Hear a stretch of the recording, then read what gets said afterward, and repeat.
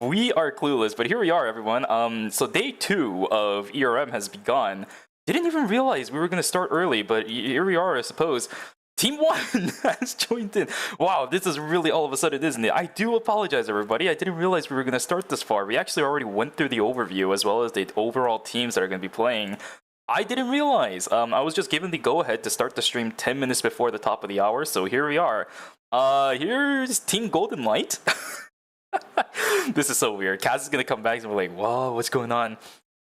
I'll just get started with us for the stream. First of all, welcome everybody. Thank you so much for joining us here today. For those of you early birds, if you are here right now, it means you are here early compared to the time that we told you to be here. We apologize for that because we didn't know we were starting early.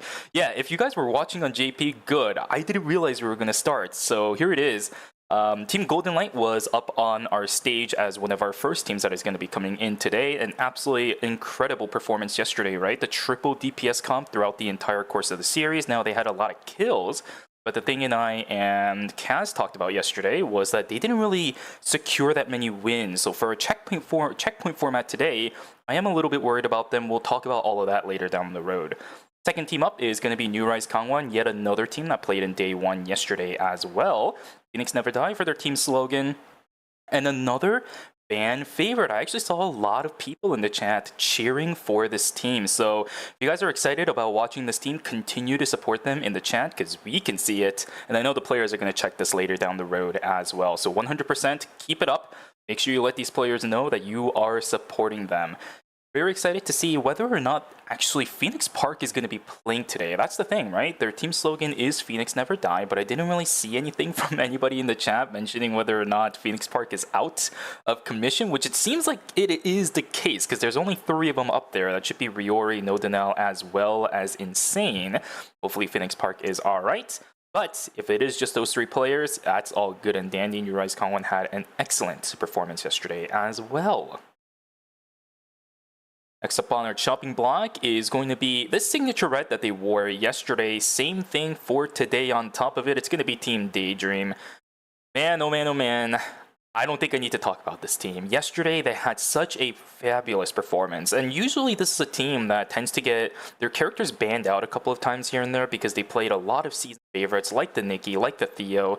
But yesterday, they didn't have to worry about it at all. Today, on the flip side, though, it might be a little bit of an issue. We're seeing a couple teams that are going to probably come in today, probably looking for those Nikki games as well as those Theo games. I really do wonder what Team Daydream is going to be able to pull out today. Our third team from day 1 coming into play, and now we just have 1 more left coming on through. For those of you guys in the chat, no drops? Yeah, because we're not at the top of the hour. We actually started early for some reason. Didn't realize that was going to be the case. So... Yeah, I mean, somebody might have not realized that. No. You're all good. You're all good. I didn't know about it either. Like, I thought they were just doing some kind of pre-show, but no, we just got started. So, welcome back, Kaz. I did actually tell everyone that you said you were going to be right back. It's not your fault. Don't worry. I didn't know about it either. But yeah, we're just continuing through the teams. We actually went through 3 teams that played in day 1 already, but you saw them yesterday. Don't worry about it. This is our last team that's coming up from yesterday, Daejeon Auto Arms, another team that obviously is a fan favorite from a lot of players in the chat, or even just people who are viewing in general. Taegyung, Loken, Cinema, as well as Sadhand. I'm still fairly certain Sadhand is going to be playing for Loken because it does seem like his finger is still injured. I see a little cast over one of his fingers. Hopefully he's going to be all right. But still, this is another team that played really well yesterday.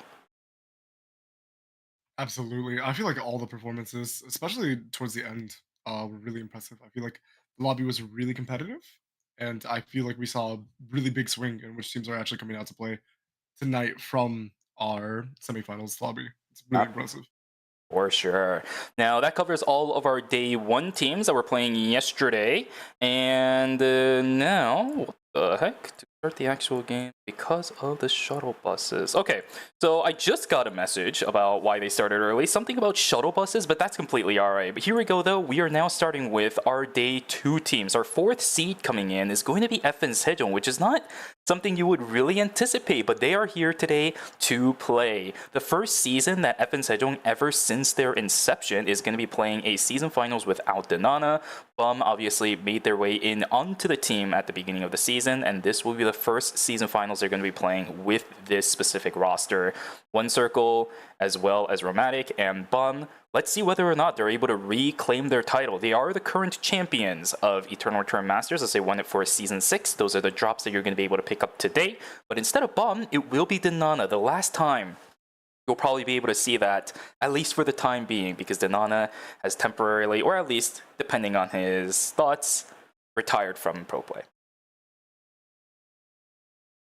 A little unfortunate, but here we go. Next team up on the stage is going to be 7ㅅGuardians. So this is another team that's going to be another one of the fan favorites because it has G-Work. I know the copy pastas are going to be going in the chat, so keep that up throughout the course of the game. Kaz, looking at this roster, what's your thoughts on it? Some of my favorite players. You know, we made a little reference to NCMB actually last week on the cast because we've seen some Kanye play from Song Song Woo that reminded me of NCMB, Yep. just dashing. The difference is I feel like NCMB is successful when he dashes. That's the one thing that we're going to have to keep track of throughout the course of today, right? Whether or not those plays are going to be successful. Because if they're not, they will absolutely struggle. If they are successful, then we're going to see them completely dominate. 7ㅅGuardians, we'll see if it's going to be yet another season where they're going to be downplayed by so many other teams that are just going to be playing so well throughout the course of today, or if they will be able to hold their own and finally claim the championship for Season 7. Next team up on the board is going to be Always Incheon, yet another fan favorite. This is going to be one of the most engaging season finals because there are so many teams that a lot of people consistently cheer for. Cass, what you got for me? This is a team that I feel like a lot of people already know about, and I think I love their style of compositions. I love Super Soldier Shoichi. It's always fun to watch whenever they pull it out. And I think in general, like Seraphine is like one of my favorite support players in the ERM to watch. So it's pretty exciting. Yeah, for sure. And even if Luminol is going to be struggling today, even if that remotely is a possibility, you still have Blaster's Tazia to rely upon. So yeah, there is a lot of gameplay mechanics that Always Incheon can hold on to today, which is going to be something amazing for everybody to watch. By the way, a third place and a third place performance for that team, which is something you cannot downplay. But here we go, a team that was able to trump that performance. The next team up on the board will be the ones to have that done. I see some swords, I see some cosplay potential swinging around in the backstage over there. I wonder which team this is going to be, because we never were able to watch the overview for today. Going the wrong way a little bit. It's okay.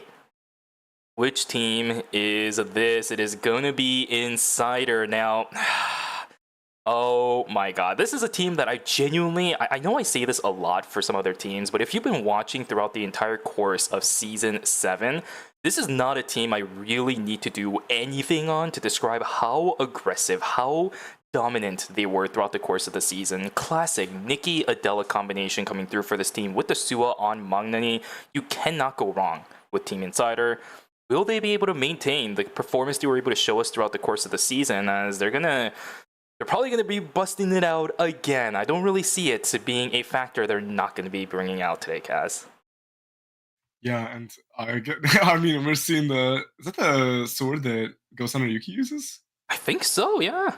Kind of fire. I mean, we were seeing the Cadet Yuki in the audience yesterday. I mean, I love seeing the Eternal Return cosplays coming out. That's really dope that they brought it on stage with them. Yeah, unfortunately, he didn't sheath it correctly. I saw it, because usually when Yuki sheaths it, he sheaths it really fast, like, cut, right?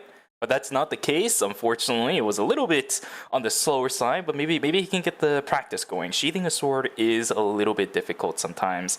Guys, once again, welcome. We do really apologize for that abrupt start. I didn't realize it until the stream actually started, so no counter at the start, no nothing. We actually started with introducing the teams. I do apologize for that, but we are now here, day 2 of the Eternal Return Masters Season 7 Finals, Grand Finals. It's the last day of ERM for this season.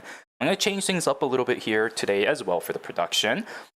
Music's still kind of finicky, so what I'm going to do is I'm going to actually put the team posters, as you guys can see, for today over on the right side. All of the team posters there are the ones that are playing today.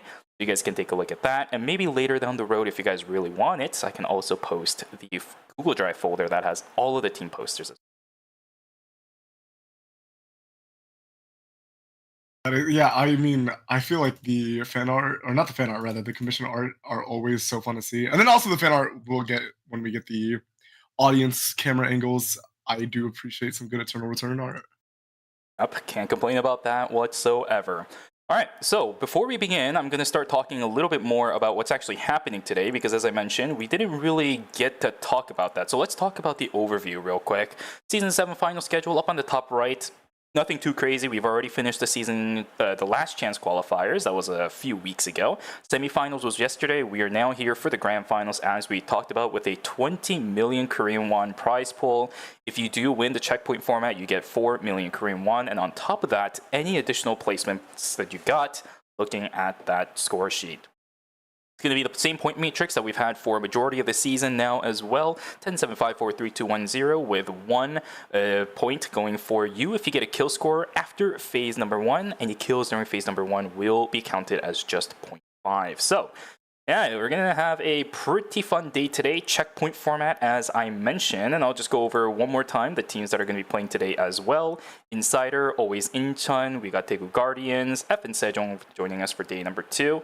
From their regular season performance, and from day number 1, Daejeon Auto Arms, Daydream, New Rise Gangwon, and The Light.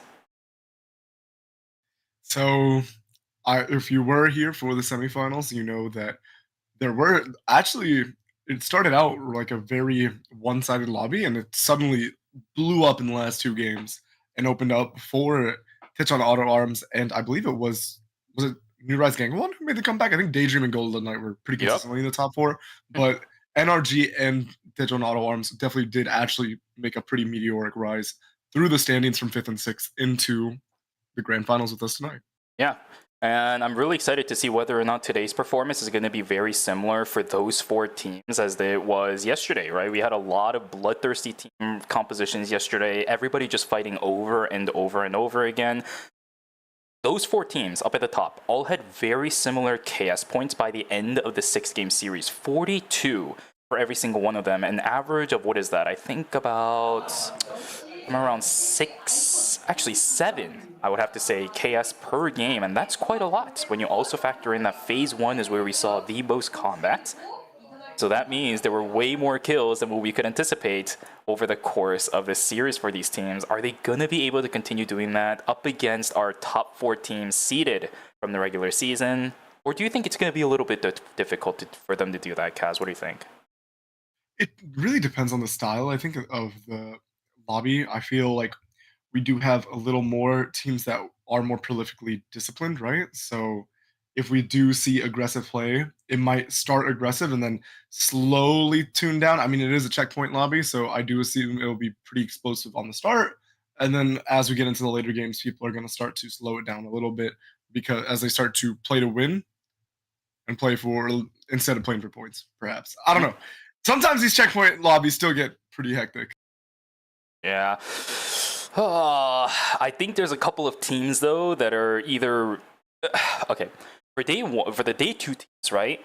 There is a very good spread on how these teams play. I think there's a good balance of teams that really like to play aggressive, like Team Insider, for example, and Team Daegu Guardians also really like to play aggressive. But there's also teams that are really good at just continuing the scaling style of game, which is F and Sejong. I think that is going to be the biggest part that our teams from day number 1 are going to have to deal with.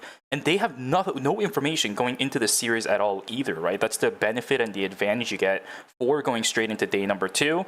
But here we go. Character selections for game number 1 is now underway. We are very, very much rushed into the series. I feel so unprepared because we didn't have enough time to talk about things beforehand. But here we go, Kaz. Game number 1 of potentially many games for the checkpoint format now is underway. Team Insider are going to be actually starting out with a different composition than what we are used to. For the beginning, Mangnani on the Suo, Yeona on the William, and Siko going to be on the Cecilia. So we aren't going to be starting out with our classic Nikki Adela combination, maybe just testing the waters, which is completely alright with me. Triple Marcus already coming in from the looks of it, so that seems to be a ban. Triple Priya coming in as well, as Blaster's going to be starting out for Team Always Incheon. You already have a lot of bans, Kaz. What is going on, man? So we do have Insider kind of giving a shout out to Busan Vespa running their comp that they were running last night. And then, yeah, I think we were discussing on the cast last night how powerful Priya is, how powerful Marcus are, and they're already making a pretty predominant showing in game one. I'm going to expect this throughout our entire night. Honestly, I think Priya and Marcus are just really strong on this patch, and also just in a coordinated environment that can take advantage of the strengths of these characters and then really enable one carry, like range carry. I think it's incredibly strong. Yeah, for sure. There's a lot of front-to-back compositions throughout the entire course of the game, so I do expect a little bit more of a slower scale-up style of gameplay from a lot of these teams. But during day number one, I wouldn't expect anything different than what we saw yesterday, unless our day one teams wants to take it a little bit slow. But as we start zooming in on towards the hockey puck for the start of the series, Kaz, here we go. Game number one out of the many for the checkpoint is now underway. Here we go. So we don't see the Justina band coming out today. We were seeing her band, I think, every other game, right? Last night. I don't recall. I think there was a game or two where they weren't, but I do know that something like Marcus was banned pretty consistently last night. That's the only thing I remember. It's the last two games where we had the 3 bans for each of those games. I think games 5 and 6, right? But outside of that, I think it was Marcus. Yeah, no, actually, I do think it was actually towards the end. I think it was when it was game 3, then that Justina started getting banned, because I remember Golden Light had to pivot their comp as well. Yep, and that kind of caused them issues a little bit. Yeah, it really did. But we are also seeing Daydream elect to go to the Marcus over the Nikki. I'm wondering what the adjustment is. Maybe just forcing the ban on the Priya. Oh, wow. Great job surviving there by... Yeah, a little bit unfortunate, I think, from the Nadine, as the last auto attack that was trailing the Priya actually wasn't one with the Wolf, but these rocket launchers are pretty good. The force field comes out from Taekyung. He's trying to stay alive, but I don't know if it's going to work. The damage output early game is too much. Nice dodge on the grenade launcher, but it's just not going to be enough, as the remnant damage is still good. More damage coming through as one circle on the Celine, a pick he hasn't picked in quite a long time, I would say, in this level of gameplay, is still going to be able to find it. 2-for-1 trade as Romantic just pops in towards the end there, is trying to at least find one more. There's the res back over onto one circle, but the damage output is just way too good. Never mind, the trade comes in and now it becomes a 3-for-2. Still an advantage for Team Golden Light, but the fact that Team FN Sejong has been able to get a trade of this caliber despite them dying one by one, I think is still really valuable. Not a bad start for Team FN Sejong. Absolutely, and Golden Light are showing no slouching on their aggression, playing this triple range comp exactly how they did yesterday, very aggressively. And we do see Yeon maybe biting the bullet actually for how aggressive they've been playing, because I'm probably gonna get out unless I don't think Taeyeol can finish. Yeah, and I don't think we have the ballistic advantage. We do see an ultimate coming out into a fight onto Temple. We do see nice that tag. Taeyeol was that. Oh no, that wasn't Taeyeol going down. That was, oh, you know, it was Taeyeol taking down Altail, and now it's going to be Hessel versus Loken fighting back. This is really well played by Loken. I'm wondering if there's a reason they're playing Loken over... Is there a reason they're playing Loken over Saturn? Are they? I have to double check. If they are, that's actually really impressive, because I thought I still saw the cast that I was talking about earlier. One circle trying to fight it out up against Youngman, but I think he got the red-blue off, which means early game up against the Celine is going to be a lot more beneficial for you to maintain your health, right? It's pretty hard to get the bombs back up, which means a kill actually goes in favor of Golden Light, as they're going to be able to find one circle still reeling back from his cooldown rotations quite early on in the game. A very, very big, valuable start, as I mentioned earlier, for Team Golden Light. So I guess what I mentioned earlier, Kaz, it's starting to come into fruition. Teams from day number 2 are also looking for the aggression levels, but it seems like the ones from day 1 are actually coming through much better with a higher chance of success than the ones from day 2. Yeah, it is very interesting. I'm wondering, because Digital Auto Arms were piloting this exact comp, but with that hand, so I'm wondering what the reasoning. Yeah, I'm trying to think about the real. I mean, Loken's performing well, so it's not to knock down. Yeah, and Loken's usually their starter. They couldn't play Sandhands throughout the course of the season because it was actually, I think, studying at the beginning of it. But Loken had to drop a little bit because of his injury. If he's well enough to be able to play, I'm actually very much happy for him. I just hope that he doesn't completely push himself. Now, Taekyung in a little bit of trouble himself, will get taken down. And I talked about this yesterday, right? The death timers are a little bit wonky. 19 seconds for the the Marcus, and we have 5 seconds to go until day 2 is going to begin. That means Daejeon Auto Arms, once again, from the beginning of the series, are not going to be in a position to contest for some of these objectives. But we do have a fight between Team Insider and Daegu Guardians.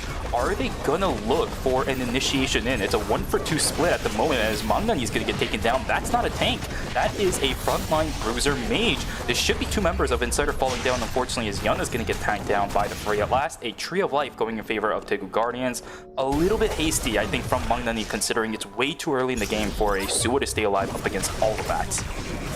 Absolutely, I think you hit the nail on the head. I think there just isn't enough gas in the tank for the Suwa yet in terms of cooldown rotations, in terms of items and defensive stats, just to be able to get away with that. And Taekyung is going to go down to... Yeah, I swear, this Marcus character is incredible. We do see Chell... Or wait, yeah, Chell getting the... onto Seiko. This should just be a dead Sicela. Luckily, the rest of the Insider came up quite a while ago, so there's no threat of wiping, but this is just a lot of tempo loss for Team Insider. That's fine though. I think considering it's game number 1 and we're still in day 2, right? No teams have fully fallen, which is a lot more different than what we saw yesterday. I think even in the first game we had a team falling down during the beginning portions of day number 2. This time around we're still going to be alive full 24 out of 24 in a couple of seconds. Teams are also ready to buy up their transitions for the most part as well. Daydream about it could get a couple of their important transitions. The only teams I'm seeing right now that is slightly behind, FN Sejong and DS Guardians. They should be able to get a couple of the really big transitions in just a second though, as we still see people falling down. Insider in shambles right now. They have the credits to start calling items, but they just keep dying. Yeah, it's really frustrating. I feel like if you aren't actually able to secure a zone and get zone control to get your call-ins because you missed that 4-score timing. And we talked about it all last night. You missed that 4-score timing. It's not just a 4-score you miss. You miss contesting that night 2 objective, and then you miss contesting the next objective because suddenly another team's even stronger than you. It's really important to be able to secure vision, secure control of a zone in, I'd say, like, what, these last 45 seconds of day 2? Information is also key as well. Just because you have items does not mean you have full advantage. You still need to have information. You need to know what you are fighting up against. It can be a battle for the purple box, but I would have to say Team Wizington gonna be at a little bit of an advantage. It is tight corridor, so the Tia can get a lot of pressure out. But the problem is, there's bears right above them. They'd rather go for the animals. This team right here on our screen, Golden Light, is a very scale-heavy team roster, so they want to make sure as many advantages are going to go in their way. Inside of Force, though, there is a fight as Taekyung going to get taken down very early on. DS Guardians also loses out on 1, but in exchange, up on the northern side, Centipede just gets absolutely obliterated. Blaster completely isolated by their lonesome on the backside, will get tanked down by the 4 Rainbow and eliminated. So, advantage-wise, again, going in favor of Team Golden Light. That is something I'm going to be talking about quite a lot throughout the course of the game. All I can wish is that the purple box was already used from Wizington and they didn't lose that transition trying to fight into Golden Light, which probably should be the case. They're not going to let that happen. It's hard to believe players of this caliber are going to, like, over-aggress before you actually have the window to do so. It is, I'm just noticing in that fight with Golden Light and Wizington, though, it's so hard for them to actually fight the way they want to, right? You want to enable... Wait. Okay, Maya is still alive. That's good. Oh! So Blaster... Wait. Great turn from Blaster, actually, to get one on Taekyung. But yeah, it's really hard for them to actually approach the fight the way they want to against Team Golden Light, because you really want to enable the Tazia with a lot of shields and stuff, but you the neutral is just so in the favor of Golden Light. You can't really walk up and enable Tazi to take any space or do any damage because it's just a triple range combo. It's just harassing you the whole time. No Owl, not able to get the flip. And then the re-engage actually from Taekyung is pretty big. Flip into the Echoes of the Earth and... Oh! Actually, ooh, that's unfortunate though. I think the pushback actually might have saved No Owl there. Oh, yeah, that was really brutal because by pushing Nodanel into everybody on Team NRG, it was actually a triple brittle angle, but the damage just wasn't enough. It's a Marcus after all. He doesn't really have that many transitions right now, just his boots and arm piece. Usually those two are going to be the more tankier pieces for the Marcus. He doesn't have his squeaky hammer. He doesn't have anything else that gives him more stats to try bursting people down with his auto attacks. Just didn't have enough to kill people despite the triple push in. It looked really cool for a second, but it just wasn't enough. That means, at least for the time being, advantage is going to go in favor of Team New Rise Kanwon, but with it being Night 2 deaths, Tejan Auto Arms doesn't have to invest any credits to bring those players back, and I think that is going to be a really, really massive factor. Although, Inside are in a little bit of trouble. Golden Light looking for a bit of a fight on their end. Peacemaker is going to come down pretty early. Full Swing is not going to push the heart all the way on out of here, but look at the positioning of the two backliners! Just slam down with the lasers. Fancy with a beautiful lineup is going to be able to knock down both Seiko and Yuna. They do trade out HD2, but he's going to get res back. Minus 400 to Team Insider. They are in shambles right now. This is not a good start for Team Insider. Really huge Astra burst, and I think we really have to give a lot of credit to HD2, just able to buy so much time with the Peacemaker that by the time the heart is no longer invincible, so many cooldowns have been expended, and all this time the rest of your team is just free firing, right? It's so powerful when HD2 is able to get the ultimate off and buy that time for the team. But we've seen some compositions are able actually to burst that heart before the ultimate comes off, and then Golden Light's fights look entirely different. Yeah, this is insane. Already from game number 1, we're seeing some extremely well-fought fights from Team Golden Light, which means everybody in this lobby should be scared. Golden Light is playing this composition once again like a charm. No mistakes that I've seen so far from how these players have been playing. If anything, they're the ones forcing the hands from every other teams right now. The difference that I need to see though, Kaz, you mentioned it yesterday. I was talking about this earlier too while I was waiting for you to come back. They need to win a game. They need to finish a game. Are they going to be able to do that today in the checkpoint format is the one thing I need to keep track of, while another potential fight could be brewing up on the northern side. Altail on the Theo does have all of his items. But yeah, always into not going to fight this as they were put too far behind at the beginning. Yeah, it is incredibly important to be able to win a game, as Taeyeon is looking to make a play that might secure a kill onto Gyeongfang, but the kiting is actually there. I mean, the catwalk was there. There is a neutral objective to fight over. Beautiful double knockout. Taeyeon was so good on this Marcus. The Echoes of the Earth coming out, I think that was from 7ㅅ, but now Cinema might be able to re-engage. The Soul Stealer was proc. Taeyeon is taking extra space. Oh, no. Smithereens and then the burger flip in. Echoes of the Earth to peel Loken, and look at how they're playing this fight. It's absolute cinema coming out from that ultimate. Perfect peel for your Rio. You gotta love it. Yeah, that's the Priya mirror matchup, right? Sometimes you use the Echoes of the Earth to try to peel away for the rest of your team, trying to run away from the fight. Sometimes you use it in order to deny the initiation. The value difference was just so much higher on the side of Team Taejan Auto Arms. They even managed to steal away the transition item inside of the Wolf as well. Team Always Ancient just being denied at every single turn they were able to take in the past 30 seconds or so. But with Team Taejan Auto Arms and a little bit of struggle, they're all on cooldowns right now. Needs to run away, but this Marcus is causing a little bit of issues. Burger flip back over towards Taeyeon. He does have to siphon Maelstrom, but that is about it. Loken stuck inside of a corner, and another third party coming from the top side. Fourth party, I do apologize. Kyungkwae is probably going to be able to take down Walltail one way or another. They're gonna kill this Theo, and how much trouble is the Marcus in now? He doesn't seem to be in any anymore, but for Taejan Auto Arms and Daydream, both down 400 credits all of a sudden. Yeah, somehow player B became player E. That was pretty impressive. We do see actually the team that lost players in the first bit being able to revive and then get the re-engage later on towards Research Center. And I feel like Daydream and Taejan Auto Arms end up the worse for wear for it. I think 400 credits down, and now what was looking like a pretty nice fight for Team Taejan Auto Arms, now they're ended up down as many credits as their initial opponents in Team Always Incheon. Yeah, but the thing is, Daydream doesn't even have the credits to res their Theo back. I genuinely think that at this point, Daydream is the one in even more trouble now, because with day 4 popping and their position inside of the map, they have nowhere really to go. The only place you can get the res back is going to be School, but that's risky. There's so many teams in there in that area, you can see it. The other one is inside of Hotel, but you're going to have to invest a lot of timer for that.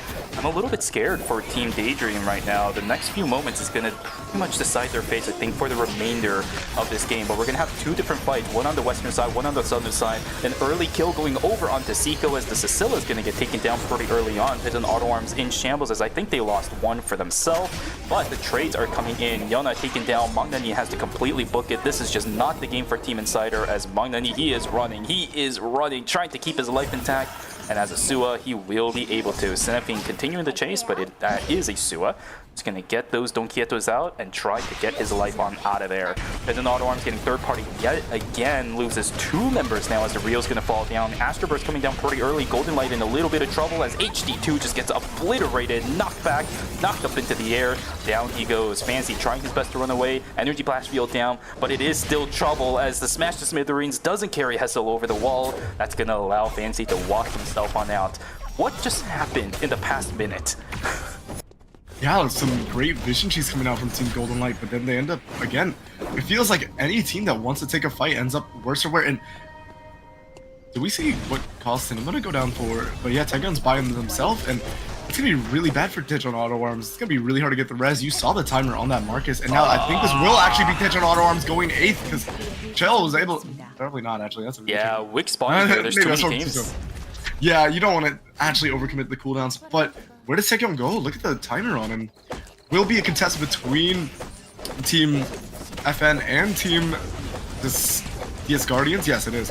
But this is really weird. It's just the night vision that's allowing him to live, but the Wick actually gets stolen by Justina. Taegyung unfortunately gets caught out. Down he goes. Dead Auto Arms will be the first team falling down for game number 1. 5.5 points is not that bad, but unfortunately for Taegu Guardians, because they had to deal with Taegyung, they end up losing the Wick buff and the blood sample. Had to give it up. So I guess the team that's picked it up is like, thank you very much. We'll take this for ourselves. It was Golden Light, as a matter of fact. So now all of a sudden, this triple backline damage dealing composition is scary. Mangdani just gets sandwiched between 2 teams standing in the middle of each other. Noda now just gets obliterated. And there it is, NRG trying to push their way on in, but GLT also making sure that this advantage is not going to go to waste. Unfortunately, they cannot chase anymore. Team Urai's Kangwon, despite having that Wiccaline buff, will lose out on their frontliner. It can call him back, and there he is. What a game. We are seeing so much fighting all over the place. What the hell is going on? A lot of alphabet soup too. I gotta say, the amount of third parties we've seen, it's really quite frustrating for the teams involved. We do see Daydream getting engaged on just slightly. I don't think Bum is going to commit too much more. We did see One Circle land a pretty nice blast back. I think it was knocking both Ranmi and Altail into the rest of the team. And the classic Golden Time Cheese. Triple range comp. Wait, the smash is with the ring. Whoa, whoa, whoa! Wait! I don't think you got a little more than you bargained for. I mean, you're going for the vision cheese, but you're in this tight corridor, and the smash of Smithereens hits all 3, and that's not a team that can tank that. Golden Light actually making a pretty critical blunder, probably just greeting a little too hard to try to make a cheese play, and that was a great turn from, I believe it was Daydream, right? Yeah. There's too many Marcuses. There's too many Marcuses to remember. But Hessel getting a great smash of Smithereens and just an immediate follow-up. So much burst coming out, and now Fancy is going to be a straggler, doesn't have enough credits to raise HD2 rather, but it doesn't seem like you might be able to revive Yeomon at this point.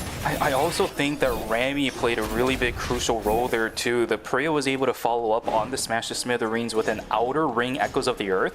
So as soon as the 2 squishies landed, they were dancing, right? They couldn't do anything but that. One of the easiest ways to kill something like a Heart, something like a Tia when they're running the classic combination is to not let the Peacemaker go down.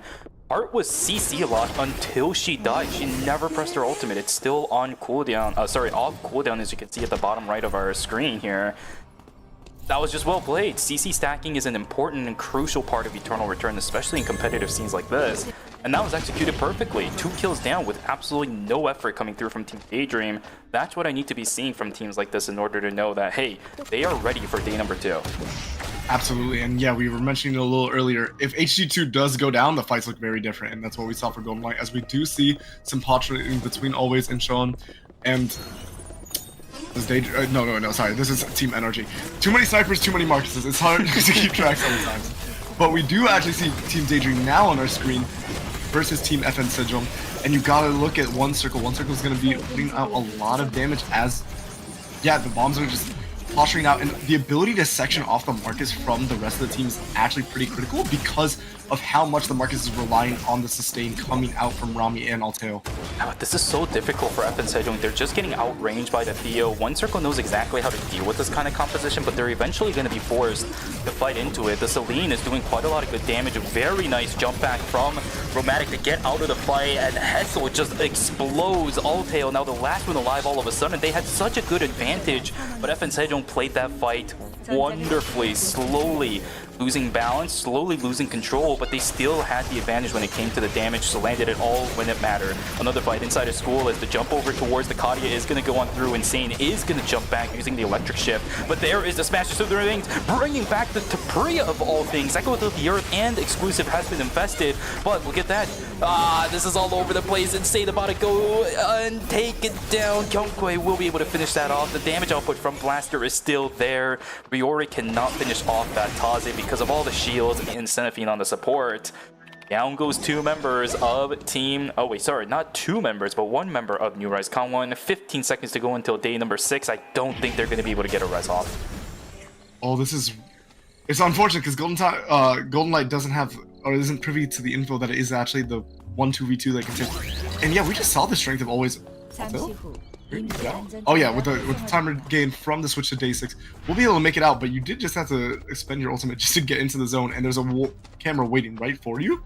So hopefully you might be able to sneak yourself into a rat corner, but look at this from really Team DSG. Yeah, Team DS Guardians. Well, I mean, I feel like we've seen a lot of turns from Alteo coming from yesterday. He is so willing to just absolutely send it with the wall and just try to make an outplay. That would have looked cool. Even if he was gonna die, if he was able to take two people with him, maybe it would have been a pretty worthwhile trade, especially with the lasers. If he landed maybe one or two more empowered ones through the shield, maybe he had something going on, but unfortunately it was not meant to be. A 1v3 situation for Theo, sitting on next to no timer with a restricted area behind him is never gonna be too good in your favor to begin with. But here we go, Golden Light, their timers are also looking pretty bad. Peacemaker's gonna come out, but I don't really know what you can get out of this. Fancy just whipping everything. Astroburst is going to go completely wide as well. Easy kills picked up for Team DSG. Whereas over on the fourth side of things, two teams fighting. It's going to be Sejong versus Team Always Incheon. Damage output's pretty good, but a lot of things have been already invested from Team Always Incheon. Totem is gone. Echoes of the Earth is gone. Blaster trying to go back in because they have the shield. No, he does not. -1 for the Marcus somewhere in the middle of the map. Seraphine goes down as well. Last one alive is Kyungkwae. I don't think this mine can stay alive any longer. Our final two teams will be DS Guardians and Sejong. What more could you ask for in a season finals?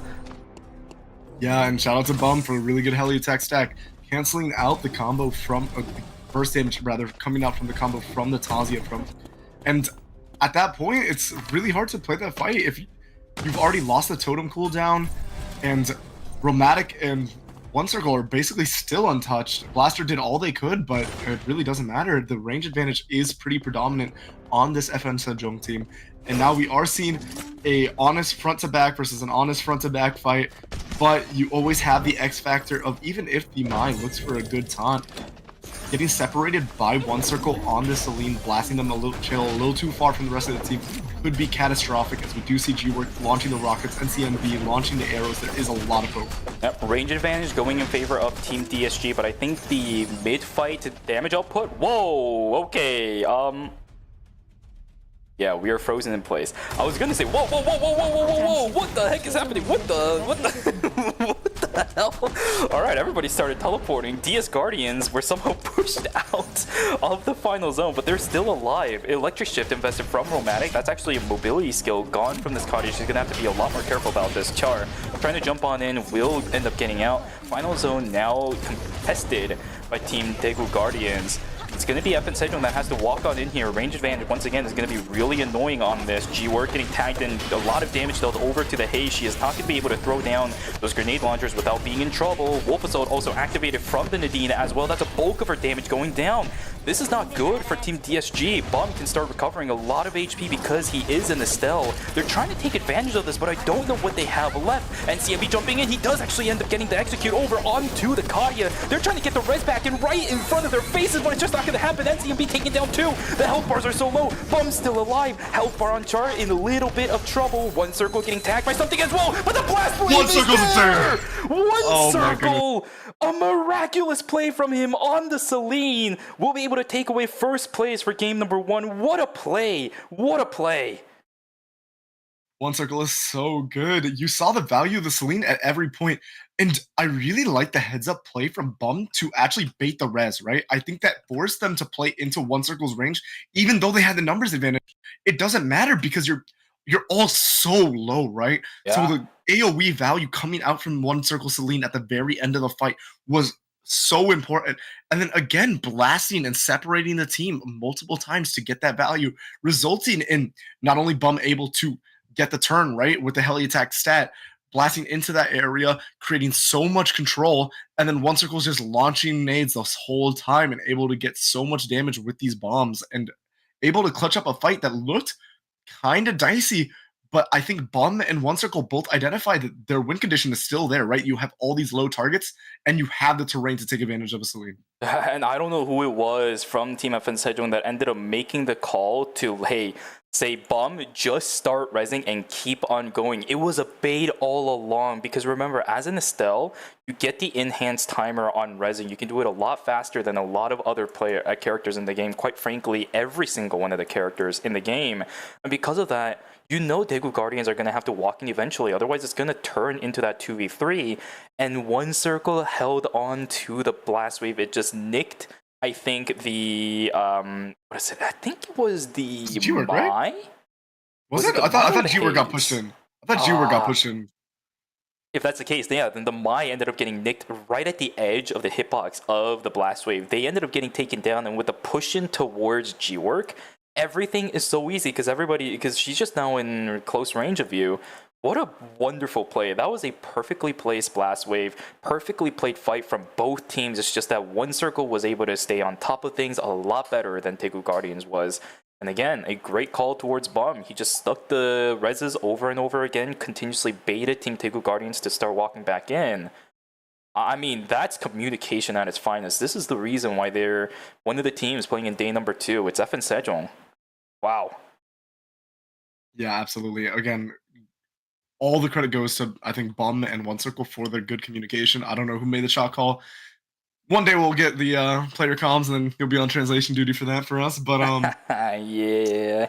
and just understanding that no matter, even if you're down, you're really not out. You're down one player, but you're win again. They identify their win condition, still being there, like we said, baiting the res, and then just play One Circle. I really think every blast bag was just so value, separating the team, creating windows where a backliner is way out of position to add more burst damage. It was really, really brilliantly played. It's But always pressure.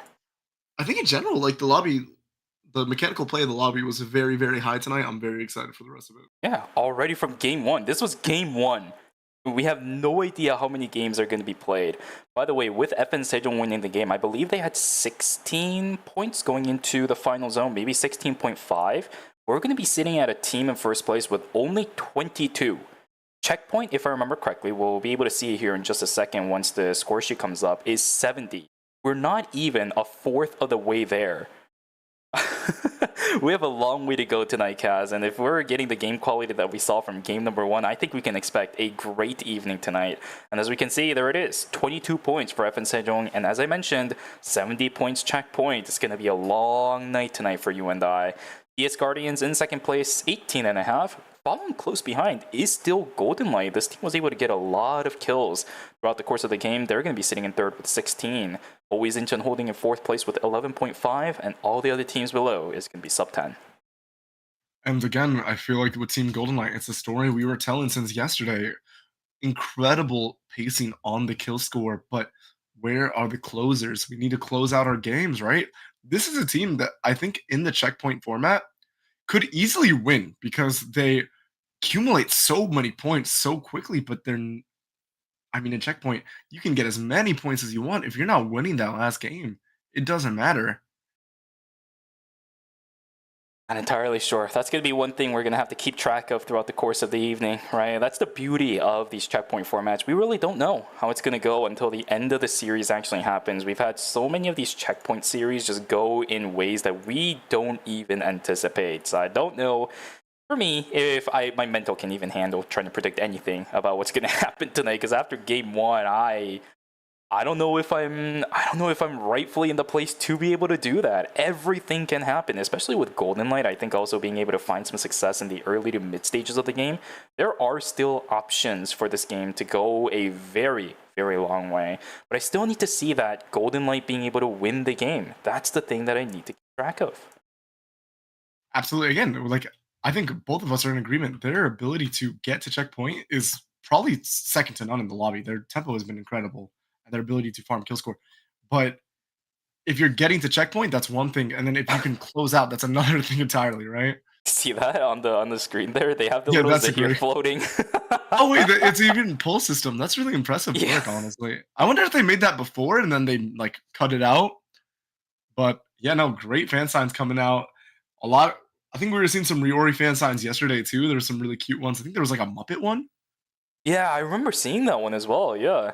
They are from yesterday. Maybe some of them are coming back today as well, right? A lot of day one watchers are also coming back during day two. Oh boy, look at these. What even is that over on the left side?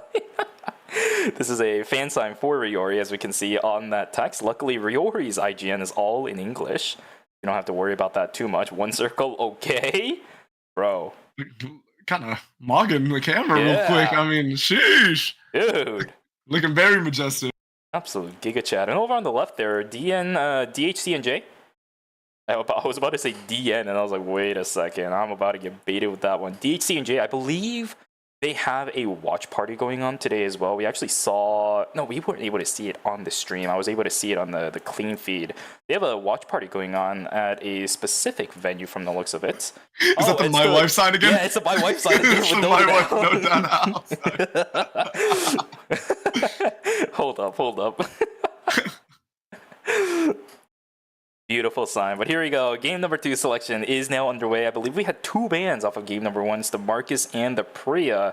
As I mentioned, I don't recall any other ones, but it is a nice weather, at least, in Lumia Island. Marcus and Priya not going to be able to get their vitamin D as they'll be banned away. No other bans online, which means we should be able to see some of these teams starting to swap up their strategies. Without the Marcus and the Priya, maybe slowly kind of tone down the aggression levels. We're not going to have the Priya plus Soul Stealer combination. We're not going to have the Burger Flip from Smash to Smithereens.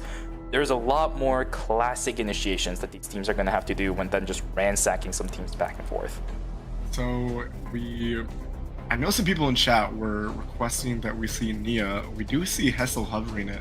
Oh. I think that'd be pretty exciting. You guys are big. KR has a bit of a specific mindset when it comes to Nia. I still haven't really seen it change all too much unless times have changed. I'm still a bit of a boomer for 1.4, I think like 8 or 1.47 when I heard the thoughts from KR in terms of Nia. Yeah, she is not going to be picked, unfortunately. I do see 2 Nikis taking on the Piolo. I talked about this yesterday. Yeah, that's really exciting. I think it's been, I feel like as like a solo frontliner, like playmaker, I think he was probably the most impressive yesterday. I'm trying to think of one who really showed up. The Marcus ran second force in the final game. Yeah. No, that one, I mean, that one was kind of cheating because he was like so many items. Super rich that game. But I think in general, I think his ability to make space for his team was second to none in the lobby. And I think he's honestly the most, I mean, if you want me to be really honest, I think he was the most instrumental to Titch on Auto Arms coming in today. I think a lot of the fights were carried on the back of his space making on both the Ekion and the Marcus. Absolutely. Hockey Puck was zoomed in. We're going to go into game number 2. And now this is a pick we haven't seen in a long time. For One Circle in a competitive setting, Zahir is going to be making an appearance for that player. This is a character that One Circle always has in the back of his pocket. He practiced it a lot. I think it was somewhere towards maybe Season 2, Season 3. His pick rate on this character was somewhere around 70 to 80% on his ranked play count. But he didn't play it too much during competitive. I think that was the one season where he did play it a couple of times still, considering the number of games he played on that character for ranked. He didn't play it too much in competitive. This time around, he's going to consider it as a clutch pick for himself. It's going to be one of those pocket picks that he doesn't bring out too often. But every single time he does, his Gandivas are heat-seeking missiles. He just doesn't know how to miss with this thing. So I'm expecting a lot of things from this composition. Kadia for Romantic as well. There is so much long-range control and damage from this roster. Yeah, absolutely. I do think wait, hold up. Fury's uppercut available for Hessel, did he already? Honestly, he can't really. Ooh, yeah. Rami is actually able to collapse. I don't know. Oh, the blink. No, They oh, are never mind. going everything for this. The play with us, I think, actually just gave some. There it is. Yeah, okay. I knew it was coming out. I don't think Seiko is going to be able to cut away. That's a lot of movement to be coming in from the Johan. Unless Yona actually coming in with the hero signature fireball. And, wow, that was an assassination on to the Johan. That was so much damage. I mean, Rami, I don't think is even full build. Hessel isn't full build, and you have to assume that Yona. Yeah, Yona is full build. Yeah, so much damage coming out onto the Johan. Very unfortunate that they weren't able to secure the kill, but it's just not a lot of damage from the early game Nikki.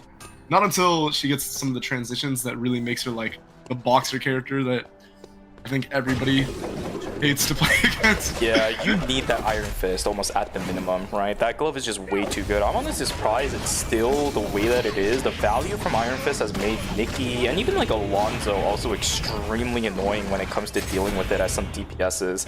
Taekyung in a little bit of trouble himself, but he does end up getting the speed gate. Is he going to try to turn it around? I don't think so. Doesn't know where the Tia ended up going, so does have to give up the bear for this. But HD2, considering the chase on through, not going to do it. One circle being able to pick up the boar, for himself as well. Good objectives coming through during night number 1 for a majority of these players, especially on the ones that actually need it, like HD2 getting the bear, One circle getting the boars for himself on top of it, Seraphine getting the drones. Maybe the only thing that yeah, the only one that matters, right? Like that. This is game over right here. Seraphine's got the drones. I mean, like, what else can a Charlotte farm solo if you actually want to split farm? It's so hard for that character. So I think actually pretty good map movements. I'm a little. Oh wait, Blaster getting engaged on really hard by G-Work. And, oh, beautiful Dance Macabre coming out. Just, I mean, G-Work's the goat. I feel like no other Elena is doing it just quite like G-Work. I was gonna say, I'm surprised to see Gonkei on the Nikki this game, because I actually think his Mai was instrumental for Always in Chong in the fights they won. Often soloing out backliners on the Mai.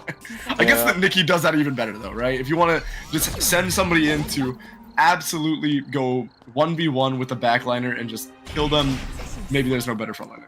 Yeah, this is heavily relying on the fact that Blaster doesn't die. Right? There's a lot of safety nets already on this composition to begin with. We're actually subbing the Priya out for the Charlotte. So when it comes to raw survivability, there is so much more on the side of the Tazia. Maybe because of that, they're looking for a little bit more aggression. Remember, if you're subbing out Priya for a Tazia, you're losing out on quite a lot of damage in comparison to the previous. So if you run Mai, then your sole DPS output is going to be Tazia. Maybe that's not enough. They're going to swap it out for the Nikki instead with the added bonus of the pressure she can put in. Not that much aggression for day number 2, for game number 2, as nobody contesting for any objectives, actually, funnily enough. No swords flying at the beginning, which is very rare for both you and I from what we've seen today and yesterday.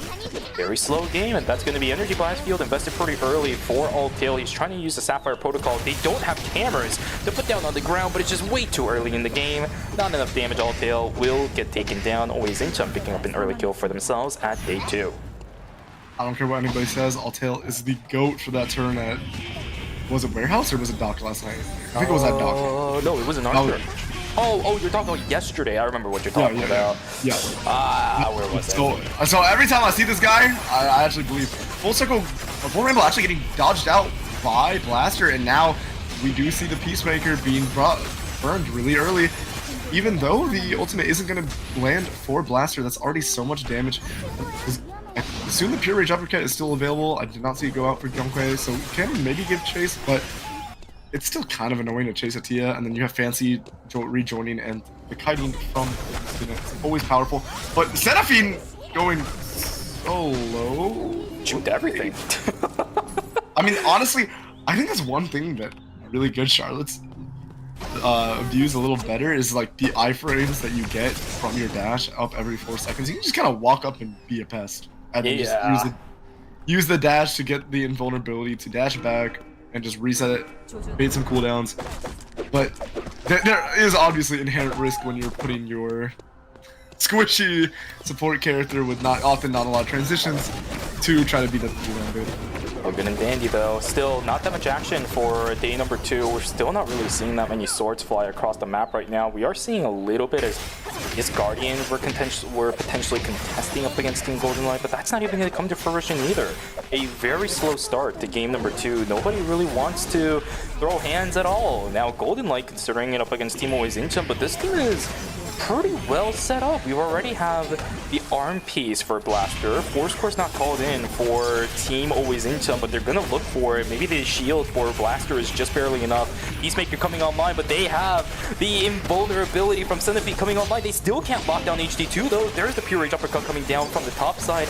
Down goes the heart. HD2 down. Youngman maybe falling in, but no, he keeps himself alive. I think that was a double red-blue, giving him a good chunk of health. At least keep his life intact. A 1-for-0 trade in favor of Always Incheon. I'm not entirely sure that fight went really in the way that they were supposed to. Yeah, you got the Peacemaker, but as I said, Charlotte's still there. That's actually a combo that you see when it comes to, I think it's usually like a Heart Charlotte combo plus a frontliner. That's a Heart solo DPS kind of setup, but you gave the Charlotte to the other side. It's not going to go in your favor. Yeah, you're really good point. I think also it's just, I think probably the only matchup that Always Incheon was actually like pretty like even with, because I don't think all of GoldenLight was able to get Collins. If you're looking at the credits, I'm pretty sure Yeoman wasn't able to get the Force Core online early enough. We do see the ultimate coming out, and this is actually a fight for the Force Core that, ooh, Blast is gonna go down a Force Core? Or was it? It's no, actually no, okay. no, it looked like it was Gyoke's mithril actually for That the could be bad. I mean, minus 250 is much better than minus 350. It's better than the Force Core, right? At least you maintain 100 credits and also your sanity. At this point in the game, it's definitely not good, but it could be worse. That's the big thing here. Romantic sitting on full transitions for himself. One circle sitting on 3 as well. F and Sejong very well set up to make their way into day number 3. And we still haven't really seen too many fights happening. In comparison to game 1, where we were getting split screens of fights from one side of the map to the other, this is a lot more mundane. Tar completely isolated by himself. G-Work trying to jump in on towards the backline. Where's their third? NCMB is just so far away, but they're still looking to go in for the fight. Freeze in just a second. Can they get it before it becomes too dangerous for Altair? Dodges out on the Danse Macabre, but he still gets taken down regardless. Rami in a whole heap of trouble. There's the Wolf Assault starting to follow on through. He's in the red. NCMB on the chase. Can he get the kill is the question. I don't think he can. There's the lockdown from the sensor. Out goes the Johan. 2 members, no, 1 was down. But at least they weren't in danger of getting wiped. No minus 200 for Team Daydream. Taejon Auto Arms will eat one though as they fight up against F and Sejong inside a forest and lose out on Taegun. And while we were there, I think we saw New Rise Gangwon actually lost a member right on the turn of day 3. So that is going to be a minus 200, I believe. Good turn though, I think, actually, from them to get at least 1 pick on 7ㅅ, I think was going on there. It's kind of hard to follow. Sometimes it's hard to follow with the 2 camera angles, but I do believe they are actually able to turn damage. But unfortunately, that might have caused them to, I mean, maybe not, because I think the players are good enough to delay the timer. We do see Cinema getting caught out here. A pinch coming in from 1 circle. Let's see if we're able to get a kill. Probably not. Cinema not sitting on a lot of timer, not sitting on a lot of items, and not sitting on a lot of credits. We're not going to see Taegyeon come back for a little bit. Yeah, their positioning is just atrocious right now. They should have seen the pings right above. Did they not see the pings? There was a ping marked, I think, by Team Insider. I think they were fighting the mutant chickens or something. But now they're in a really, really big heap of trouble, right? If they're able to make their way into beach somehow and get over to the console, they can do it. But Cinema walks into a recon drone. It was right there in your face. He just walked straight into it. And now F and Sejong pressures Taejon Auto Arms from the south side up. Luckily, Team Daydream ends up walking away. Same thing for Team Insider, but the recon drone pops in and Taejon Auto Arms, they're just in shambles. Cannot do a single thing right now. Doesn't even have the credits for it. My bad, I didn't even track of that. Their positioning in this game is almost just ruined. Day 3 wasted, most likely night 3 wasted for a good chunk of that as well. Not good for a team comp that needs to scale like a Justina Kadia. Yeah, and it's just another pretty disastrous start for this team. I think they were looking with similar shades during game 1. We do see Always Incheon versus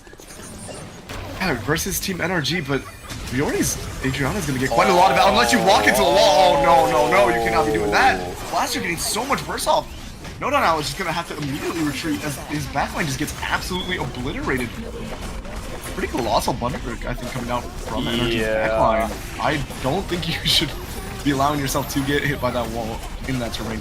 And we do see the full rainbow landing on G-Work. Ooh, dodge out on the Dance Macabre. I think that's it. Oh my goodness, the damage coming out is insane. And now we have Daydream actually getting a third party. I couldn't even tell which Astral Burst it was or the other one coming out from Team. Was it Team? Yeah, Team Golden Light and yeah, was it DS Guardians who initially ulted? Okay.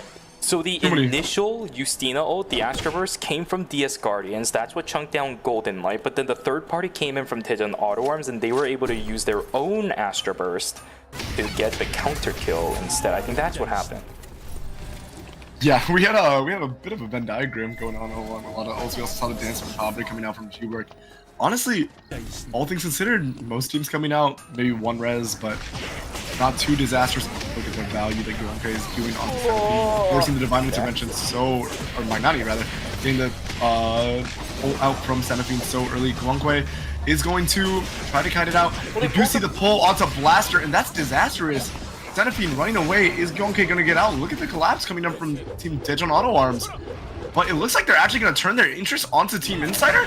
This is a full team you're looking at, but the damage from Cinema is pretty strong. I think the signature fireball from Yona is also committed, so now you can give a decent amount of chase. Sicko is going to have to lay at least one clutch play with us to probably prevent the chase from Taeyong. Is there going to be a point Lily coming out? Absolutely so. Should be only one going down, but look at Cinema with the collapse. The res is going to go off from Magnani onto Yona. You got to be a little careful, and now the signature fireball is up into the play with us. Astroburst coming out, but look at the autos. The autos are going to be start chunking.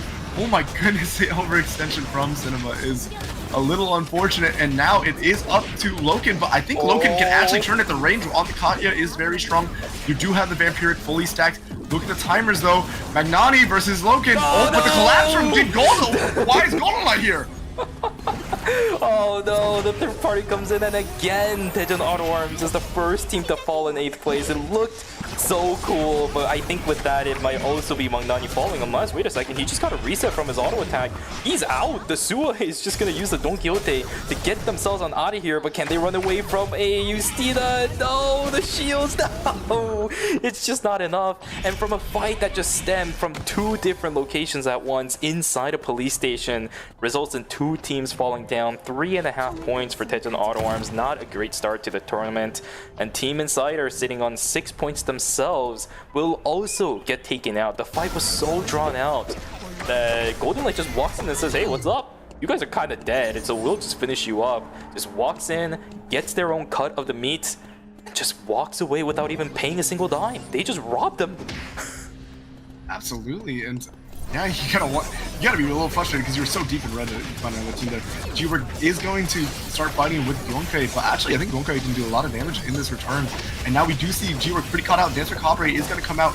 The Divine Intervention does buy a lot of time on this Wolf Assault from NCMB. We do see the Astral Burst coming out as well. Blaster does have all the cooldowns, but I don't think, ooh, good dodge out. I think that was the electric chip onto the ultimate from Blaster. And is there credits for Always Incho? No, not at all. That's really rough. I mean, Always Incha played the fight pretty decent, but while they were so focused on trying to knock down G-Work, NCMB was just consistently doing damage to them, untouched throughout the entire course of the fight. That's why they're going to lose out on 2 different members, Charlotte, the last one alive, and you know, looking at some history of this character, I don't think she's really good at running away from anything. Here's the initiation coming in. HT2 is going to be forced to use the Peacemaker pretty early on. The full Rainbow combination is there. The trade 1-for-1 is going to come through as HT2 down. Same thing for Hessel. Youngman lands a yellow onto both, but he's not in range to land the blue. The healing is going to keep Team Daydream pretty healthy. HT2 is going to get rezzed. On the bottom side, though, there are a couple people coming. They got to run immediately up. Bum on the chase. Ballistic Advantage doesn't tag anything. Okay, HT2 is still out for the time being, but one circle is there. And the Gandayavas find their mark. The heat-seeking missiles will find their prey and knock down HT2 finally. After all of that, Golden Light minus 200. They're going to try to do it inside of a lab. And Daydream, they will have to try to find some animals to farm. They're a little short on the crits to get the res on Hessel on the Nikki. And this composition really does... Wait, is that another going to Romantic? It's about to be a triple blood Kaya, or was that a call for bomb? I did see a tactical skill being brought. Oh, my yeah, it was a Soul Stealer upgraded for the Estelle, which is huge right now. I think for Bum, his only role is just to act as a wall. Right, you got so much damage from the backside, and you have quite a lot of range with this composition too. So as long as you're just standing in front of everybody and being a wall, you're good. Your job is done. Yeah, and it is a good play from Team Daydream to just piece out of there with the mobile VLS. You definitely do not want to fight Team7ㅣGrandfinals at all, really? And that's especially not while they're on the Wicked Line buff. They're a little stronger than you. Maybe give yourself a little more time to get some items online. Team Golden Light fully regrouped. We are only looking at Seraphine though on Team Always Incheon, and that's going to be really rough because, I mean, this character cannot run away. She's still alive, but I don't think she's going to be alive for much longer. DS Guardian's going to find them, and Seraphine, you can walk all you want, but up against something like a Nadine and the Justina, you are not going to get that far. Always Incheon, our third team to fall, will go down in 6th place. 8.5 points. It's not bad. But of course, for a game number 2 in a checkpoint format, when DS Guardians and 7ㅣGrandfinals are both still alive, that's not the result you want to be looking for. With Team 3 and Team 4 still alive and kicking, this score sheet can stay very, very stagnant for the top 2 if they're able to finish things out, which seems to be the case. Items on both of those teams are looking incredible, but Daydream is not one you can sleep on yet either. Theo on max transitions himself. The only thing that makes it better is a Widowmaker, which she quite frankly doesn't need, as I said yesterday. Yeah, it is mainly for the armor penetration. I think you do still get the same item effect, and that's really what you build the Widowmaker for anyways at this point. I think honestly getting that last item on Hessel might be the bigger difference maker in these fights, because if a Nikki is able to solo the backliner versus not solo the backliner because she's missing the Tellurian, that is a much bigger impact, as we see a lot of posturing in the school area right now. Team NRG, is that Team DS Guardians, I believe, and also Team Daydream. That's Team, Golden Light. And we actually do see DS Guardians at the top, and nobody's going to want to walk into Team 7ㅣGrandfinals. So this gas station fight could be a bit of a fiesta. This is also really good for Team 7ㅣGrandfinals. I haven't seen this kind of play in quite a long time from this team, but finally, for once, when they have an advantage, they're not pushing the lead. They'd rather win the game right now than overly push and get caught in a third-party situation. So what they actually ended up doing was they sat inside a forest. The other zone that was open just for now was hotel. So as long as they hold their back on the right side of forest, there is no potential for a team to third-party them from the back, right? That means they can push all the teams they want. They have the information now that there is nobody inside of forest, so they're going to start aggressively pushing in and keep teams out of forest, get the free ticket into the final zone. Even if there's a team to fight them, right? Maybe one team, that's just bonus points for them, assuming they win the fight. I love the position right now for Team 7ㅣGrandfinals. They're bringing it back to the fundamentals. We talked about that word yesterday, but this is a whole different class of it. Yeah, I think understanding that the lowest variance play, even in a checkpoint format, you'll guarantee the most points, probably on average, by just playing for the win. Yeah. Understanding that and playing for that first place rather than the high kill count that is going to come from gas station. But it could be literally any team in the fiestas like that. It just depends on which player sees the best or D's the best. Right? Yeah, and look, you don't want to play those high variants. Yeah, and 7ㅣGrandfinals just went down the forest. They don't care about this fight anymore. Who cares? You can win the fight all you want. We'll just take the placement points. It's too risky for us. We're not going to go for it. But the fights are still going to begin. It's still day number 6. We still have the cameras available, so that means DS Guardian's going to start walking on in. We still have Golden Light hanging around by the CCTV. This is all over the place. What on earth do you do? 4 seconds left, 2 seconds left now. Pop goes the Weasel onto the Adriana. Pop goes the Weasel over onto Insane. Nodenel gets wiped down as well. What a chaotic fight. It's going to end up with a couple of these teams in shambles. 11 seconds to go until Team DS Guardians have to go back in. They're going to try to go down into Forest. No, they're going to go back in towards Gas Station. Oh, nobody wants to fight 7ㅣGrandfinals right now, but this gives a ping. Golden Light knows about this. They have timer advantage because they're sitting inside the zone at least right now. All of the other teams are so low on timer because they were fighting. NCMB gets caught out. Down he goes.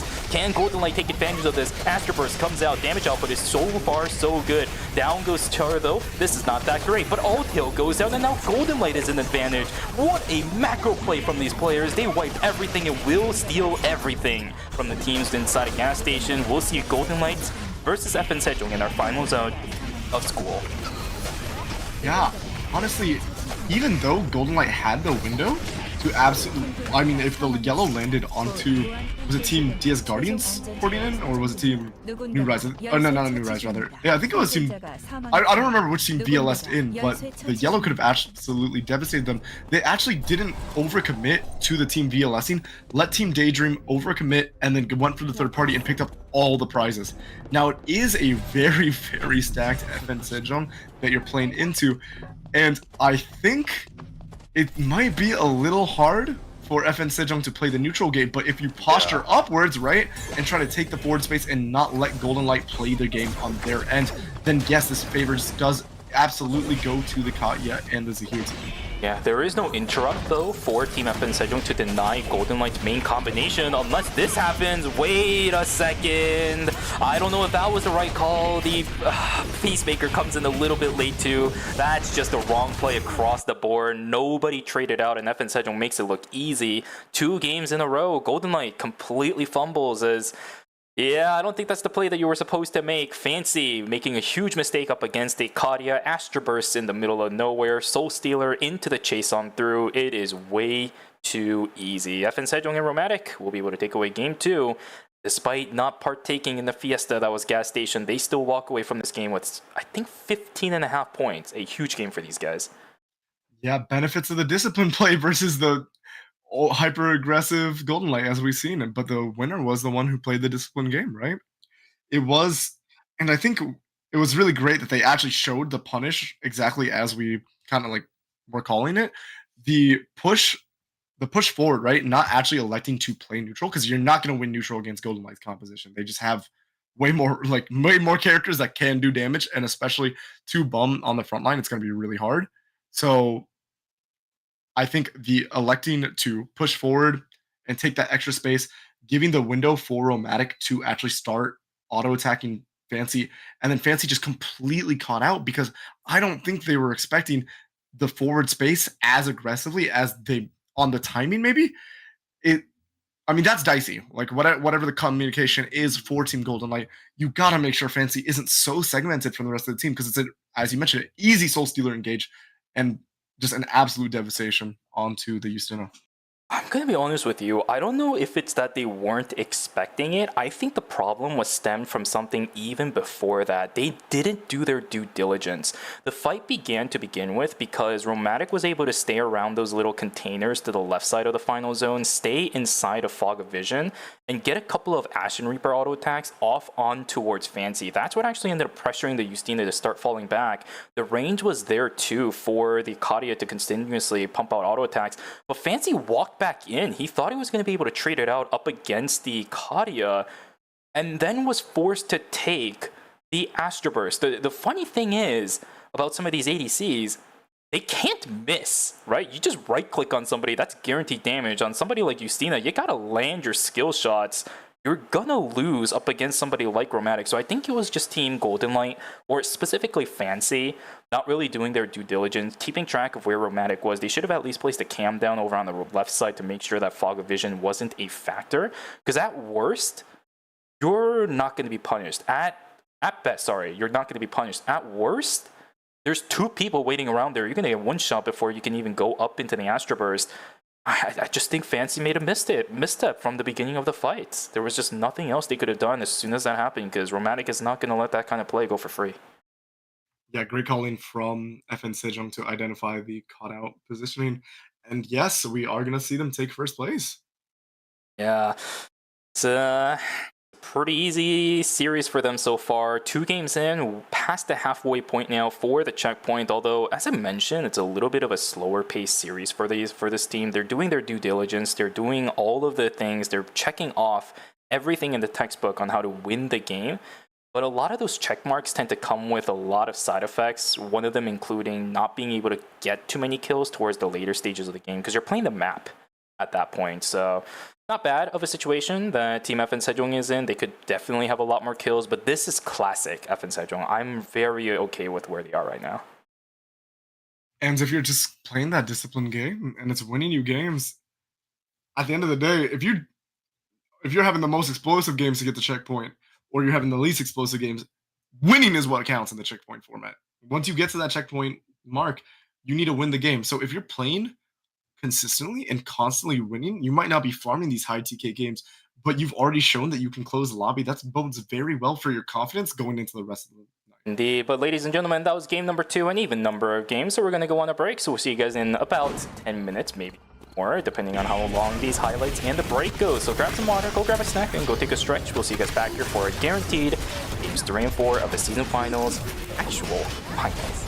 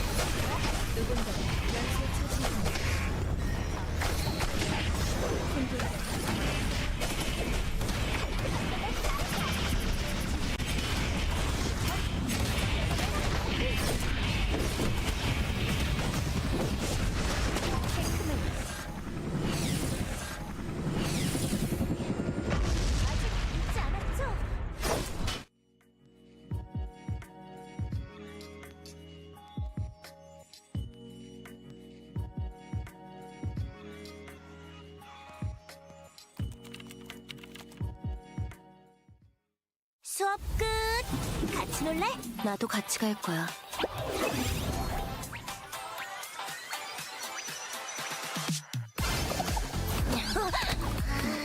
일어나. 수업 끝났어. 언제 잠들었지?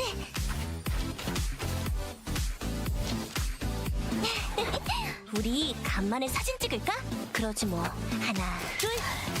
짜잔. 둘이 찍은 사진 내 계정에 올려도 되지? 마음대로 해. 오늘도 열심히 공부했다. 잠만 좀 놓고선.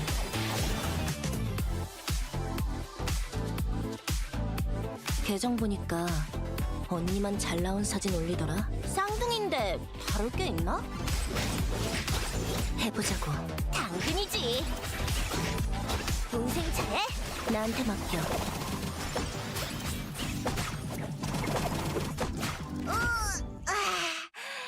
잘 놀았다. 덕분에 좀 상쾌해졌어.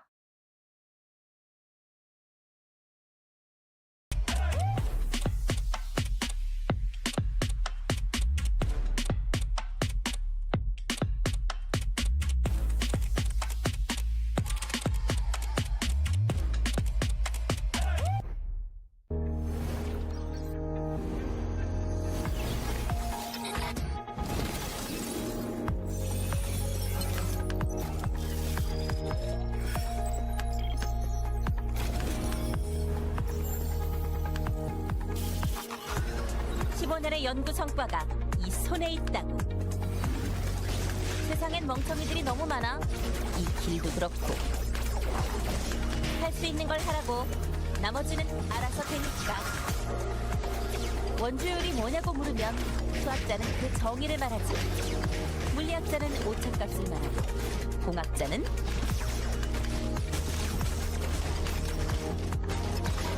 적응하지 못하면 도태되는 거지.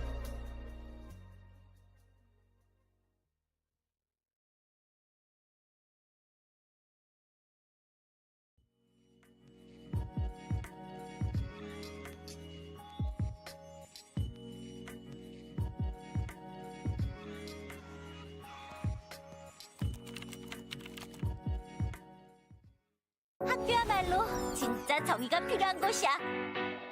준비 완료! 정의의 히어로 유스티나 등장! 용기와 각오가 길을 열어줄 거야. 놓치지 않아! 정의의 이름으로! 이게 내 정의야! 사이좋게 지내는 게 최고지, 안 그래?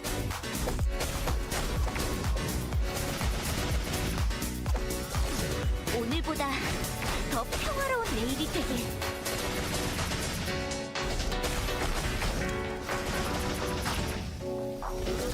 어떤 악에도 굴하지 않는 용기와 힘을!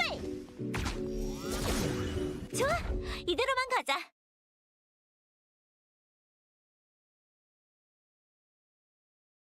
This is QCK Performance. Pick your preferred surface. Extra fast glide with next to no resistance, control and precision, or a perfect mix of the two. This is precision made personal.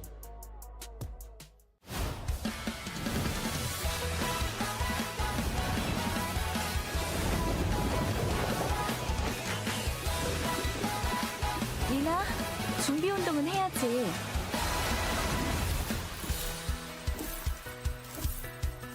하나, 둘,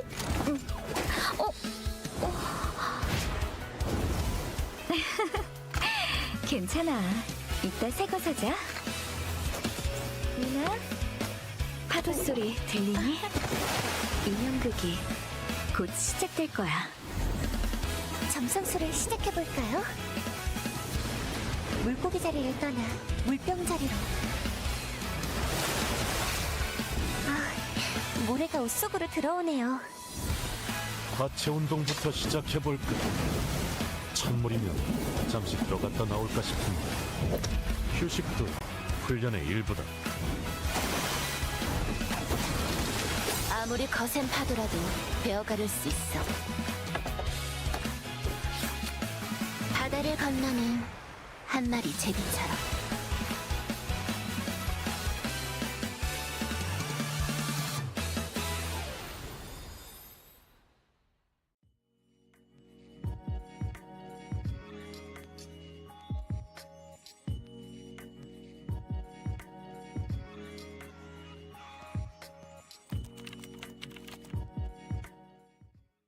수업 끝! 같이 놀래? 나도 같이 갈 거야.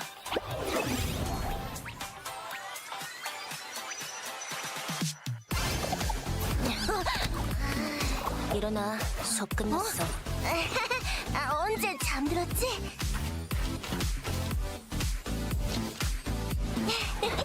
우리 간만에 사진 찍을까?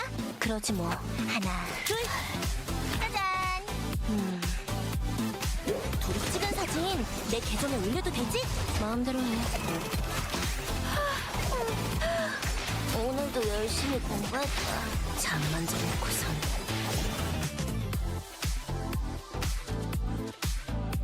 계정 보니까 언니만 잘 나온 사진 올리더라. 쌍둥이인데 다를 게 있나? 해보자고. 당근이지. 동생 차례?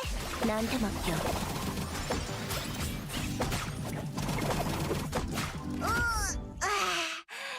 잘 놀았다. 덕분에 좀 상쾌해졌어.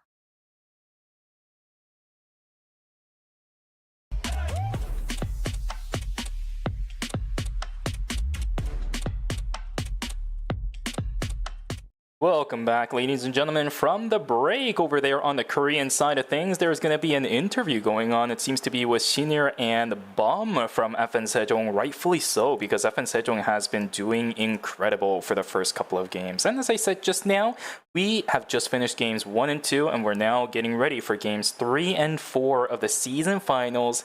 Day number 2, which means we are actually on the finals, not the semifinals of day 1. A little bit confusing, but that's okay. Just know that this is where it is the end of the road for so many of these teams that are going to be playing here tonight. But with it, FN Sejong has been on an absolute roll of a series. 2 games in a row, a very similar performance to what Busan Bespo was able to show us yesterday, but they are doing everything by the books. Kaz, what was your thoughts about the first couple of games? Because they've been pretty good for the most part, if I have to say so myself. I'm just saying, don't be too quick on investing, all right? Because the Busan Bespa stonks went down very quickly. Yep. Even though we saw them win game 1, game 2. Don't count any team out yet. Checkpoint is a very goofy format sometimes, where we can just have so many comeback factors. Yep. The only difference now is that in comparison to Busan Bespa, FN Sejong is a roster that has so much discipline. I think that is the biggest thing about this team. And even for Bum, this has to be a lot of pressure for him. The thing is about FN Sejong, they always have this curse that have kind of remnated around them for the longest of time ever since their inception. Even back when it was Mira and Sejong, this was a thing where they will be the first team into Checkpoint and have like 2-3 games where they're the only ones in there, but never win a series because of that stupid checkpoint format.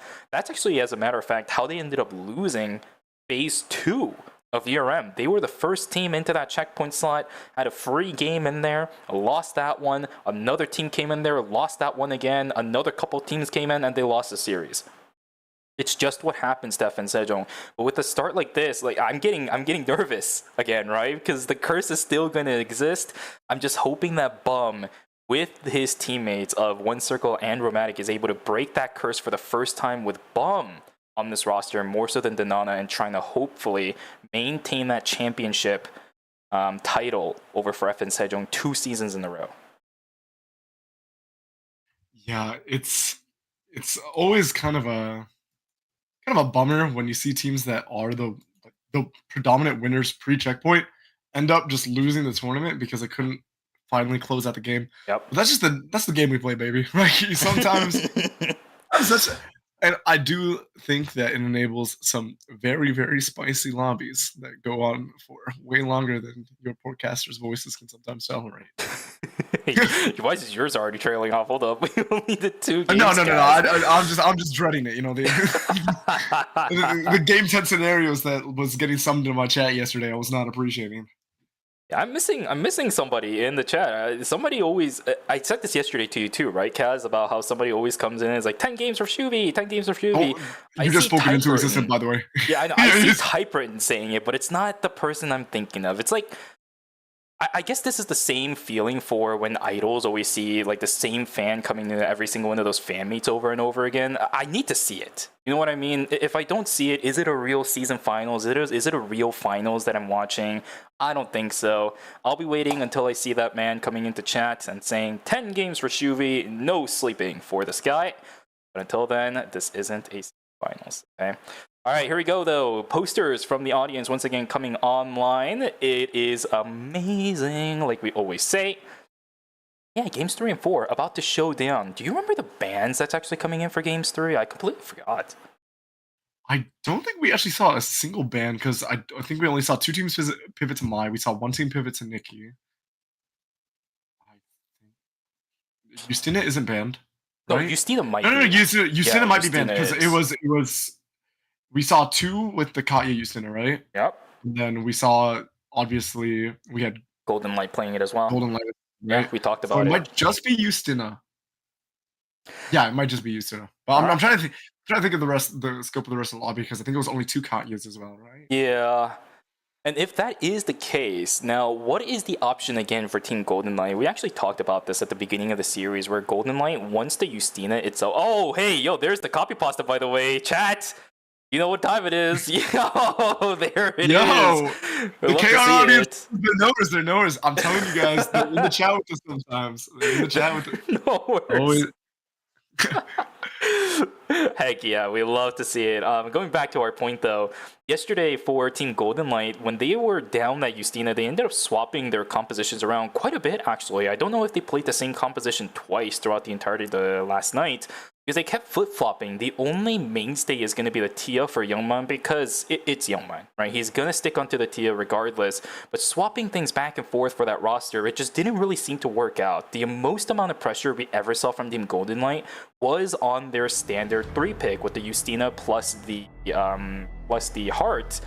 So without that, what are you going to be looking for? HT2 is considering the Nikki right now. I see 7ㅅ hovering that, and he's played it before, but don't play with me. You have a Theo. Luminal is back here too, so yeah, go back onto the Lenny. We love you for that. Fancy on the Haze is the pick that we did see yesterday. Luminal Shoichi, I'm a Yeah, fan. oh, We there won't be it seeing it is. in my band, by the way, but yeah, I think this was a fan request too. So Yeah. whoever was requesting that Luminal Shoichi, I do think they did need to change it up. Instead of Phenol for the Adrenaline, I don't think we're gonna see that coming out. But my band coming out, and Oh, it's weird. We got Marcus on band, but do we see a single Marcus in this? Okay, yeah. Taking is playing it. Yeah, But look they're at on doing the this left side as well. Insider is playing their bread and butter, baby. Yasuko as well as Byung is in now. So that means Magnani out. Young is in. We're going to see Insider's bread and butter composition. The Sua plus the Adela Nikki coming in. Oh, this is a game and a half now. Everybody is pretty much playing their bread and butter at this point. I don't think anybody is playing off compositions now. This is great. Game 3 is going to be explosive. Whichever team ends up taking the, I think, head start in this one and starts dominating over it, it might actually end up setting the pace for the entire series because everybody is on their comfort picks. Yeah, this is gonna be a really exciting one. Zooming in to the hockey puck, Kaz, Game 3 is about to begin, and trust me when I say this, this is probably one of the most excited I'm going to be when it comes to any of the games. Everybody is on their signature picks right now. One circle back over onto the Celine as well. There's a here worked out, by the way, right? So don't doubt that. It's a pick that's kind of in the back of One Circle's pockets, but it is a pick that exists nonetheless. Alltail trying to catch out a little bit, but it's not going to work out. Oh, Luminal also grabbing a couple of his items. We're seeing some teams inside a Cemetery. We haven't seen Cemetery be massive chaotic zones just yet for a KR tournament. Feels a little bit weird when it comes down to that, I'll be honest with you. I'm missing my Cemetery fiestas. Just summon an NA, a certain NA player to his lobby, and suddenly there's a 7-killer Ren. As we do see always Incheon very early grouped and very early on their itemization, so now we're gonna see some progression coming out. Luminal not on the boots, so the chase might be a little hard, but Gyeonke has been so good on this Mai, always able to land a taunt. Luminal taking a lot of poke before we're actually able to see any type of ultimate combo coming out from Shoichi. And now we actually do see the pin. Yeah, oh, no, does look for the combo now. Luminal actually not able to get much damage follow-up. Oh, ambitious. And we did also see FN Sejong covering the top, so that was always kind of a doom position, I feel like. Always. Missing the boots actually did make it. I think it was very close on some of the dash distances, so that was a fantastic call from you. Another fight going on, but this isn't really a fight, it's just a one-sided domination. Daegu Guardians are going to find a couple players of Taejeon Auto Arms. Yeah, Sanhan's going to have to book away as Taegung ends up getting taken down. Another fight up on the northern side. A lot of teams actually grouped up this time around in comparison to previous. Insider about to lose Seiko, down he goes to the ground. It'll be Daydream picking that up. This is actually a matchup we saw throughout the entire course of the season. Daydream versus Insider. They were in final zones quite a lot throughout the course of the season, duking it out up against each other. If anything, the rivalry between Daydream and Always Into might have been trumped up by Daydream versus Team Insider instead. These are two teams that are going to be really having it out for each other throughout the course of the season. And just look at the difference when you have this Luminal Shoichi to follow up on Gyeonke's taunts rather than the Tazi coming in from Team Always in Chun before. There is just a lot more, I think, immediate chase potential. I think Tazi needs a little bit of ramp time, right? Shoichi can immediately start dashing and isolating that target that is taunted, and I think there was a lot of good taunts coming out from the Mai, but it was sometimes hard for Blaster, I feel, to follow up in the way that Luminal can. As we do see the combo coming out, dodging out all the abilities. Look at this! Oh my goodness, the fancy feat where Seiko and Young are not able to land a single ability. This might be a Luminal 1v2. Look at the checkmate coming out. Oh, but look at 7ㅅ able to get the stun off and get the trade. You gotta say, Luminal was absolutely smurfing that fight. Yep, unfortunately, Seiko in a little bit of trouble. I don't think the Sua's going to be here in time either. Down goes the Adela, all set up from the backs of Luminal. He is like an eel, man. So slippery and trying to land the skill shot on him. Able to dodge out everything, at least get the important parts of the damage in, and crucially, I think, take down the Sua to lethal so that a Lenny and a Mai can kill a Sua. That is not something you hear every day, but that is indeed exactly what happened. But still, for Team Insider, they're okay with this. They're getting the kills early that they need. Well, I say kills, they have won. Always Incheon, though, I mean, this is what you want to see from Luminal, right? You bring him back in. Blaster is the one that started for your team today. Maybe you were doubting the Luminal a little bit. Maybe you were looking for a little bit of a safety net of the Tazia. This is the kind of X Factor we need to see. Nice dodge from Fancy. Smash to Smithereens comes down. HC2 in a little bit of trouble himself. He is just stuck in a corner trying to get himself on out of there. Taking has the force field. Does he have the damage to kill the Kadia? Yes, he does. Does he have enough for Fancy? No, he does not. Traded, though, 1 for 2. As 2 members from Dead and Auto Arms is going to fall. Cinema taken down. 1 only from Golden Light. This is going to give them a good advantage going into the Tree of Life for the... Yeah, it looks like Saiyans is actually just going to completely disengage as one circle is giving the chase to Ryori along with Bum. The stealth chase taking a lot of damage though. The shield goes down, and yet the output from Insane is just a little too high, I think, to chase into. As we do see, I believe that Meteorite going over to Team NRG. Posturing doesn't stop though, as we do see another team coming into the cemetery area. 7ㅅ, I think, able to secure probably the stream tree? Most likely for themselves getting the Elf Dress online. That is a huge spike for the money. 1K, I'm telling you, this guy just solos people. Like, he's about to solo Cinema, I promise you. The root comes out, the Soul Stealer has to be popped. Does 1K have this Soul Stealer to give chase of their own? The checkmate coming out, and we do see that is... Oh, Seiko actually dodging out on the bad skill, but I don't think it matters. The Rockets plus the Ballistic advantage, that will be the Adelic going down, as we do see another Soul Stealer pop from, I think, Bum or no, it was both of them at the same time. As One Circle is actually getting a lot of damage return from Ryori. Insane trying to give a little bit of the chase now. Bow skill coming out. Is the Spirit Arrow available? We do see the taunt. That's really ambitious coming out from No Down now. The exclusive has to get burned just to not die there. And now we do see the Pure Rage uppercut onto Insane on the third party. Thank goodness you're not getting wiped if you're Team NRG. Oh, that is brutal. I think the sword was actually canceled out by the Pure Rage uppercut as well. That Rio was dead to rights. Insane. Taken down. That's going to be Death Timer is activated for 2 members on New Rise Kongwin. And you're absolutely correct. Ryori, if he was in a little bit more trouble, maybe there was a team rider underneath him, he was absolutely dead. FN Sejong, are you going to do your homework? Nope. Romantic is going to fall. They might be able to pick up Bum as an added bonus as well. 1+1 offer going into the hands of Taegu Guardians. Perfect bush play, and that patience is what you want to see from this team. Yeah, sometimes investing in those early drones. I know everybody has drones in their inventory by the late game, but I mean, drones save lives at any point in the game. Con drone save lives. I say it all the time, guys. Absolutely. I mean, that was a drone diff, no? That was a drone differential right there. They sent you the see that team? reconnaissance drone the wrong way, actually. I mean, Kadia used one, but it was from her kid, and they used it the wrong direction. Rage uppercut onto One Circle, but the smoke skill... Oh, okay. Bruh. I mean, that was some righteous gameplay. That is some just gameplay, I think, coming out from Hessel. It's just Iron Fist. Yes, Iron It don't matter. Fist. It don't matter. That's it. That's the only item you need. It's the burden. It's the magnetic burden on that thing that just ruins so many characters. And I think the Pure Rage uppercut was also used really well because it actually ended up buffering the blast wave that would have probably pushed the Nikki away. The one source of escape that the Celine has was completely nullified by one button on Hessel's kid.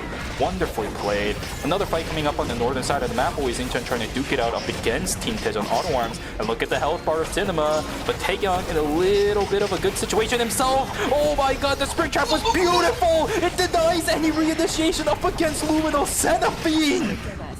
What the hell was that? Too nice, bro. The ruthless from just So nice. Ruthless, Lumino, and then the immediate exclusive to pull out. So you bait the cooldown on where the ult initially comes from, and then you're able to actually get that full combo. That was... I love watching Always Incheon. Yeah. I'm a fanboy. I mean, but you gotta give the credit to 7ㅅ as well. The Ruthless was so premeditated as well. I knew it was coming, you knew it was coming, they knew it was coming. But as soon as the Ruthless was pressed, the Spring Trap lands on the two people that can actually deal with the Shoichi in the animation were both crowd control locked because of the Spring Trap. What a wonderful setup from 7ㅅ, man. You talked about how this guy was one of your favorite support players to watch, and there is a reason for it. They're in a little bit of trouble now, a little bit of a side corner check with the field of vision. That means they're going to get taken down. I mean, this is a beautiful 2-kill going in favor of Team Taejon Auto Arms. Traded out overall in the long run, 2 for 2 up on the northern side of the map, but it still doesn't detract away from how well of a team this is. A well-oiled machine Team Always Incheon is today as well. Yeah, excellently said. It is really a sum of the parts composition. I think they're doing a good job. Just unfortunate, a little low on the HP, does end up giving the double objectives over to Taejon Auto Arms. That's a big spike and a huge swing going their way. As I'm wondering, as we go into day 3, is this the first time we're seeing like no team on like extreme poverty? I'm like looking down at the itemization, and across the board it's pretty decent. Yeah, everybody has items on very core characters, like especially for New Rise Kangwon, there's 5 items on the Rio, 4 on the Adriana, everybody else is sitting on 3 or 4 on core characters as well. This is where you want to be as pretty much everybody in the lobby, but you also have to remember that if you're doing pretty good and nobody else has been put further in the dirt, they're also doing really good. They're going to be comfortable sitting in some of these fights, so you still have to be a little bit more careful, especially in situations like this where third party can be rampant.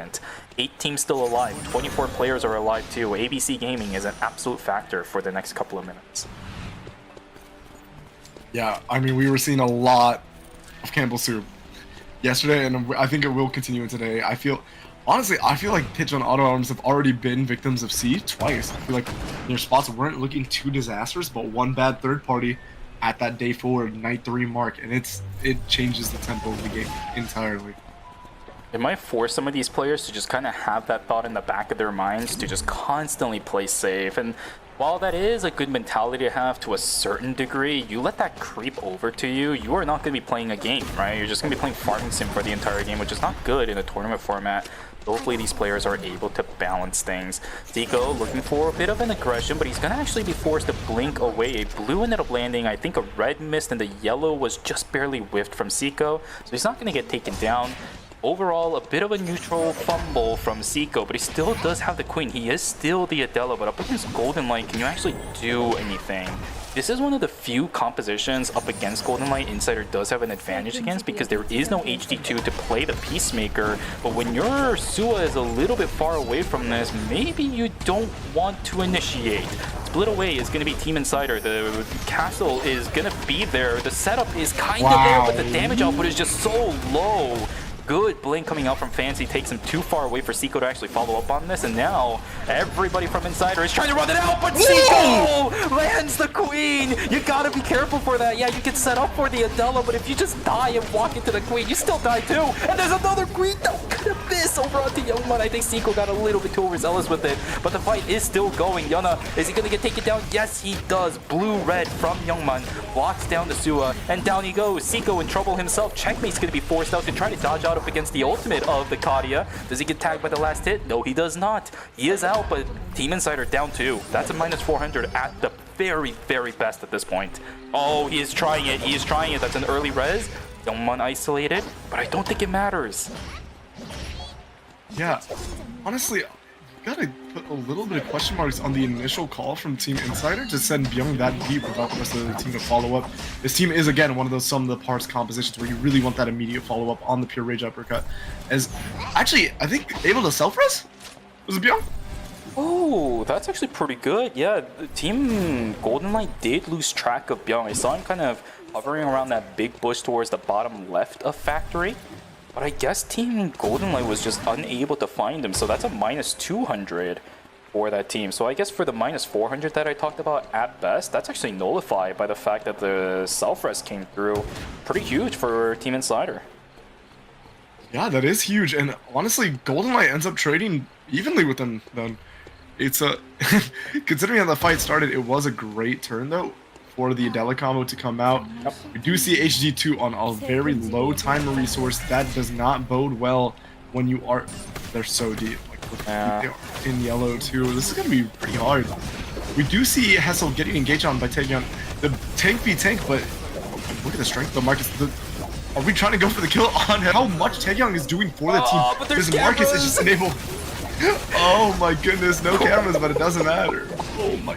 Yeah, Taekyung did so much, just straight up just 1v1'd the Hessel on the Nikki for so long, burned the Diamond Shard cooldown, and then that Nikki is no longer nearly as tanky. And then they just identified that they could just Soul Stealer and just kill the Nikki first.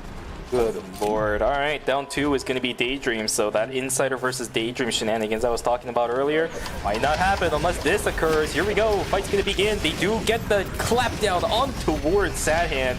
Checkmate going to come out. Taekyung is still standing up in the front side, but they do have the Suwa for the continuous damage that are going to be piling on towards this Marcus. Soul Stealer going to come out. Flowers are going to come through, but Team Insider has to be careful. Do they know about the third party from the backside? I'm not sure. Blink out from Yona, that's going to be forced out too. No checkmate available for Seiko, but he is out. Overall, it's a 1-for-0 trade in favor of Team Insider up against Titan Auto Arms.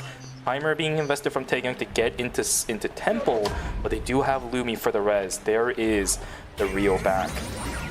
Oh. Very intense fights, and yeah, Golden Knight. They haven't even been able to call their haze back yet because they don't have the timer to. Yeah, the Claudia was the only one with timer, but she ran down the pathing and didn't get the res over onto the haze. So they're in shambles right now. Low timer, no real places to res. It's guffed. Yeah, and the neutral between Team FN and Team DSG. This red box, I mean, it's just gonna be a poke war. It just really depends on. Oh, Chogi. Oh, or is it? Or it could be the alpha. Oh goodness! And now player C comes in. The D, yeah, not player C or not player or player D rather than player C does come in for Team Titan Auto Arms, and that is G-Word going down. That's really unfortunate. I assume that they're gonna be able to get the res off in time, but actually maybe not. Where are you gonna be able to safely call? Do you have that is a mobile VLS trying to maybe go towards school to get the res off? Hopefully there's a zone that they're actually able to get the res off. They do have the credits to do so if they are able to. Right. Yep. Golden Knight finally calling their haze back, but while that was happening, Uri's Kangwon picking up the Wicca line for themselves. There is a boot that is red for that mine. They are extremely rich at the current time. Leona plus the Chaser online for the Adriana and the Rio as well. Yeah, Team Uri's Kangwon might not be a team that anybody in this game really wants to fight. Always Incheon picking up a blood sample for themselves. Char has no timer of whatever to speak of.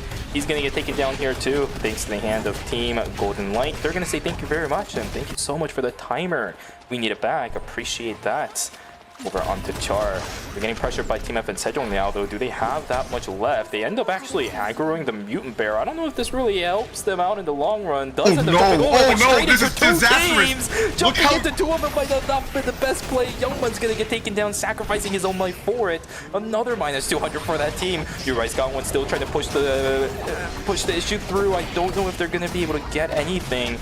Always Incheon is out. Up on the northern side, another fight as Insider loses out on Seiko. There is the explosion of action I wanted to see, man. Finally, Haze is going to get taken down too. DS Guardian's taken out. We're back to FN Sejong holding this lobby intact once again.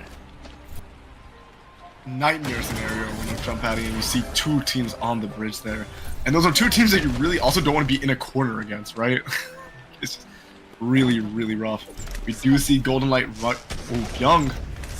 I don't think this is a Nikki that can actually maybe go exactly and solo out fancy, so they might actually just take the tactical retreat. Try to regroup with their Suwa? Where is this? Oh, the Suwa's on the other side. Ooh, this is awful. Yeah, and there's no really bad for wall Team opening there right now, right? This is still Season 7. We don't have the Season 8 version. Byung's trying to run, but smash the smithereens. There's the pullback as well. Taekyung's just going to leave because they see another team. Never mind, it's just a solo of Fancy who is sitting around that corner too. Golden Light down to just Akadia. Oh, it's looking rough. It's looking rough, guys. Yeah, and this is one of the teams that I feel like Always Incheon is gonna have a bit of a struggle going in on. But Zenithine is looking for the spring trap. The catwalk go. Oh, actually, yeah, just gonna look for the taunt on Bum. Does use the Quake to try to engage on that, but wasn't able to get the follow up.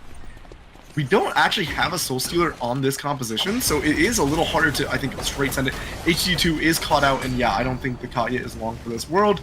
You do have this, again, as we were talking about Soul Stealer, the chase is so strong when you have that tactical skill up.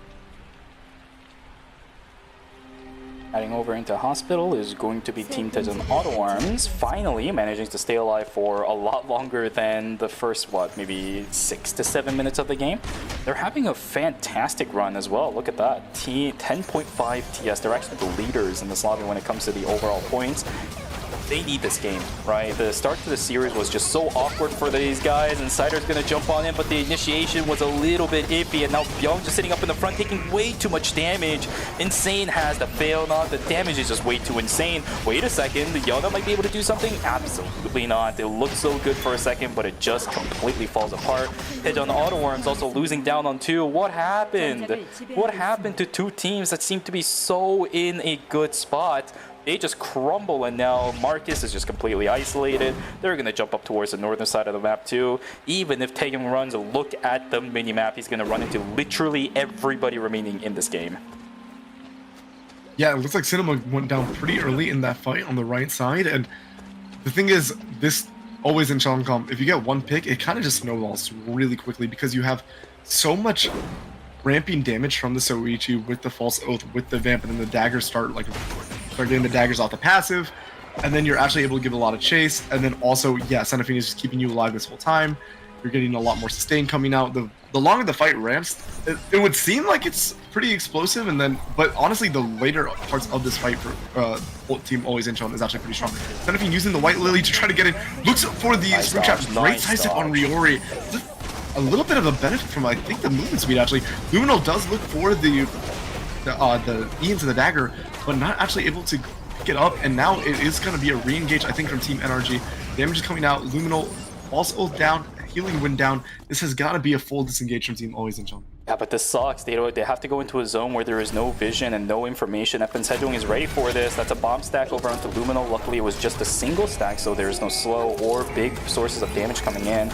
Dodging out on the spring trap, they have to deal with Taekyung on the backside. FN Sejong has made the call to, let's say, deal with Taekyung first. Great blink, great value from that as well. There is just no value from Taekyung. He's trying to stay alive. He's trying to find the kill, trying to pressure FN Sejong as much as possible, acting as the agent to deny FN Sejong from winning out on this temporary zone, but he ends up getting taken down. It's actually over into the hands of Team Always Incheon instead, so the advantage when it comes to timer actually goes to that team. Look at the damage over onto Palm. He still has the Ruthless available, but the damage output is insane. Romantic gets the kill over onto Luminal. He gets the kills. The auto attacks were enough. Down goes the Mai, and Zenithine will get taken down eventually on top of it.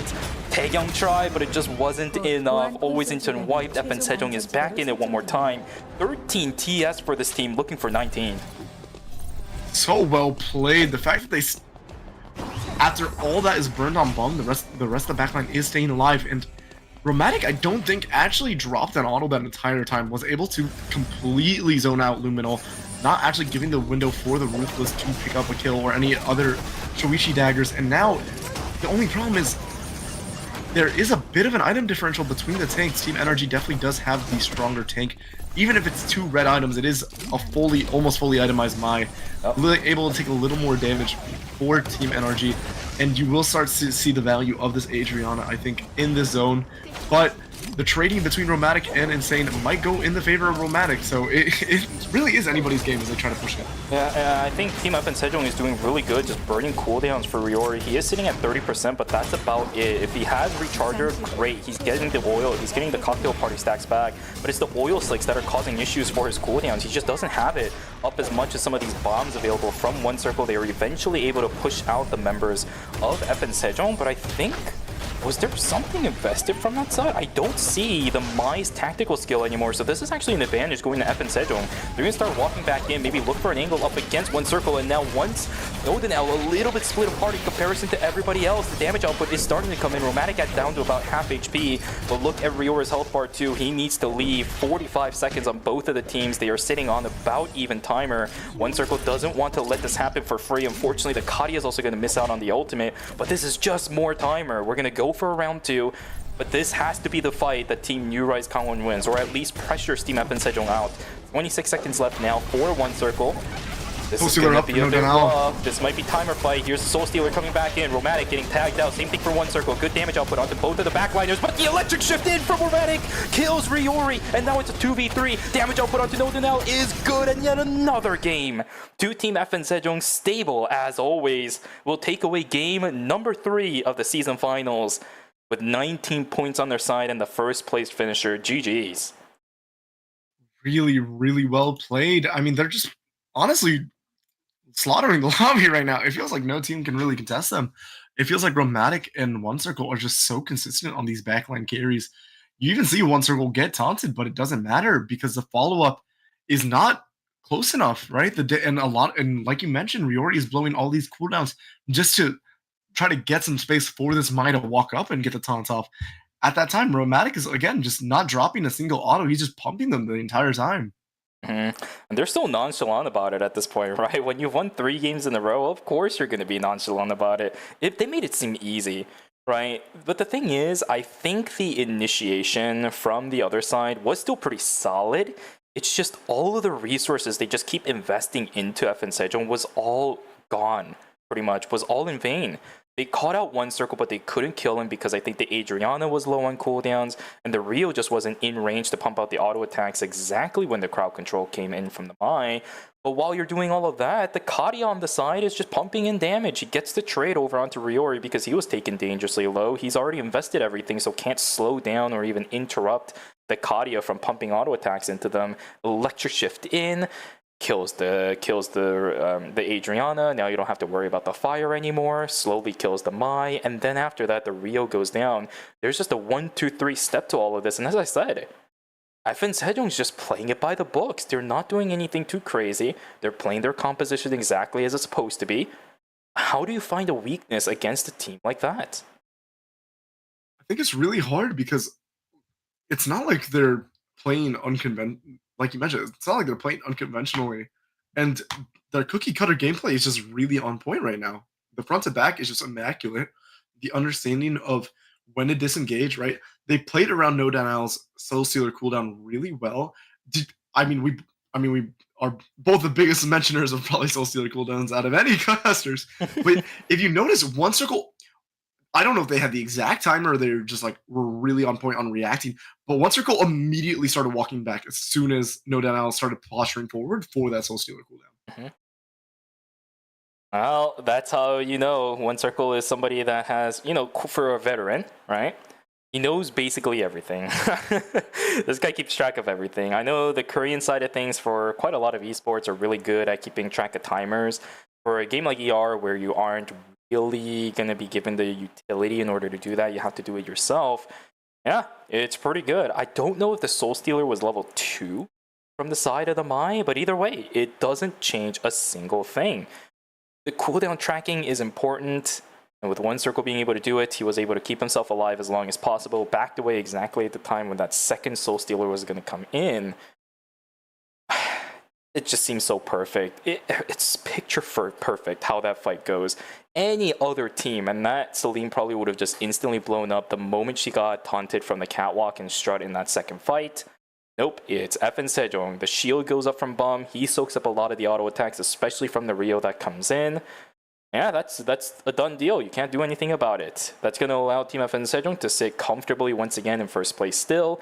56.5 points for this team. One more game away from checkpoint if we have been seeing their average points going the same way it does for this next upcoming game. Just need 13.5. Theoretically pretty easy for FN Sejong if they continue the pace they've been doing for the rest of the series so far. And does look different for some other teams too. Marcus on the board, yes, but Mai is banned. Oh, that is fair. Yeah, no Mai means Always Incheon isn't going to be able to play that composition as easily anymore. There's a possibility we might actually end up seeing Luminal swap over to Yo, if that's the case, I have seen them play the Estelle Shoichi before, but it's been a while since I've seen that. What the heck? All right, well, that says my wife, and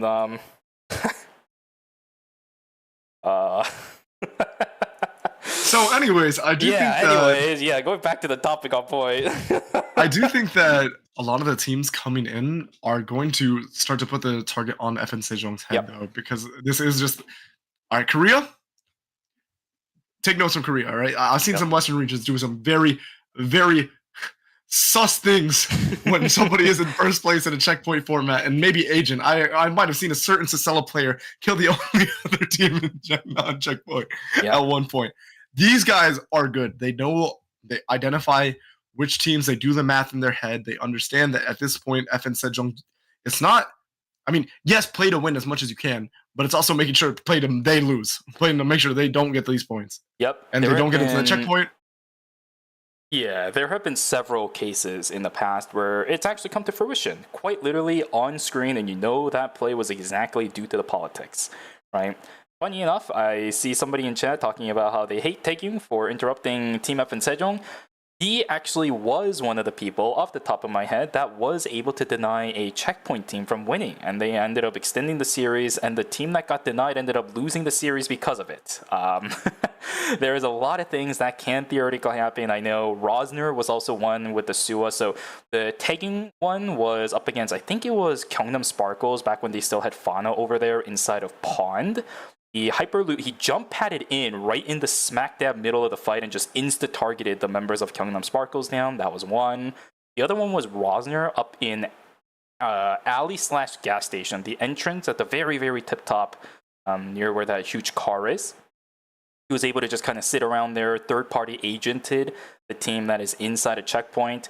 There's a lot of possibilities that can happen. Korea has done them in the past, and we know them for being a region that is keeping their heads up, making sure that is a possibility to extend the series out as much as they can, let their team have a chance, maybe another team a chance, just not letting the series end as early as it should.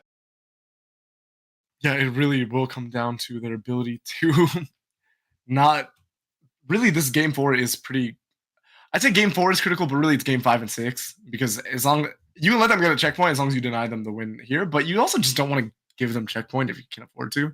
Yep. So that target just grows really hard, and they better be good at dodging these attempts, because whatever you saw from Taegyong, we're going to see way more egregious in the later game.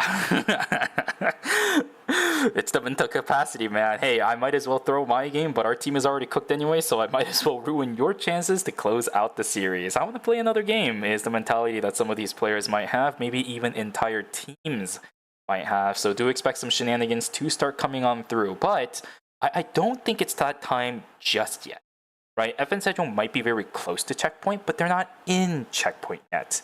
That difference is a really big pressure difference, I think, for some of the teams that are thinking of doing that kind of stuff.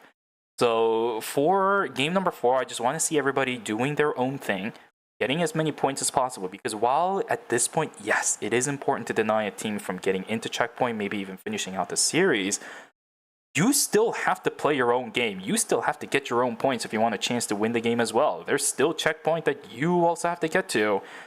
I think for now, maybe playing your own game for a majority of these teams is going to be the number one goal more so than anything. Yeah, it changes the way you play a tournament format almost always when we get into these grand final lobbies. A lot more, political sabotage, perhaps, some subterfuge going on, but it is important also to still play your own game at the end of the day.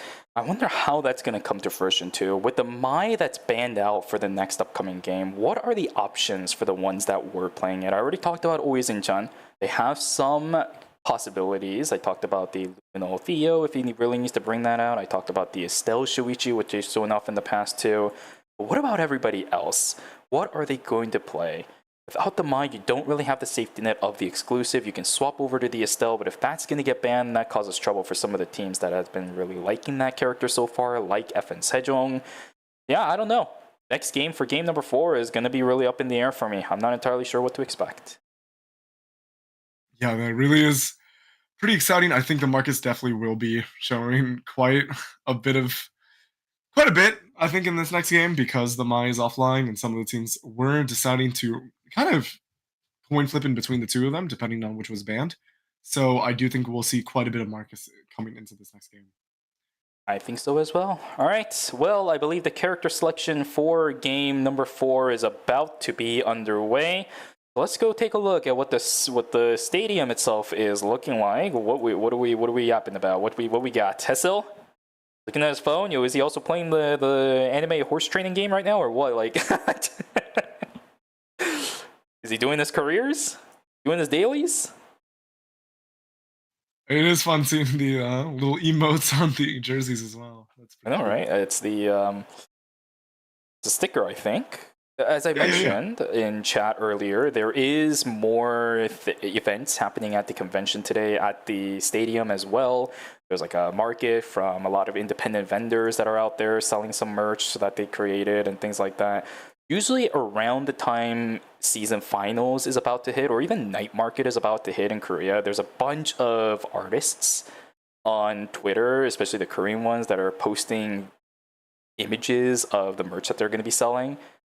Every single time I look at those, it makes what I mean. I want them, please. I mean, can we get some international shippers? There were some really cute mouse pads. Like, I also like. I would like that FN Sejong poster. I would totally put up in my room. That is just too cute. That Insider poster I put up in my room, and what? There's some really good ones. Yeah, absolutely. Yeah. Like this Dejan Auto Arms one right here. I'd also post that up on my room too. Pretty good, right? Yeah, no, absolutely. There's some great, like, I love when the teams get their posters because it also kind of indicates like the characters that they value the most that they play, even if they're not always showing it. Their soul character or whatever you want to say. Like, like you might see Luminal off the Shoichi, but that's his character.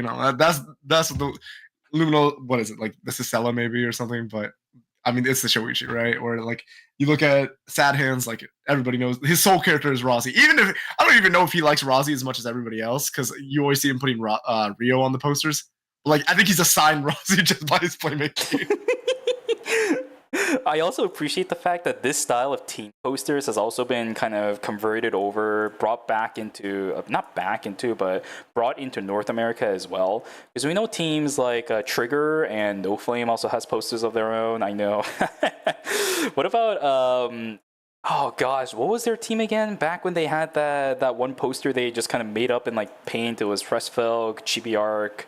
There was one more in there where they just cat crunchers. You know what I mean, right? Yeah. We were talking about that poster, if I remember correctly, on the ERM post, not ERM, but the ERCS podcast not podcast, but the pregame show that we had. We brought it up. I just don't remember what the last player was and the team that was fielding it. But was it Melody or Snowy, or was it a different player at that point? Was it Melody? It was Yan, Hyunwoo, and who was Chibi Arcs? Wait, no, Hyunwoo was Chibi Arc is the Hyun one. Was it Marcus? Oh, it might have been DN Destroyer. Yan.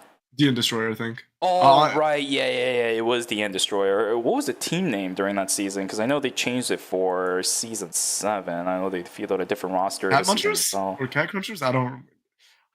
Listen, we got some absolute goobers over in North America, just given the worst names I've ever seen. Still doesn't detract away from the fact that they had a banger team poster. They did. And these team I'm telling you, like this Always in Chun one, this one's also fantastic. It's I know. very, very good. So good. Always in Chun's is good. I know some people have a really liking for this one. We saw it yesterday during day number 1 for the semifinals, and I saw a couple people doing a little bit of that awooga action. It's all good and dandy. We respect your opinions and thoughts on some of these posters. It's all good and dandy. This is a sometimes. Sometimes. Let's keep it simple in our chat, please. Okay. Yeah, this ain't the dev stream. This ain't the dev stream. Yeah, but is there a setup going on for? Yeah, I'm trying to look into it a little bit right now. From what I saw earlier, it seems like some people are having some tech issues? I can try asking. I don't know if I'll have the answer in time by the time we start the game, but I mean, we can always for y'all. Also, we are reading chat during these downtimes too. So if you guys have any questions or things you want to mention, or if you guys want to share which team you're rooting for today, that's always fun. I will not mention because I don't want to deploy caster bias, but I definitely have some. What do you mean?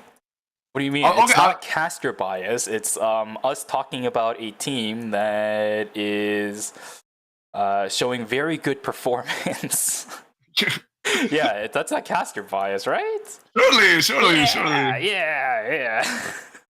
I know Ottawa Arms is like definitely a Western favorite, though. I almost always see like when Sadhan's playing. Yeah, when Sadhan's playing, where's Sadhan's? Even while he was away studying for I think about a season, and Loken was the main starter. Yeah, everybody was asking, "Hey, that's Ottawa Arms. Where's Sadhan's? Where's Sadhan's?" For rightful reasons too, right? I talk about Taegyung yesterday specifically being one of the more younger players in the Eternal Return competitive scene over in KR, but Sadhan's is also one as well, right? This guy's still, I think, either finishing up high school or just around that college age. They are young, but you can tell how good of players they are because they are internationally known.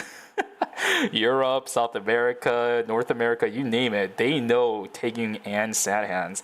These players have built up quite a repertoire and a pretty good resume of themselves at this point on their Eternal Return competitive careers. And it's not stopping anytime soon. You can see it. Their gameplay style is very, very aggressive, very risk-taking, but it feels as if they're taking all the risk out of it. They just know exactly what they're doing. Yeah, these Zoomers are too powerful. There's a reason unks like us turn on the caster desk.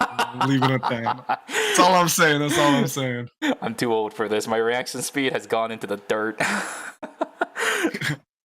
Yeah, you don't see these reactions to the Soul Stealer, you know. Yeah. Guys like us, we die immediately. Yeah, there's a lot of times, even if it's not for Eternal Return, there's a lot of parts of me that always really wishes that I had the current game sense back when I was maybe 16, 17, because that's when I was at my peak for raw skill.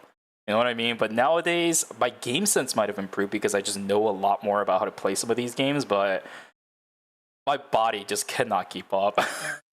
Yeah. I mean, a lot of the players coming out are just got it. I mean, rightfully so. I think a lot of them have been grinding the game for so long, they've toned their game sense. And I mean, ERM players have always been like the pinnacle of mechanics for our game. So, I mean, that's the reason you guys are here at 3 a.m. or 12 a.m., you know, late at night, early in the morning for some of you EU gamers as well. But you come here because you like to see these players play at their peak. Yeah, if anything, I'd be disappointed if any players weren't here because this is peak hours. Ranked should be popping for high elo at all times right now. Maybe 2 lobbies, 3 lobbies if people are still playing. If you aren't here as a North America player, then I am disappointed in you. But that's okay, I still love you guys. Let's see, did I get any other...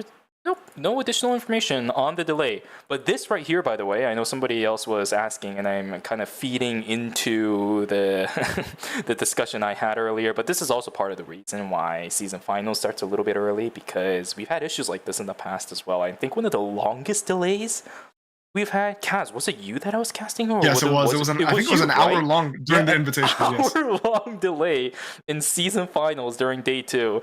So I thought it was the invitational, was it? I thought it was the invitationals.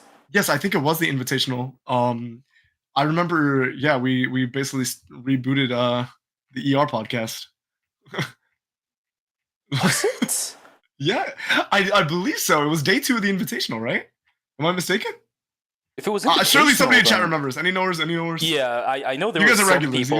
There were some there were some frequent visitors here in chat that we are always appreciative of when we see you guys in the chat too. I don't recall. I could have sworn I saw this exact screen similar to this clean feed right here. I'll bring it up just so people are aware of what I'm talking about. I swear I saw this exact similar style of clean feed where people were sitting around in these triple chairs with that little screen in the background, talking for about an hour. Yeah, I mean, I do.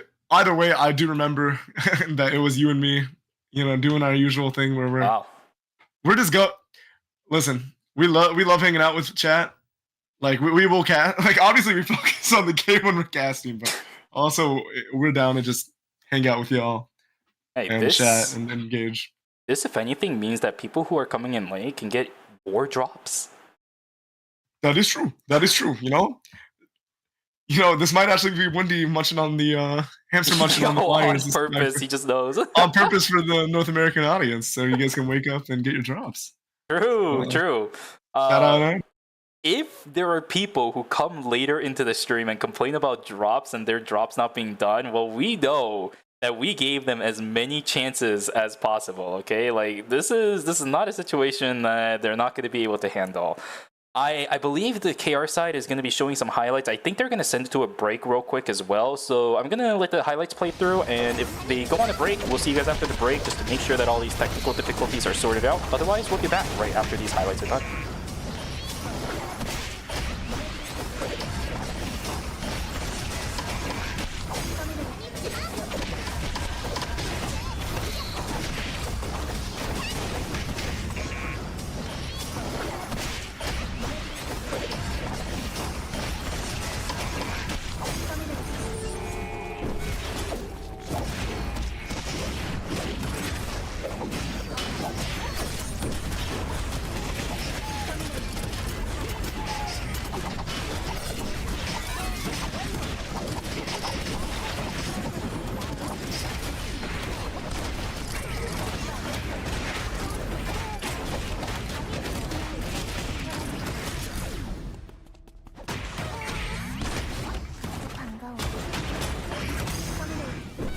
임시 안전지대를 활성화합니다.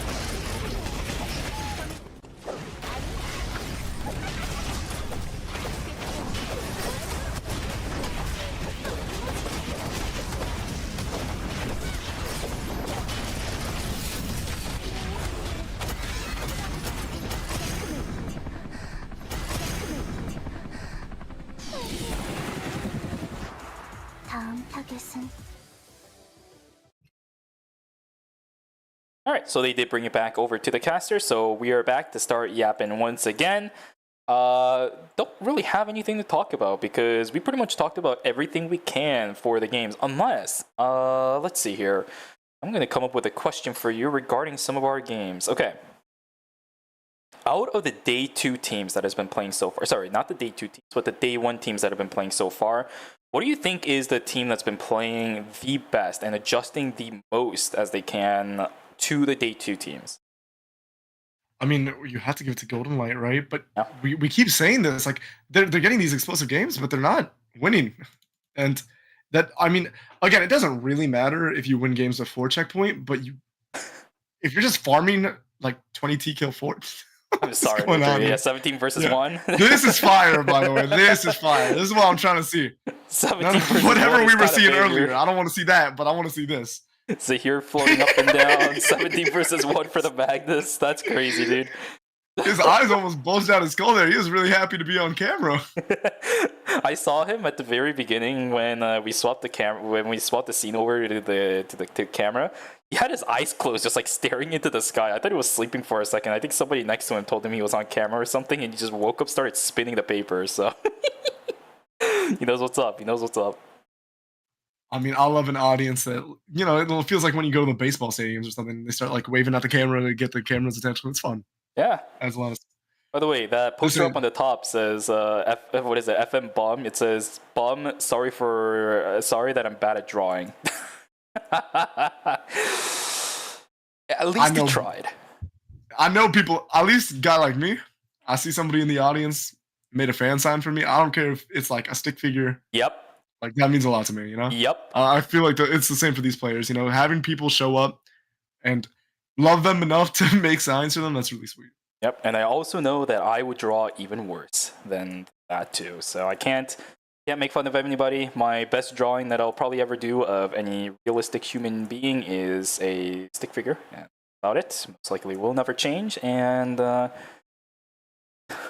don't know if I'll ever be able to dedicate myself to change. I'm just going to be looking at my drawings and wondering, what kind of monstrosity did I draw? That's why we got Tenyaki to do these wonderful PNG YouTubers for us. Yes, exactly.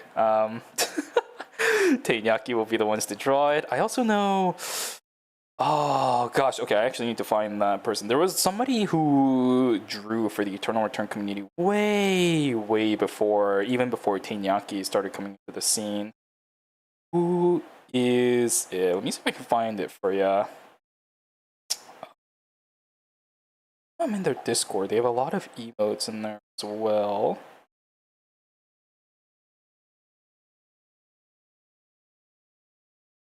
I can't find it. Oh my god, I have so many servers in my Discord list. Yo! Talented ER artists, just Yes, in general. Though, I'm gonna honestly. find it and I'll tell you. But while we do that, distract us with some other banger talk. What do we got? We still need to delay. What are we doing? We got. I mean, I'm thinking Whippy, Coda. Like those are some of the ones that I think do a great job. Yep, those are honestly, as well. I think in general, every artist I've interacted with in the community does a great job. So, and if you guys are ever doing fan art, obviously, share it on social media. I'll find it eventually. I might be off social media, but Yeah, it always finds its way to me anyways. Tag us on social media. Wait, this one's fire, by the way. Yeah, this fan sign is fire. The Adela Emma. Oh no, the next one. Oh, the next one that's upcoming. Wait, delayed? Or maybe it was a previous one. Maybe I was looking at it from Twitch feed, but the Adela and the Emma one with the I don't know if that's a Korean meme or which, but it's like the guy grabbing his hand or putting his hands on his head. Like, oh my the goodness. one that we saw from One Circle earlier? Yeah. I know we have it in game for like Omega or Alpha for emote. Feels like that way I missed out. I want to see it. What the heck? Yeah, it was really good. All right. Also, I am still trying to find this. I know I have the server in my Discord list. I just cannot find it for the life of me. It's so weird. Oh, where is it? Where is it? I'm just saying, like, if you guys enjoy this content, maybe show for a podcast. Maybe one day we'll enough requests. I mean, yeah, we are just basically doing an ERCS pregame show right here for ERM, and we're just yapping about stuff that is unrelated to the tournament. So, about all the gadgets that's been releasing lately, Kaz. Oh, Ray is another really talented artist, and that might be the one. Yep, that's one. Jinx has also been drawing up some bangers nowadays as well. Where is it, man? Really long. Some of these fan signs are like full like messages.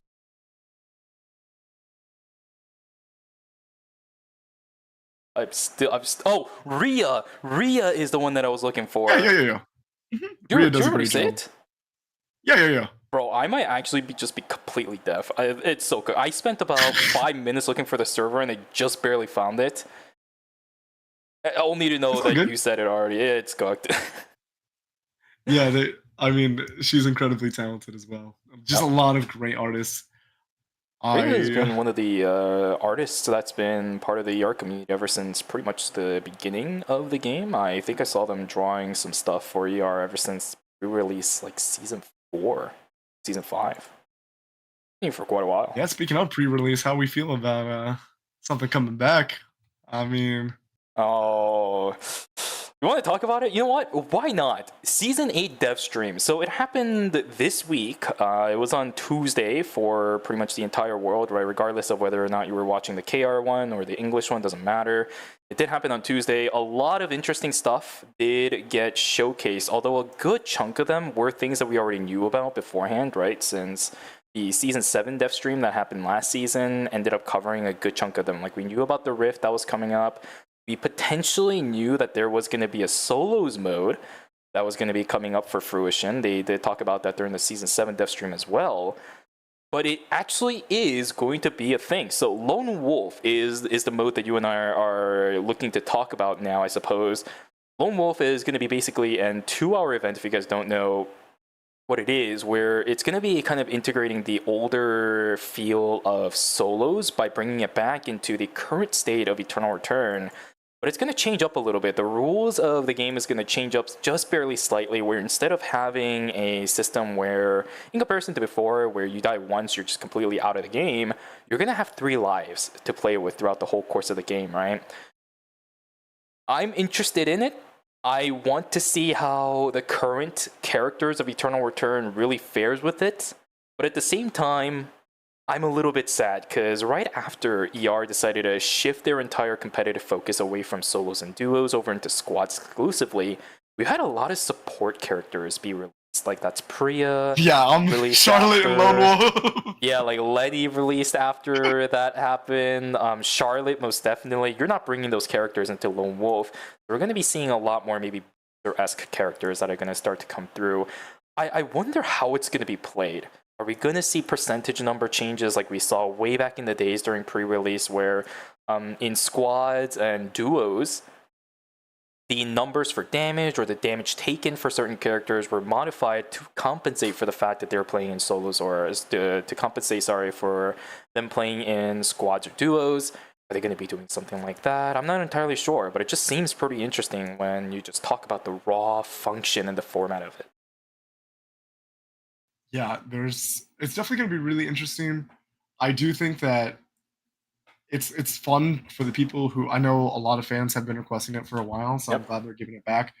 I do think that I personally, as a viewer, enjoy both, but I definitely think the game at this point, the way it's evolved, is like really, really well suited for the squads. I think they've cultivated a pretty good like mix, or like not mix, rather the lack of a mix. I think the focus on squads has made this game a lot more refined, and I think it's going to be interesting to see how they play around that.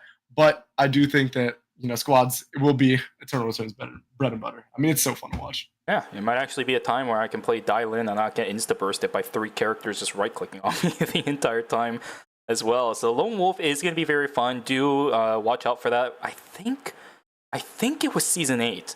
I was actually quite surprised during the dev stream about how fast some of the features that they were talking about was going to come. Because they mentioned it during Season 7, but they were talking about a couple of the features they're planning to release in Season 8 or Season 9. They seem to have accelerated the timetable for a couple of those things pretty early on, so that's really cool. Lone Wolf, do keep an eye out for it, guys. It's going to be pretty fun when it does release. A 2-hour event, very similar to how Union works currently. If you have the possibility or a chance to jump on top of that caravan, make sure you do so. Another change that I do want to talk about with you, Kaz, because it's going to be important for us casters, right? It's a gameplay mechanic. It's going to be pretty important when it comes down to it later in the road for Season 8. Dimensional Rifts, right? It's going to be pretty interesting to see how teams are going to be able to play around that. A small return of a functional 3v3 battle zone, I guess if you want to call it that way. Teams are going to be teleported inside of the rift to go to a separate arena where they're going to duke it out in a 3v3. Get rewards based on how late into the game they opted to jump into that zone. So, yeah, I'm very interested to see how that's gonna all pan out. I think it is a good adjustment to I think battle zones were a fantastic mechanic when we were geared towards solos, but once we shifted towards squads, obviously it had some problematic features, and I think the rifts are a great problem solving on the approach to it. We just got to see how it pans out. It should be interesting. It should add a little more action maybe in the mid-game to late-game troughs that we can sometimes see. So I think it'll be great for viewers and casters. And for the players, you'll just have to wait and see, I guess. Yeah. One of the biggest reasons as to why Nimble Neuron wanted to add the Dimensional Rifts, they said this during the dev stream, is to try lowering the amount of ABCs as much as possible. Right, one of the biggest things that people were complaining about, or I guess not complaining about, but had feedback about when it came to Season 7, is that the team wipe prevention for Phase 1, and I guess earlier in the season, Phase 2 as well, or I should say Day 2, it caused issues where post Day 3, there were so many teams remaining alive that it was very difficult to fight a clean 3v3 without getting third-partied.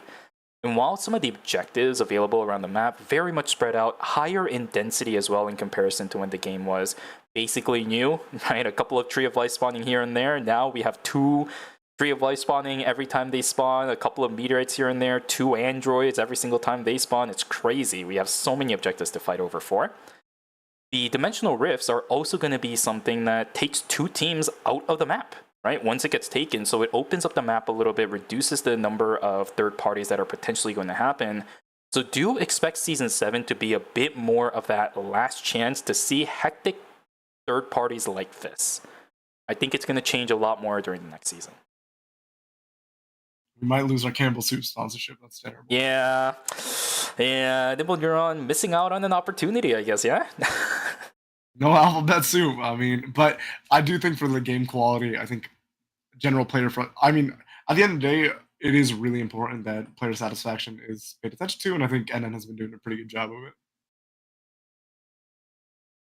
By the way, somebody in the chat said JP stream has 2 times viewers. That's okay, because Kyokuin as well as Kakuni, based casters, by the way, if you unfortunately weren't able to get their JP caster packs, you missed out. I don't know if they're going to be giving it out again. I believe they actually did this season when they were doing the JP Cup. If you watched it over on the Twitch channel, when they were doing the JP Cup, they did, as a matter of fact, drop it one more time during that specific event.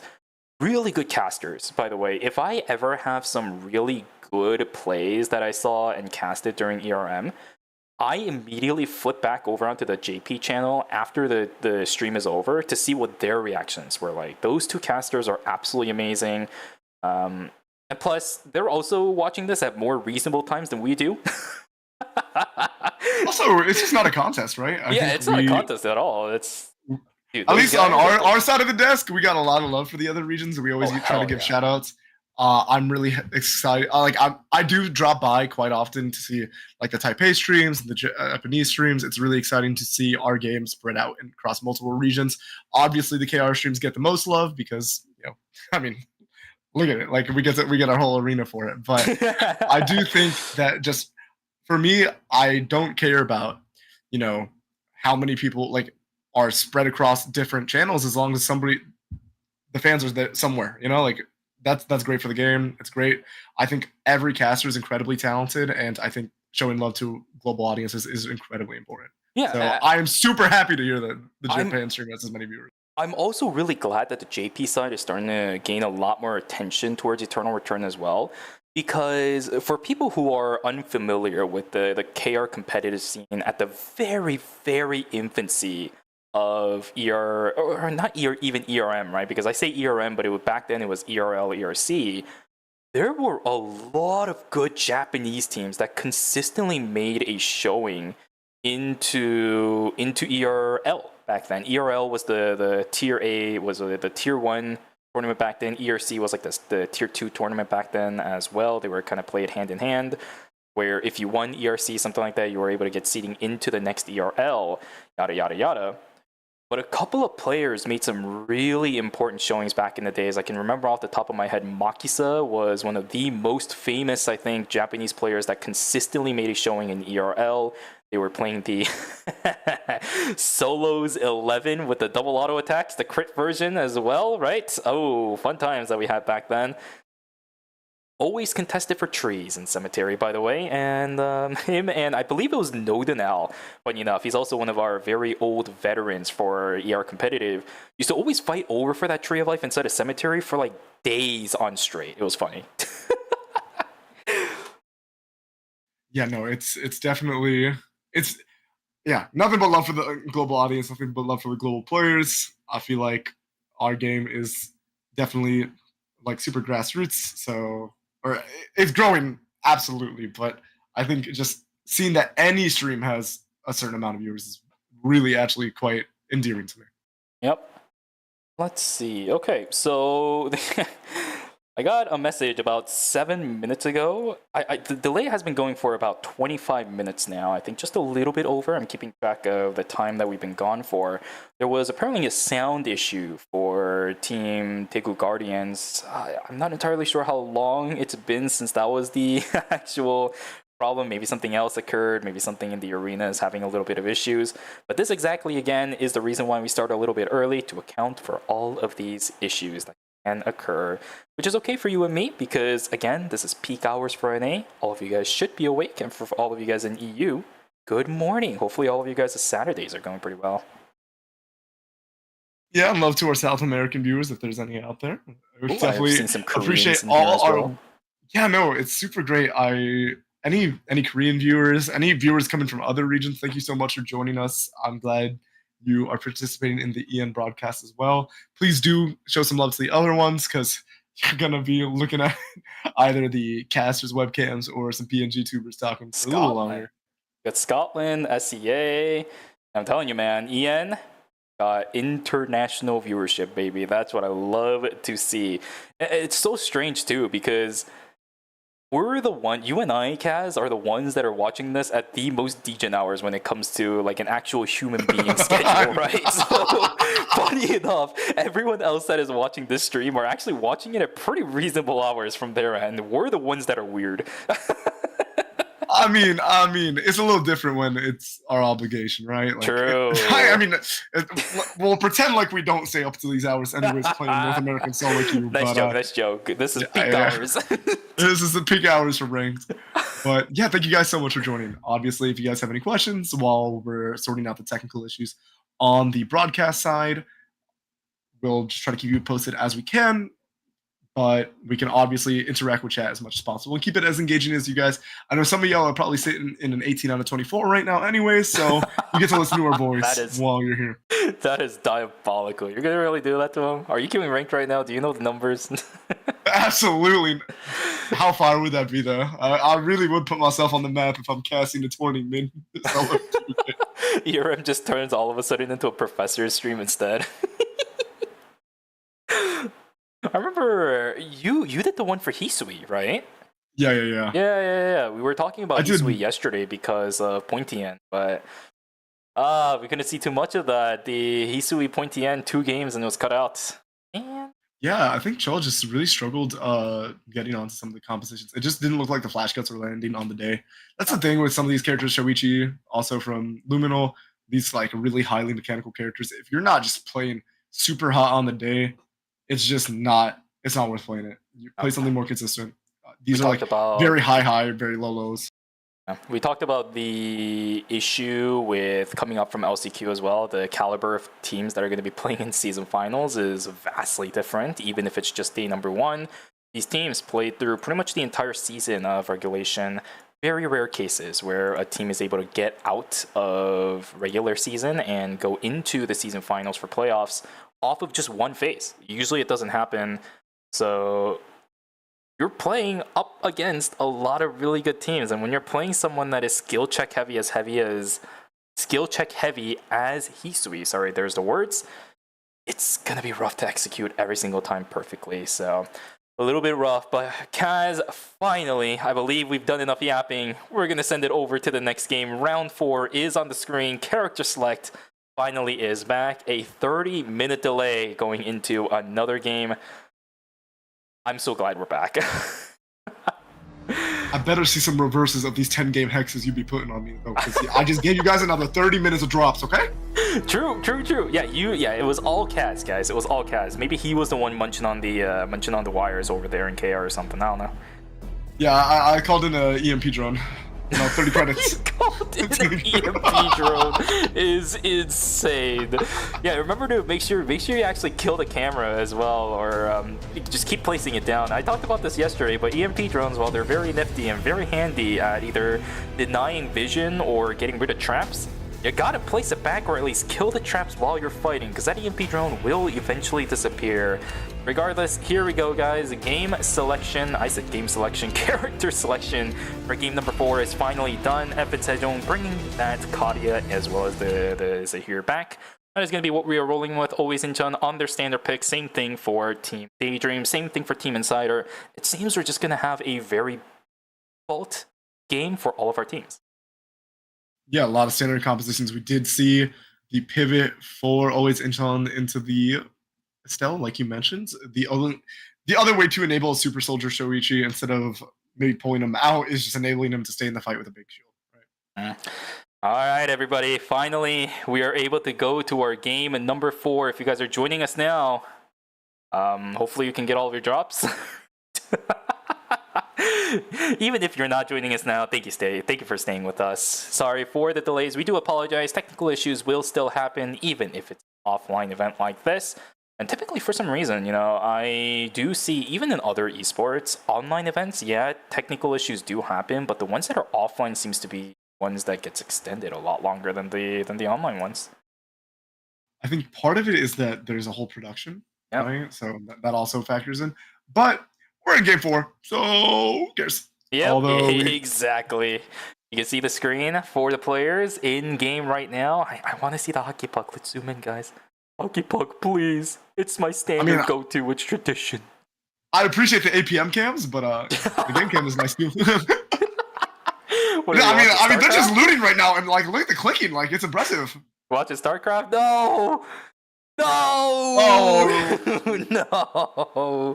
Maybe it was just a practice or something. Maybe they're just trying to make sure that all of their gears are working correctly. Dang it. Okay, well, we're back to us. Hello, everybody. Dang it. Yeah, as much as you guys probably love to see our caster icons, so this one might have been a little disappointing to see. But we do have a little bit more time to buy, so how we doing? Doing pretty good. I'm gonna actually, for the people in chat, so we've been talking about drops over and over again. It is an ERM, so season finals, I should say, we do end up getting some special drops outside of just the standard boxes you get for watching every single hour. Try to find the drops that come through, because I could have sworn somewhere here. Okay, I found it. Let me snip this. Bam. Bam. Bada bop boop. Bop. Bop bada bada bada bop. Stop. Oh, I gotta save it. Give me a quick second. Here we go. Save. There we go. And substituted. There it is at the bottom side of our screen. So those are the 3 drops that we're getting today. Sorry, I crossed out your name. There we go. It's gonna be W production from Studio. Heck yeah, live scene editing, baby. It's Romantic on the left. Denana, no, it is Denana in the center. He did play Leon a little bit last season, and One Circle on the right side. They won our season 6 ERM season finals, so they do end up getting profile pictures and emotes for it. Yesterday was the emotes. Today are the profile icons. If you missed it yesterday, I do know occasionally Nimble Neuron will do drops again for these, so you'll have to look out for later down the road in case they rerun some of these emotes. Otherwise, I know the players also tend to have codes every now and then. If you go to their streams, maybe if they're giving them out, feel free to drop on in, get these profile pictures and emotes. They're so cute. I still use a couple of the ones from previous seasons just because they're that good. Absolutely. I mean, I feel like our esports bundles. Oh yes, $8.99. Very fire. Support the esports teams that are playing right now. Yeah, humble donation, here and there, Humble donation. And then you look very cool in game. For a service. You see those emotes this season? Yeah, I'm saying you look very spiffy in game. I mean, shee. All right. Okay, I think that should be perfectly fine. Yeah, live scene editing on a broadcast like this, we do all we can. Also, I'm also gonna do this as well. Kaz, I know you started to hop in after we started doing this, but I don't know if you knew, we also start multi-streaming now to YouTube as well. So we do have some people who are from the YouTube side also watching. So for those of you guys over there, hello, hi. We're still hello.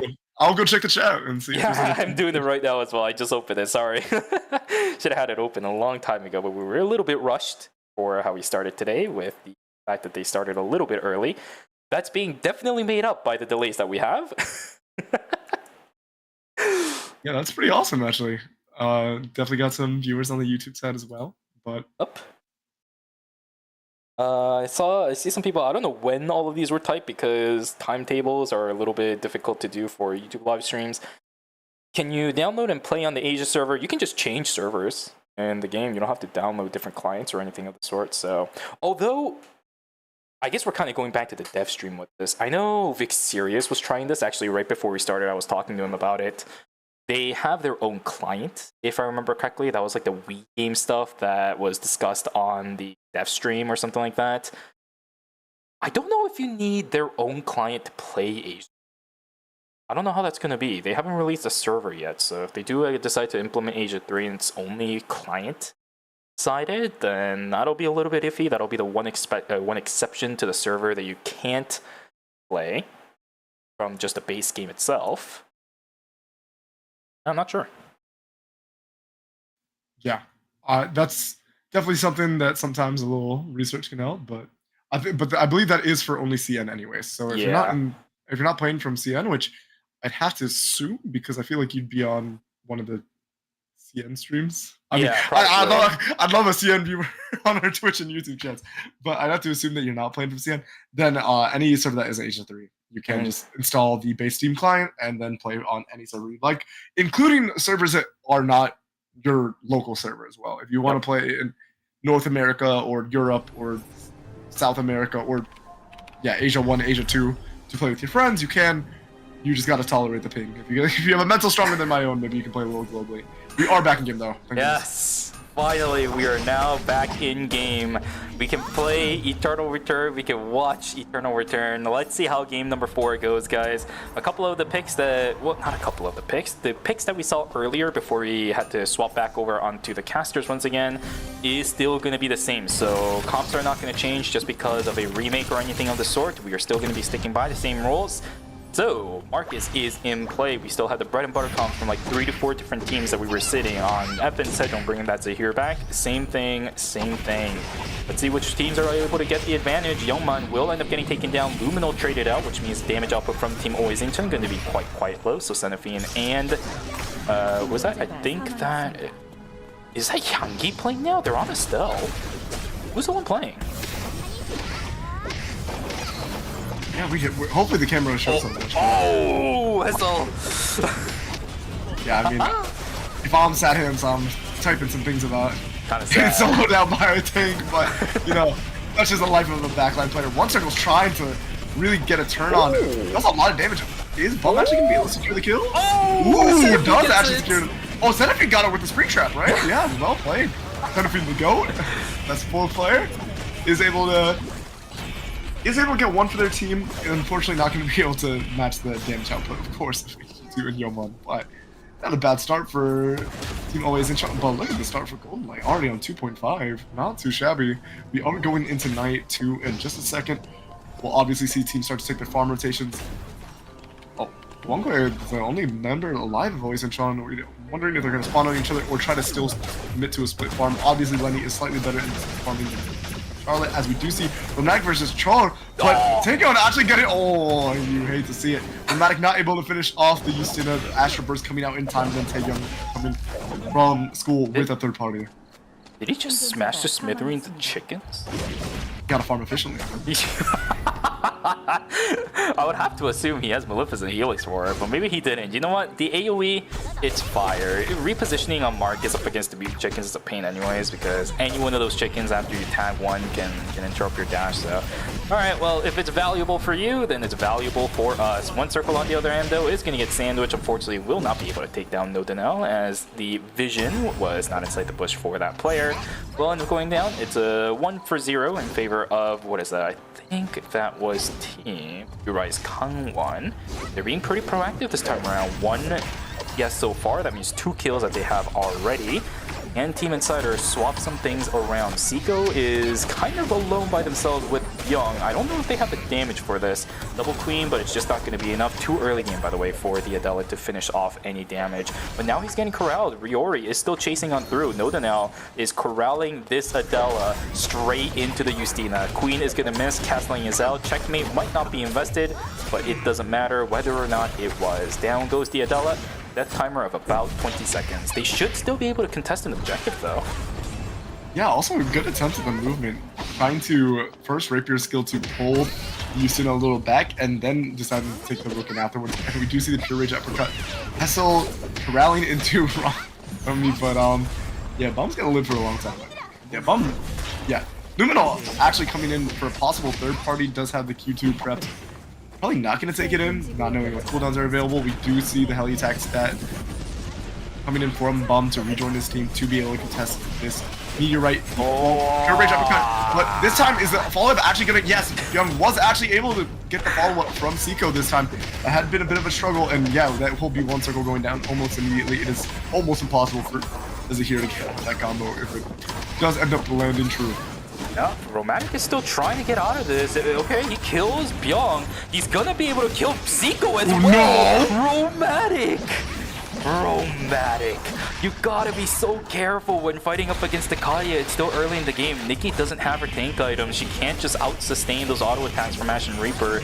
Beautiful dodges. That electric shift also used to dodge out on the last Fury Jab that would have killed the Kalia as well. Mwah, chef's kiss. A 2-for-2 trade overall, even though I think the item went over to Team Insider. I think FN will definitely take that. Yeah, I mean, when your fight starts with one circle getting absolutely obliteratomized, the fact that you end up +2 on the kills is definitely something that I would take. Did you say Bro is gone? Bro is gone. Bro is gone. That's a new word. I'm gonna have to put that into my dictionary. What the heck? Obliteratomized. Anyways, we are looking at a lot of teams trying to get their farm routes online. Obviously, any team that lost tempo from days 1 is maybe not actually on their force core call-ins yet. You can look at FN Sejong, one circle just now hitting that 350 threshold. We see G working on that 350 threshold. A couple of teams might be a little late on this force core timing, and that force core timing being late might end up turning into a delayed contest on a Mithril or Purple Ones. I think it's okay as long as you're being productive with it though, because Daejeon Auto Arms, they were sitting at 420 credits on the Marcus. That means even despite buying the force cores a little bit later than we would normally like some of these teams to do, at least they're being productive with the time. They're not doing the buy. That's all Eternal Return is, right? Being productive with your time, making sure that every single moment in the game is something valuable for you. Unlike Chromatic, he doesn't really have an out on this. Lands straight onto the ground, but the White Lily is there to support. He is out. Gonna be able to walk away with half of his HP. There's a nice tornado coming through. Mario Bostra also coming down as well, but completely whiffed. Look at the health bars on the side of FN Sejong. He's looking very dangerous. Taekyung is still on the chase. Enhanced tornado coming up, knocking Taekyung up into the air as well. Nice dodge out. Up on the swing up. He is missing a lot of good divas though. Will end up knocking down Taekyung, but look at Sad Hands. He is just pumping damage on the backside. The boars are going to be pushed towards Daejeon Auto Arms, and maybe with that, FN Sejong has to just dip. Same thing for Daejeon Auto Arms as well. Boys, into I'm gonna wipe. Don't quite running into another team. Energy is just completely ignoring him though. But yeah, this is the last ever. This is gonna be an 8. Oh, that's a wipe. Yeah, unfortunate. I think Luminal was just not able to actually get the burst damage off. I think an explosive shot came through to deny the daggers, and at that point, it's really, really hard for a team to even live, honestly. But also just a really unfortunate timing with New Rise Gang 1 also walking into effect. Seems like a no ways into an angle to me for game number 4. They're going to be taken down, and now you really have to start considering, do we have to bring back Blaster for this, or was that just unlucky to keep Luminal? I'm not entirely sure, but that'll be a decision they'll have to do after the break. Going into this fight, Daejeon Auto Arms plus Team Insider looking to duke it out. Interrupt over on towards Seiko is not going to be able to get the Berber flip over, but the Queen setups are just not there. They're going to actually go for the tank for the first time that I've seen in a long time for a Team Insider, and it's a success! They find the kill over to Taekyung. They find the kill over onto the Blinded though from Satham, look at this, but the blind's coming out! It's not enough. Down goes the Rio, and Daejeon Auto Arms will also take the fall. 2 fan favorite teams falling down early in onto game number 4. But finally, Team Insider, this is one of the biggest things that I was talking about for this team, never goes for a tank, but they have the damage to do it. There's the proof right there. They kill the Marcus first, everything else is easy to clean up. Easy does it, and they get the wipe over onto Team Daejeon Auto Arms. 3-for-0, so cleanly done. Yeah, and unfortunately, Sadhands on the Rio has no chance has no chance against Sua, the Mage, Death Knight, Paladin, Hunter, Rogue, Warrior, Enchanter, Tank, Bruiser. That she is just diving right in and blinding her. She's a whole package. You're the first one I've ever actually heard heard saying it out loud the entire thing without even stuttering. That is amazing. Yeah, no, that character definitely does it all, and you did see a lot of value coming out from the whole team of Insider, though. Really, some of it, all its parts, being able to get the Adela combo, and then just the follow-up. Even though, again, I think the kiting was really strong, it just doesn't matter. The utility from coming out from the Sua, as well as the Nikki following up, is just really, really incredible. And this is the start they really need. Insider has been struggling this whole lobby, so getting this high octane gameplay going on, getting on 8.5 TS already is really, really impressive. Well, for sure that Seiko and Byung is going to be staying inside of the series too, right? With a start like this to game number 4, they're probably going to be keeping this in order to continue their streak during games 5 and 6. even if they fall down now, I think the success that they found on their bread and butter composition is just way too valuable. Nikki isn't even banned for Game 5 either. There's still so much value to be had for Team Insider on fighting this comp. Good use of the recon drone is going to be able to back away, but is it going to be enough? That's the question. Yes, it is. As the Faith of Wavering comes down, HD2 is going to pop the Peacemaker, but flung away is going to be the Theo. Now he's just so completely safe, not sitting behind the shield for these auto attacks. Maybe missed out on a kill here and there. Everybody from Golden Light hobbling away, but that fight could have just gone in such a terrible direction. A bit of a misplay, I think, from Youngman. He almost had to kill over onto the Theo, but he ended up full swinging him out of the Peacemaker the moment it healed. The lethal damage just wasn't dealt over onto the Theo. That's a big mistake that they're gonna start reeling back on in just a moment. Yeah, and again, I think the objective going over too, it's not the end of the world, it was only a meteor, right? But look how strong Alteo is now. I think only missing out on the blade boots, but honestly, why not save up for those red shoes that you have shown the strength of previously, where Daydream can just win out on them. And basically that is the only red item because of the strength of their comp. Yona is trying to throw out some odysseys to dissuade G-Work from pushing the advantage. Combo coming out from Seiko, but really until we see Byung try to posture and look maybe on one of these squishy targets, and it's what a combo coming out, and that's without the pure rage uppercut. That means the follow-up is gonna be even stronger. Yeah, G-Work probably won't be able to make it out either unless his board does save him. No, maybe yeah, I think the Queen is available though, and it is a blink coming out from Byung just to get the stun. Wow. It will be a res already coming out for Team DSG, but that was disastrous. Troll getting completely caught out there. Get predicted, Char. He didn't even get caught out. He caused his own death. He dashed into the Queen. Seiko doing it yet again. Incredible Queen coming through from our Adela player. And that was just about to say, before the fight began, Team Insider has actually had a pretty good track record up against Daegu Guardians. There's evidence of that. Nicely played. Round 2 potentially coming in from Daydream versus Team Golden Light. Transitions-wise, Daydream is a little bit stronger than they were earlier. HD2 is going to play it a little bit aggressive up against Essel. Pops the Peacemaker, same thing going online. There's the full rainbow, only going to tag over onto the Nikki. There's the healing coming in from the Faith of Wavering. It's enough to keep the Nikki alive. Fancy's about to fall down as well. One more laser should do it. The Justina's still alive, but her gauge is just down bad. Ballistic advantage isn't enough, but everything else will be. The punch-in will knock down the Justina. A 2-for-0 in favor of Team Daydream. Perfect reactions. The full rainbow has 0 value in that fight. Yeah, and you saw, I mean, Hessel, when you're full build on this, single-handedly forcing out the Peacemaker, and then the fight, again, Golden Light's composition is so fundamentally revolving around the value that HD2 can get on this Heart Ultimate. So if that cooldown gets blown just to survive, you have no, like, go button. Really, a lot of the times, it's just HD2 dashing in and then doing a decent amount of damage, pulling some cooldowns, and then ultimating to stay alive. And if you don't have that, suddenly you have to play this very kitey playstyle that a Nikki, Theodore, and Johan are just going to eat alive. And Golden Light's gonna have to start rethinking their choices in this game. Maybe not fight up against Team Daydream. It was so close too, right? Being able to kill the Nikki, maybe that would have turned the fight because it would have allowed both the Justina not the Justina, but the Tia as well as the Heart to turn their attention, maybe focus back onto the Theo and the Johan instead. We've seen that quite a few times from Team Golden Light, just knock down the Nikki and then try to turn the 2v3, which eventually ends up getting disengaged for the most part. Oh man, that Nikki is so strong. Pure Rage Uppercut also timed right when the full rainbow was going to end as well. Everything just aligned up perfectly, I think, for this team. And the dream combo that Team Golden Light has been running and optimizing throughout the entire course of the season is kind of biting them back. Everybody else has answers for it now. Yeah, and there's a lot of VOD available to see how they play these comps, so if you know that you can isolate that part and blow the cooldown before the fight really starts, then that's really, really hard for the team to play. And oh, look at that damage on Riori from Seiko.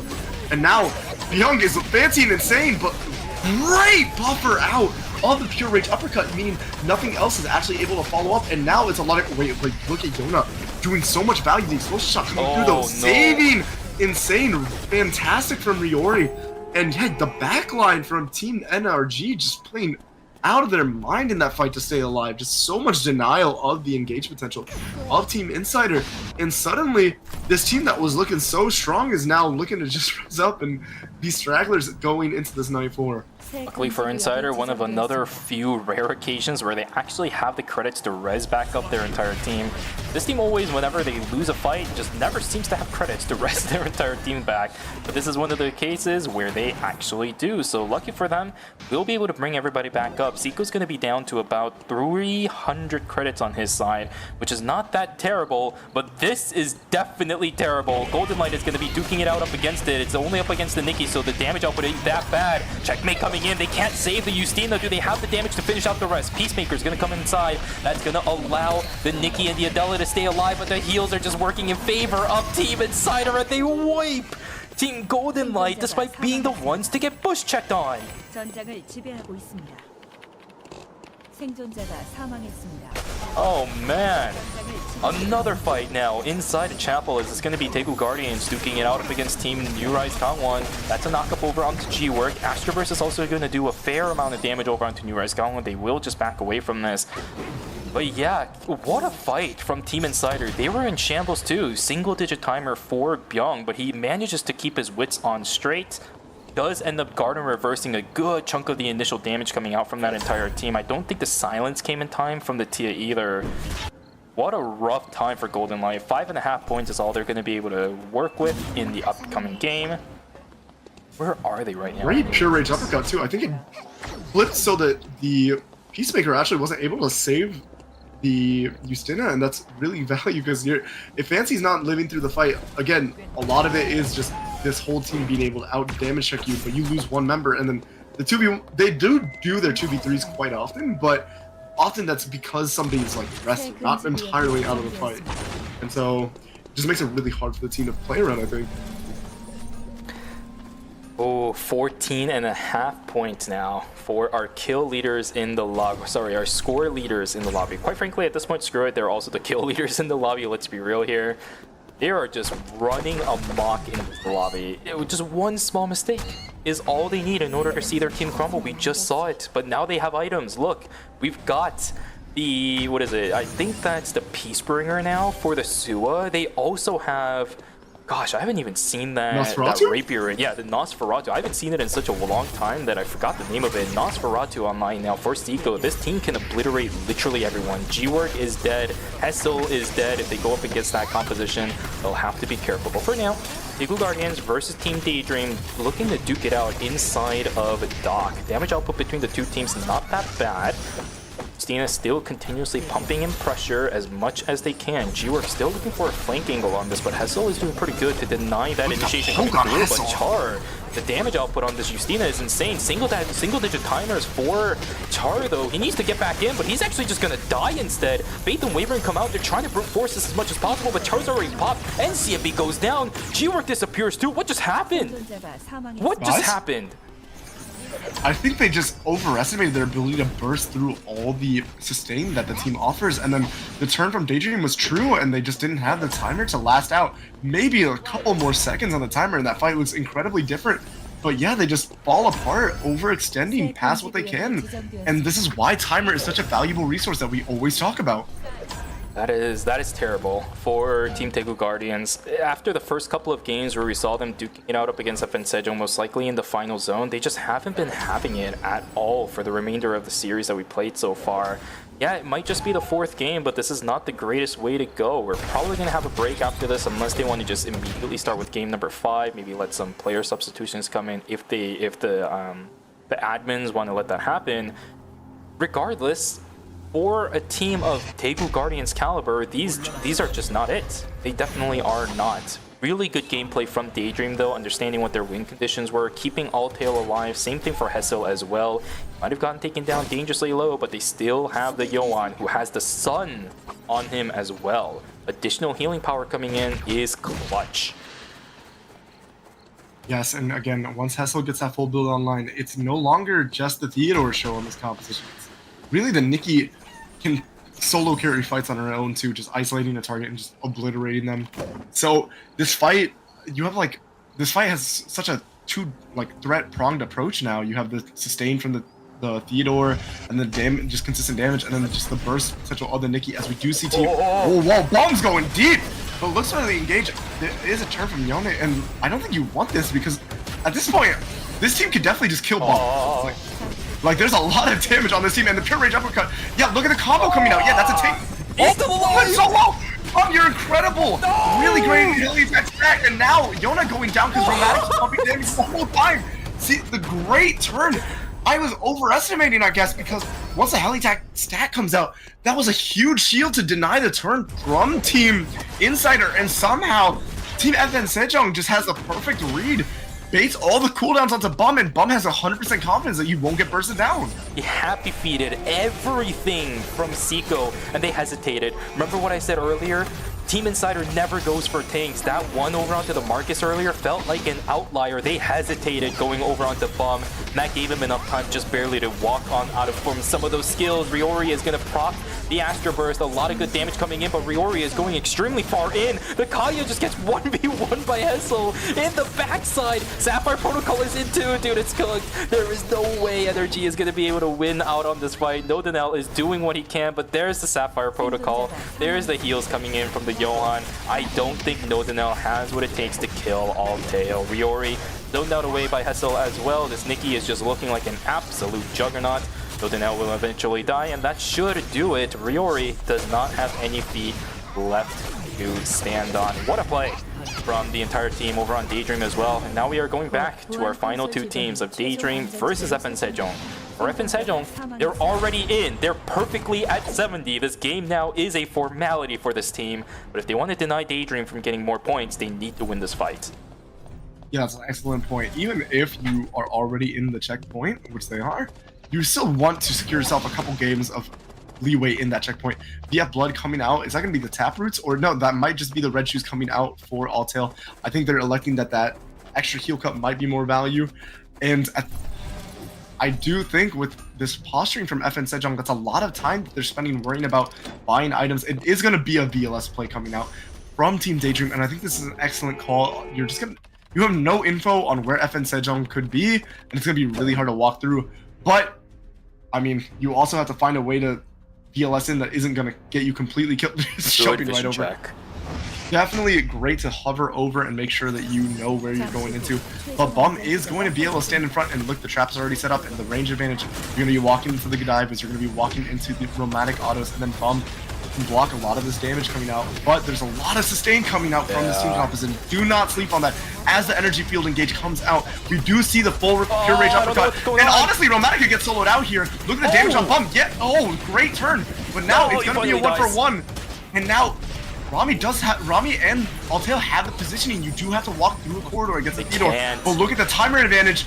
And now the res could go to Bum. And they don't have the timer to play this long fight. You actually have to commit to something soon. They just don't have vision. Romantic is going too deep in. No, but now it's over. Now it's over. At least Right, it's over now. show us the money. Oh, he pokey dog. What? Another win going to FN Sejong. Really well played.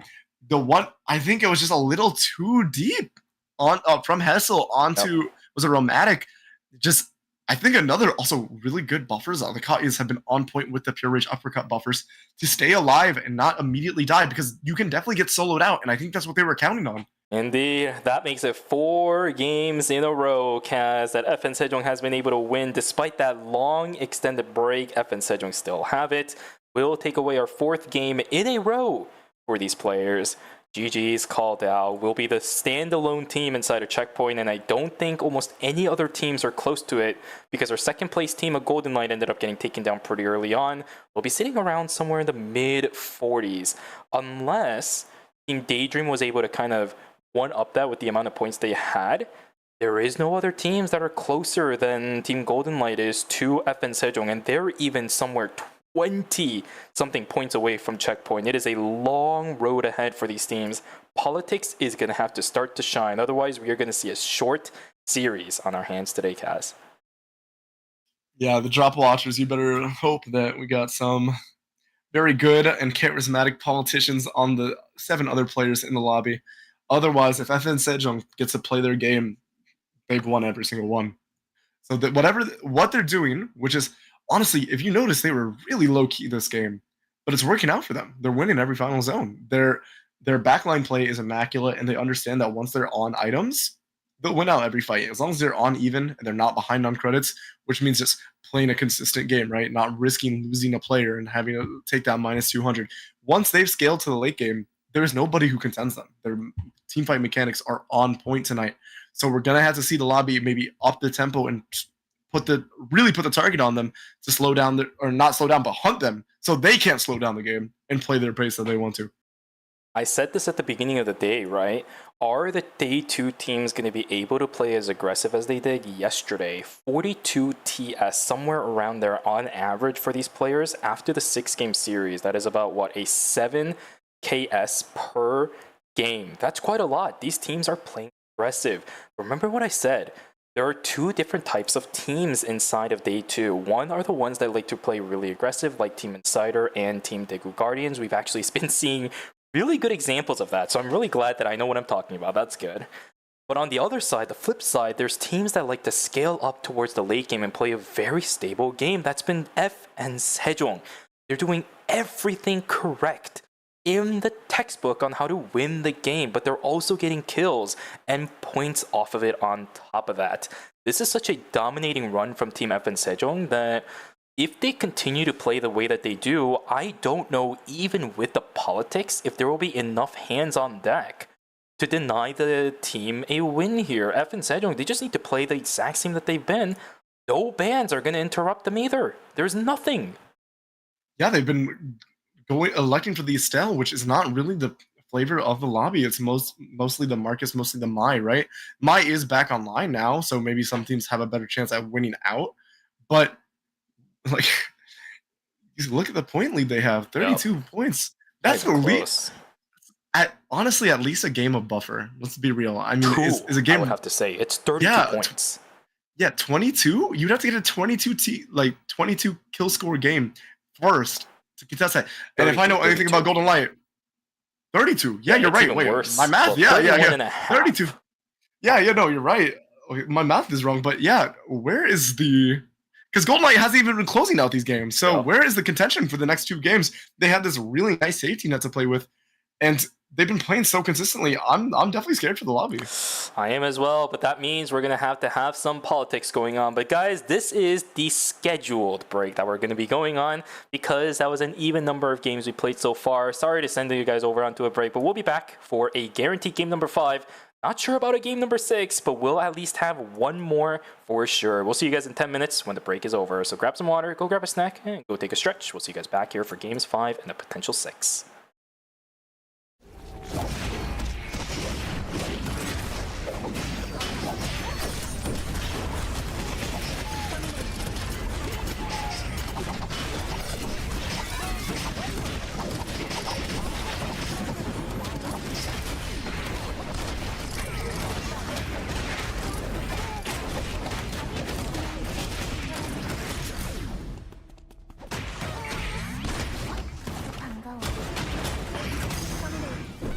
임시 안전지대를 활성화합니다.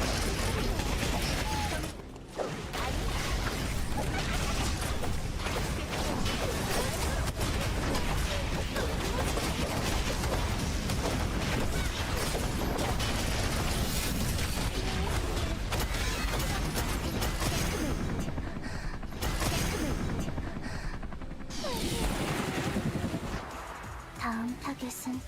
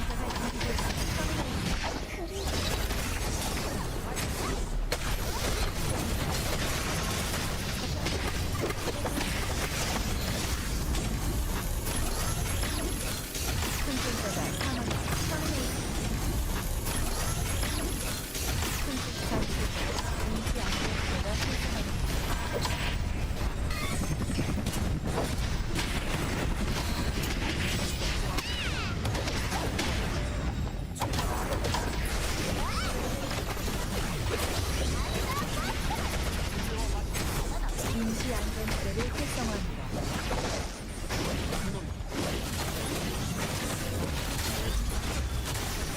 그분 목자이시.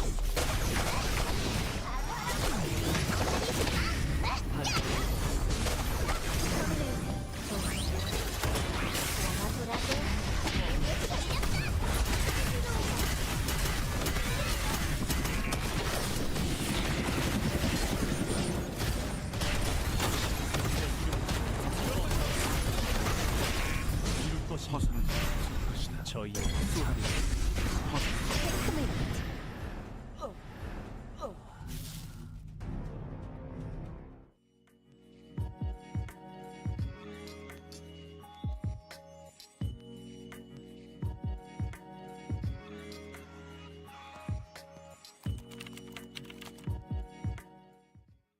수업 끝. 같이 놀래? 나도 같이 갈 거야.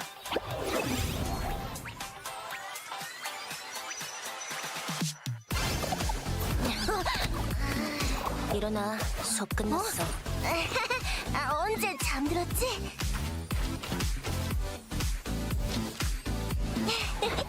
우리 간만에 사진 찍을까? 그러지 뭐. 하나, 둘. 짜잔. 둘이 찍은 사진 내 계정에 올려도 되지? 마음대로 해.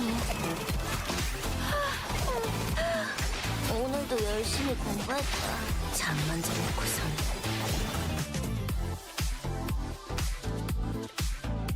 계정 보니까 언니만 잘 나온 사진 올리더라. 쌍둥이인데 다를 게 있나?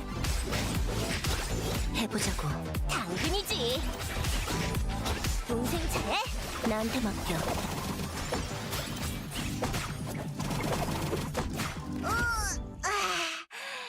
잘 놀았다. 덕분에 좀 상쾌해졌어.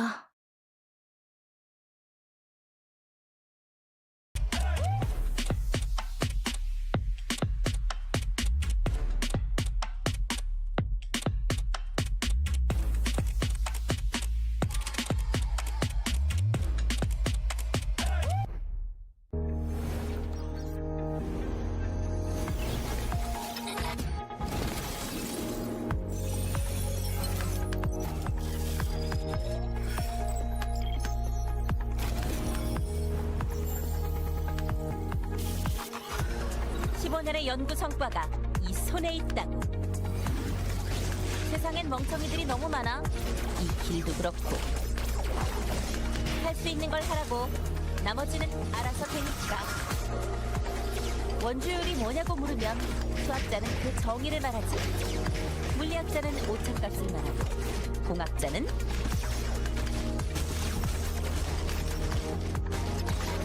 적응하지 못하면 도태되는 거지.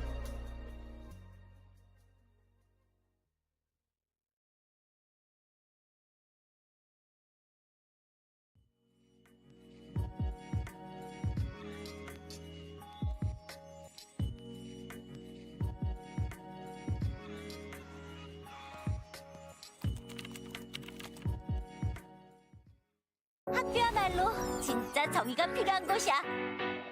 준비 완료! 정의의 히어로 유스티나 등장! 용기와 각오가 길을 열어줄 거야. 놓치지 않아! 정의의 이름으로!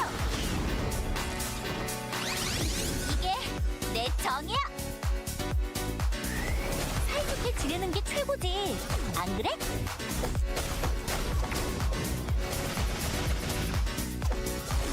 오늘보다 더 평화로운 내일이 되길.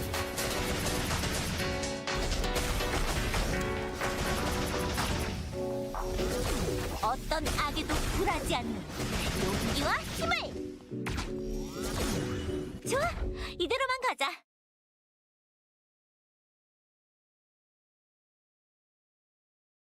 This is QCK Performance. Pick your preferred surface. Extra fast glide with next to no resistance. Control and precision, or a perfect mix of the two. This is precision made personal.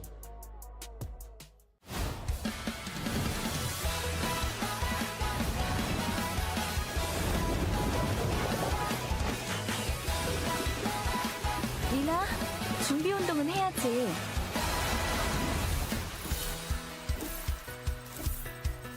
하나, 둘. 어? 괜찮아. 이따 새 거 사자.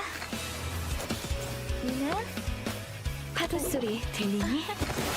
인형극이 곧 시작될 거야. 점성술을 시작해볼까요? 물고기 자리를 떠나 물병 자리로. 모래가 옷 속으로 들어오네요. 하체 운동부터 시작해볼까.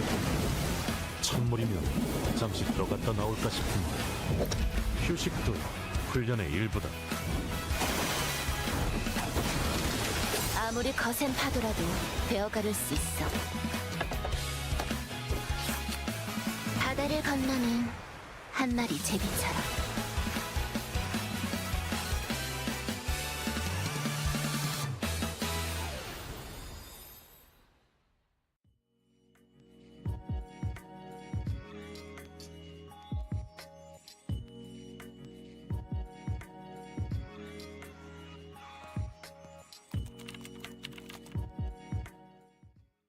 수업 끝! 같이 놀래? 나도 같이 갈 거야.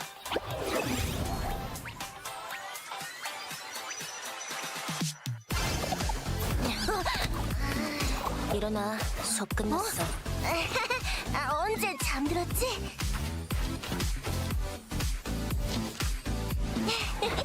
우리 간만에 사진 찍을까?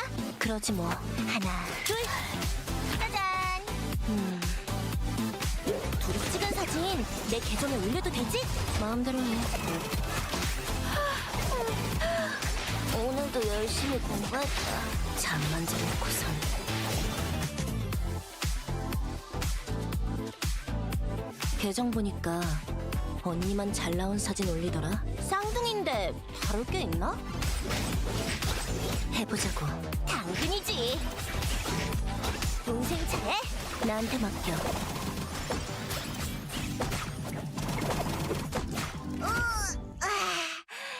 잘 놀았다. 덕분에 좀 상쾌해졌어.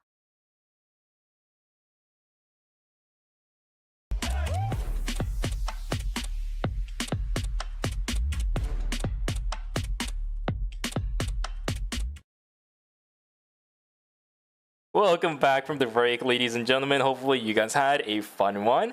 That one was the scheduled one, so no, we're not going into any crazy 20-30-minute breaks this time around.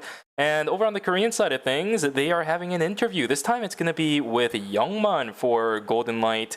Rightfully so. I think Youngman's Tia has been so good. They are the team in second place right now, so I definitely think they deserve the interview slot for this one going into our 5th and 6th game.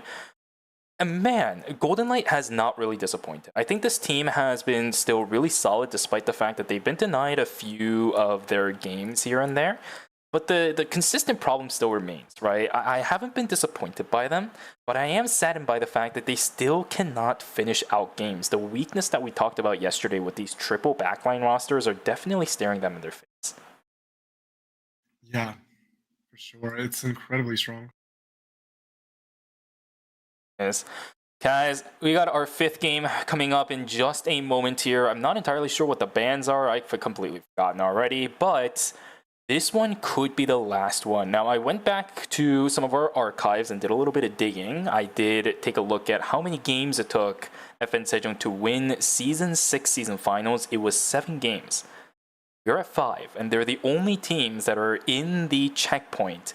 Every other team is extremely far away. So even if this specific block of games before the next break, FN Sejong doesn't win, they still would be tying their record for their season win for the previous season. That is how much of a dominating performance FN Sejong has had so far throughout the tournament today.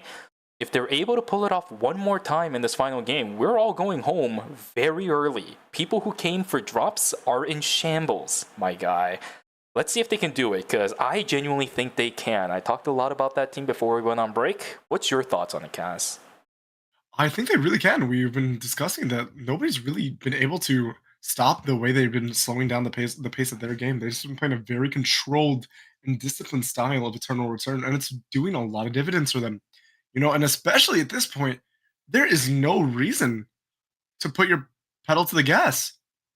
Hit the brakes. Get to that day 5, right? Get scale. You've been so immaculate in the team fighting. Why would you change it up? You don't need to. You've won every game by playing a disciplined and slower style of gameplay. They're not actively hunting for kills. They're not risking themselves of being player seed. And we've been seeing a lot of other teams that try to increase the octane really do fall victim to these third-party scenarios. Sure. It's insane almost how successful FN Sejong has been today. And now it's starting to put the pressure onto some of these other teams. We've talked about politics pretty much the entire night tonight. Eventually, it's going to have to become a thing if these players and teams want to extend the series out as soon as one team goes into checkpoint. With FN Sejong now threatening to end the series as a whole, you're going to have to see some of that handshake starting to come on through. But you still cannot play that selflessly. You still have to play your own game to get yourself in a checkpoint. There is a lot of things you're going to have to consider now. But with FN Sejong joining into checkpoint this early, I should say, that is always going to be looming over your head. It could be the end of the series without you even having a fighting chance for the winning slot. FN Sejong, it's all on you. All down to Bomb, Romantic, as well as One Circle. With the roster swap they did this season with Danana retiring from pro play, can they still hold on to the legacy that Danana has set? The third trophy of ERM they will be able to take away for the post-release ERMs. Are they going to be able to do it? Kaz, we are getting ready for game number 5. What are you expecting to see for this specific game? Well, I think we're going to see a little more Mai come back online. Mai is now on the board again, and a lot of teams are favoring this Mai playstyle. We also got to consider that you might want to play a composition that might play catch up a little bit. The point margin is very big between first and second right now. So if you want to play a more explosive playstyle, at this point, it's the best thing you can do is play to win every game, right? And so however you play to win is really good. And then obviously if you're in a situation, you only play to grief FN Sejong if you're forced to, right? You still want to just win your own games, right? Yep.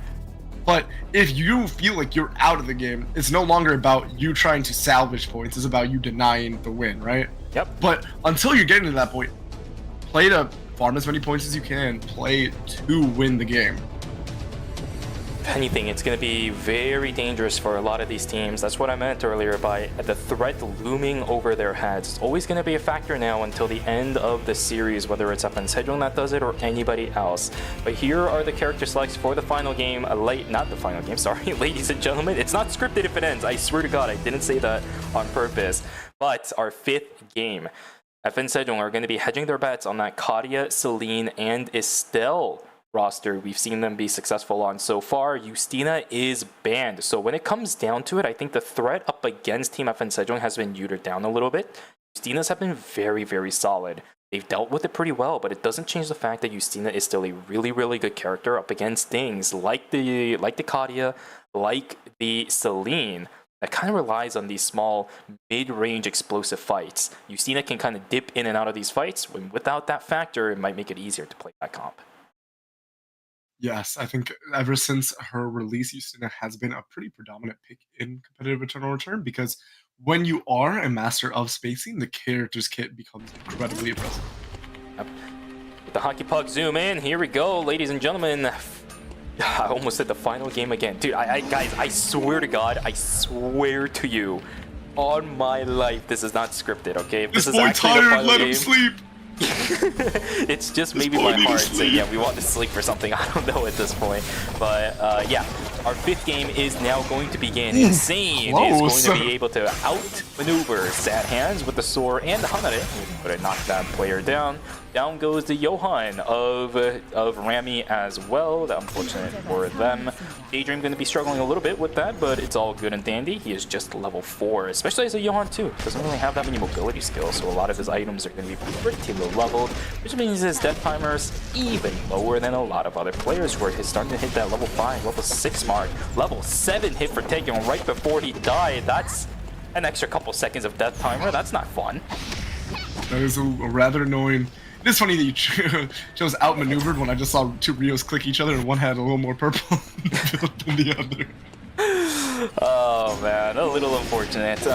Yeah, it's not pre-recorded. Yeah, okay, there we go. I said I was gonna do it once today, right? Somebody asked. That's the one that you're gonna get for the entire stream. Yes, and we are seeing the proof of a non-scripted game, but also a bunch of teams finally getting on their builds online. Probably gonna start grouping eventually. And as we get into this game, I feel like you want to do a little bit of spoiler for Team FN Sejong, so making sure to find that team is really important. Indeed. Alright though, early game shenanigans still going on. It doesn't matter what kind of game we are playing, it doesn't matter what kind of handshake we are doing, it doesn't matter what kind of politics we're doing. We are still looking for these early game kills. Nice auto attack from Fancy. It's going to be 2 kills easily taken inside of Cemetery for Team Golden Light.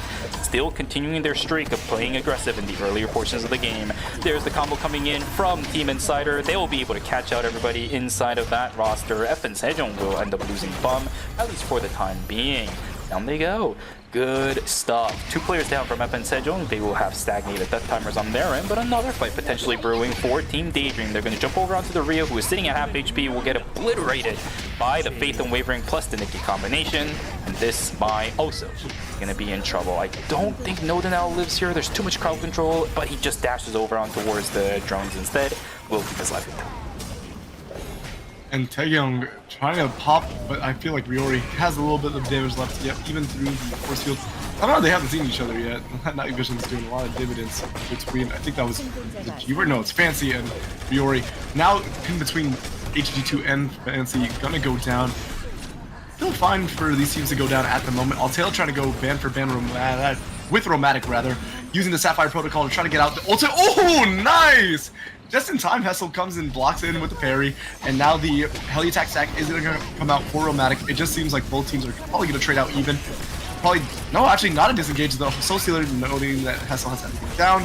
Now they're re-engaged, and we do see going pretty forward on Altail. Altail not going to be able to return enough damage to threaten this Estelle, and we do see that we are going to see the Rami on the Johan rather run away. Hopefully not run into Seiko here, because if you get a little unlucky and the timings don't line up, then you could have just fully wiped. Romantic going over the wall, and now we can see the stun on Bum, or stun from Bum rather, and the Queen is up. Probably not going to walk too far into that. Just get ready to contest that meteorite. Still too early in the game for Bum to be tanky. I like the way that he played it careful still, even if he thought he had Seiko down on ramps. They're going to be jumping in towards the backside of Team Insider, Always in Chun, who as a matter of fact, they did end up swapping Luminal out for Blaster. They think this Tazi is going to be the answer. Is it going to be in this specific fight? Yes, it is. Down goes the Marcus, but it's traded out for the Priya instead, which means now Kyungkwae in a whole heap of trouble. He will just have to back away. That means, I think, an objective spawn on the bottom side, or even if it didn't, there's a lot of wolves that are going to be spawning up there. Always in Chun down on their last ropes. Unless Blaster is able to pull something out, absolutely not. As Golden Light starts to hop on in, Kyungkwae isolated once again, will just walk away from them. And we do see actually Blaster trying to fight HG2. We do have, I think it's Seraphine spawning on the... Wait, how did they end up finessing this meteorite? What? Where's the rest of Golden Light? Where's the rest of any teams that initially finessed to touch the meteorite? Asanians is incredibly caught out. Yeah, I think Golden Light got the Tree of Life inside a Cemetery and then split. If that's the case, it's more of a risk than anything, right? If you can get double objectives in day number 2, that's a pretty good pace setter for you. But now with Youngman also getting taken down, now I'm not really sure that risk was worth it. Double tree items on that team at the moment. Blood Cloak most likely for that Haze, and we saw the Ghost Hand available for the Tia. Still, eh? Bit of a weird pacing they're gonna have for day number 2. Yeah, that definitely is a weird pacing. Also, again, this is gonna be the Tank Tia coming out from Yeoman. This is gonna be the Commander's headset. I think there was an Inquisitor. I don't know what else they were building, but with the healing drone, trying to kind of fill in the shoes that HG2 was filling for the tank initiating, or not tank initiating, because he doesn't tank, but the initiation tool on the triple range comp. Trying to build a little more bruiser because you don't have the safety net of that Peacemaker, because they decide to pivot once the Yusuna is banned. But the rest of the lobby winding up. we're just gonna have to keep our eyes on FN Sejong, which is also leading in TS right now, and that's not what you want to see if it's a team that is on good tempo and is looking to win out the lobby on game 5. Keep an eye out for pretty much the entire lobby. They're going to have to keep an eye out for FN Sejong's progress, but I don't know if every team knows exactly what's going on right now. The Blue Guardians looking for an opportunity. They do end up forcing out Riori's fire escape, so that could be a cooldown this team could abuse in just a second, but the damage exchange is actually really good in favor of Team Uri's Kangwon. Forcing out the healing drone onto Char is pretty big. Now the healing drone advantage goes in favor of Uri's Kangwon. This is over the alpha objective as well. If these teams don't fight it out fast enough, there might be teams starting to storm on in. Who's going to pull the trigger? Who's going to decide to send it? It's going to be Char to start the fight. Another fire escape invested from Riori. The cooldowns for Catwalk and fire escape at this point in the game are pretty equal. The Blue Guardians trying to break the stalemate, just going to start the alpha up this time around. But now Team Energy has information on it. Alpha taken away by NCMB as well as Char. Explosion shot away is probably going to call the end of the fight. Nodanel is still looking for this though. He might have gone a little bit too far in. Healing drone has been popped, but the damage output is still there. And CMB just goes absolutely turbo. There's a Wolf Assault knocking down Insane. Riori is going to have to fully back away. Nodanel is still going to get taken down regardless. How the heck did DSG win this and turn it around without being down on util? That is an NCMB play if I've ever seen one. Just immediately monkey wiring it and trying to kill the back. Riori does have the lab to safely escape to make sure that you will not be seeing a full wipe of Team Energy. But that's still a lot of pacing loss. Both tempo in terms of farm and also the objective going not their wayside. It is a little unfortunate. The Pure Rage uppercut onto Byung. You see Nikki beating Nikki, and it is not looking very promising for Insider's Nikki. Hessel just absolutely having more damage because of the build, and also just a follow-up from the Theodore and the Johan were there and true. Considering the items that was on Byung, I think he stayed alive a lot longer than I would have hoped for, considering Daydream's items on that Theo right now. Alteo has the triple items that he needs. We've seen the Eagle Eye already on him. Sorry, that's not the Eagle Eye. Eagle Eye is the new bow that came out that you can build up with the Mithril. What do they call it? Hawkeye? I'll have to double check on that item, but either way, Holy Orders plus the Racing Helmet. They've got the triple core items onto the Theo. Realistically speaking, Tellurian Timepiece is a very minuscule damage increase. I've seen it over and over again. Characters like Jenny as well as Theo, they tend to prioritize the Holy Orders because when it comes to raw damage output, they're just way better than upgrading that Sports Watch into Tellurian. So pretty much this Theo is already technically full build, right? He's got his core items. He's exactly where he wants to be, but that Nikki building damage lasted a bit longer than I would have liked it to. I do think actually Insider's Nikki does build tank. I think I can see Ghost by Commanders and then just follow me. I think it's only Hessel on the Nikki that builds. Oh, that is true. Yes, I do apologize. You're absolutely correct. I was just thinking about a completely different one. Insider, I guess Hessel, sorry, not Hessel, but Byung, he's only on one transition though, and I don't recall what it is. It doesn't seem to be. Probably the Ghost Prime stress. Yeah, that's what I'm thinking too. So it's a more offensive tank option. It still took a while for the Theo to kill him, which is a little bit worrying, but maybe it's alright. Maybe it's just still early game where the Theo doesn't have the overcharge state. I don't think he ulted in that one too. That's a good chunk of damage. Maybe I'm just overthinking. I think it's fine. We're just trying to analyze this a little bit of a lull state into the game, but we will see some action probably start up around these Omegas and the other objectives that will be offered around the map in purple boxes. This is obviously a time that teams like FN Sejong want to be able to contest an objective, but I just think they're probably not going to go for these Omegas because the chances of a player C and then ruining their game, I think they are just going to chill, try to play the farm. They might go a little lower on transitions, but as long as they make it to that 5-item point eventually, I think they're okay with that. They're on pretty good pace for you right now too, right? 4 transitions over on the Romantic, 3 for 1 circle. 1 circle, the next couple transitions, boots is probably something like Glacial Shoes. You don't really need anything high investment for that. His weapon, if he doesn't go for the blood sample, is a meteorite for the Imuki's Pearl. For the Kadia though, Burgundy would probably be the best case scenario. You can even go for something else instead. There's a lot of really good chess piece options for ADCs right now, most likely sitting on 100% crit already. If not, you can go for the Spectre instead. Yeah, FN Sejong is completely fine with where they are. The rest of the transitions are either bloods or very low value, so it doesn't really matter where it comes down to it. Taekyung is staying alive a lot longer than I really want Team Incheon to be dealing with, because that wall was denying Cinema and Sanins from joining the fray, but now they are. And look at this, Omega is just constantly frying people left and right. There's knockups, there's knockbacks everywhere. Taekyung will finally get taken down as Daydream is gonna third party come in.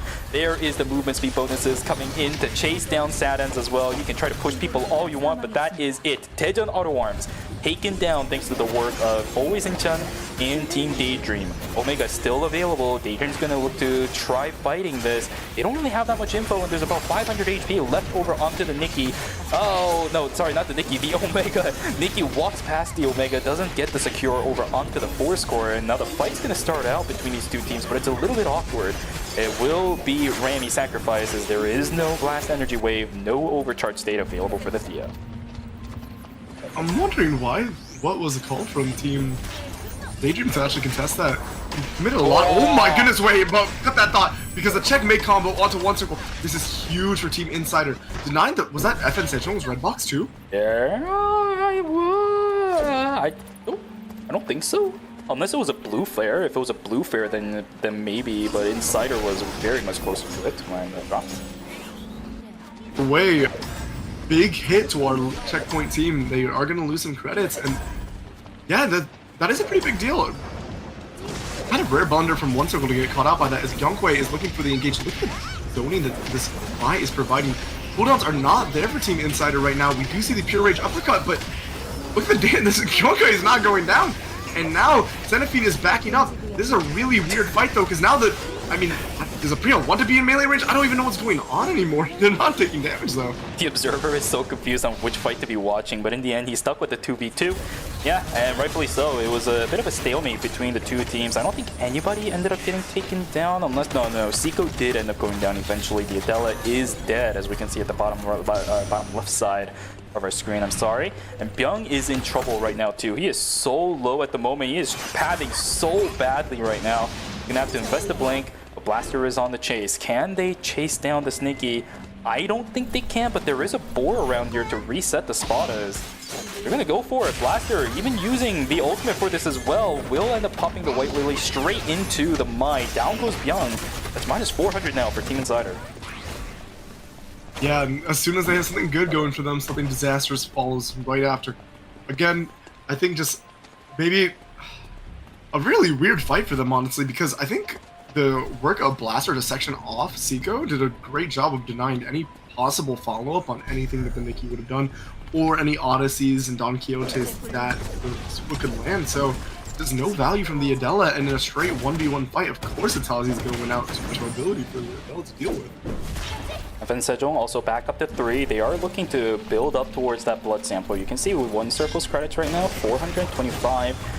In just a moment, they should be able to call that blood sample in. I think it's going to go towards the Burgundy, because I know that's been a high prio. But the third party coming in from FN Sejong, that is Shambles, called for Team Golden Light. Caught out in the middle of everything, will end up getting wiped.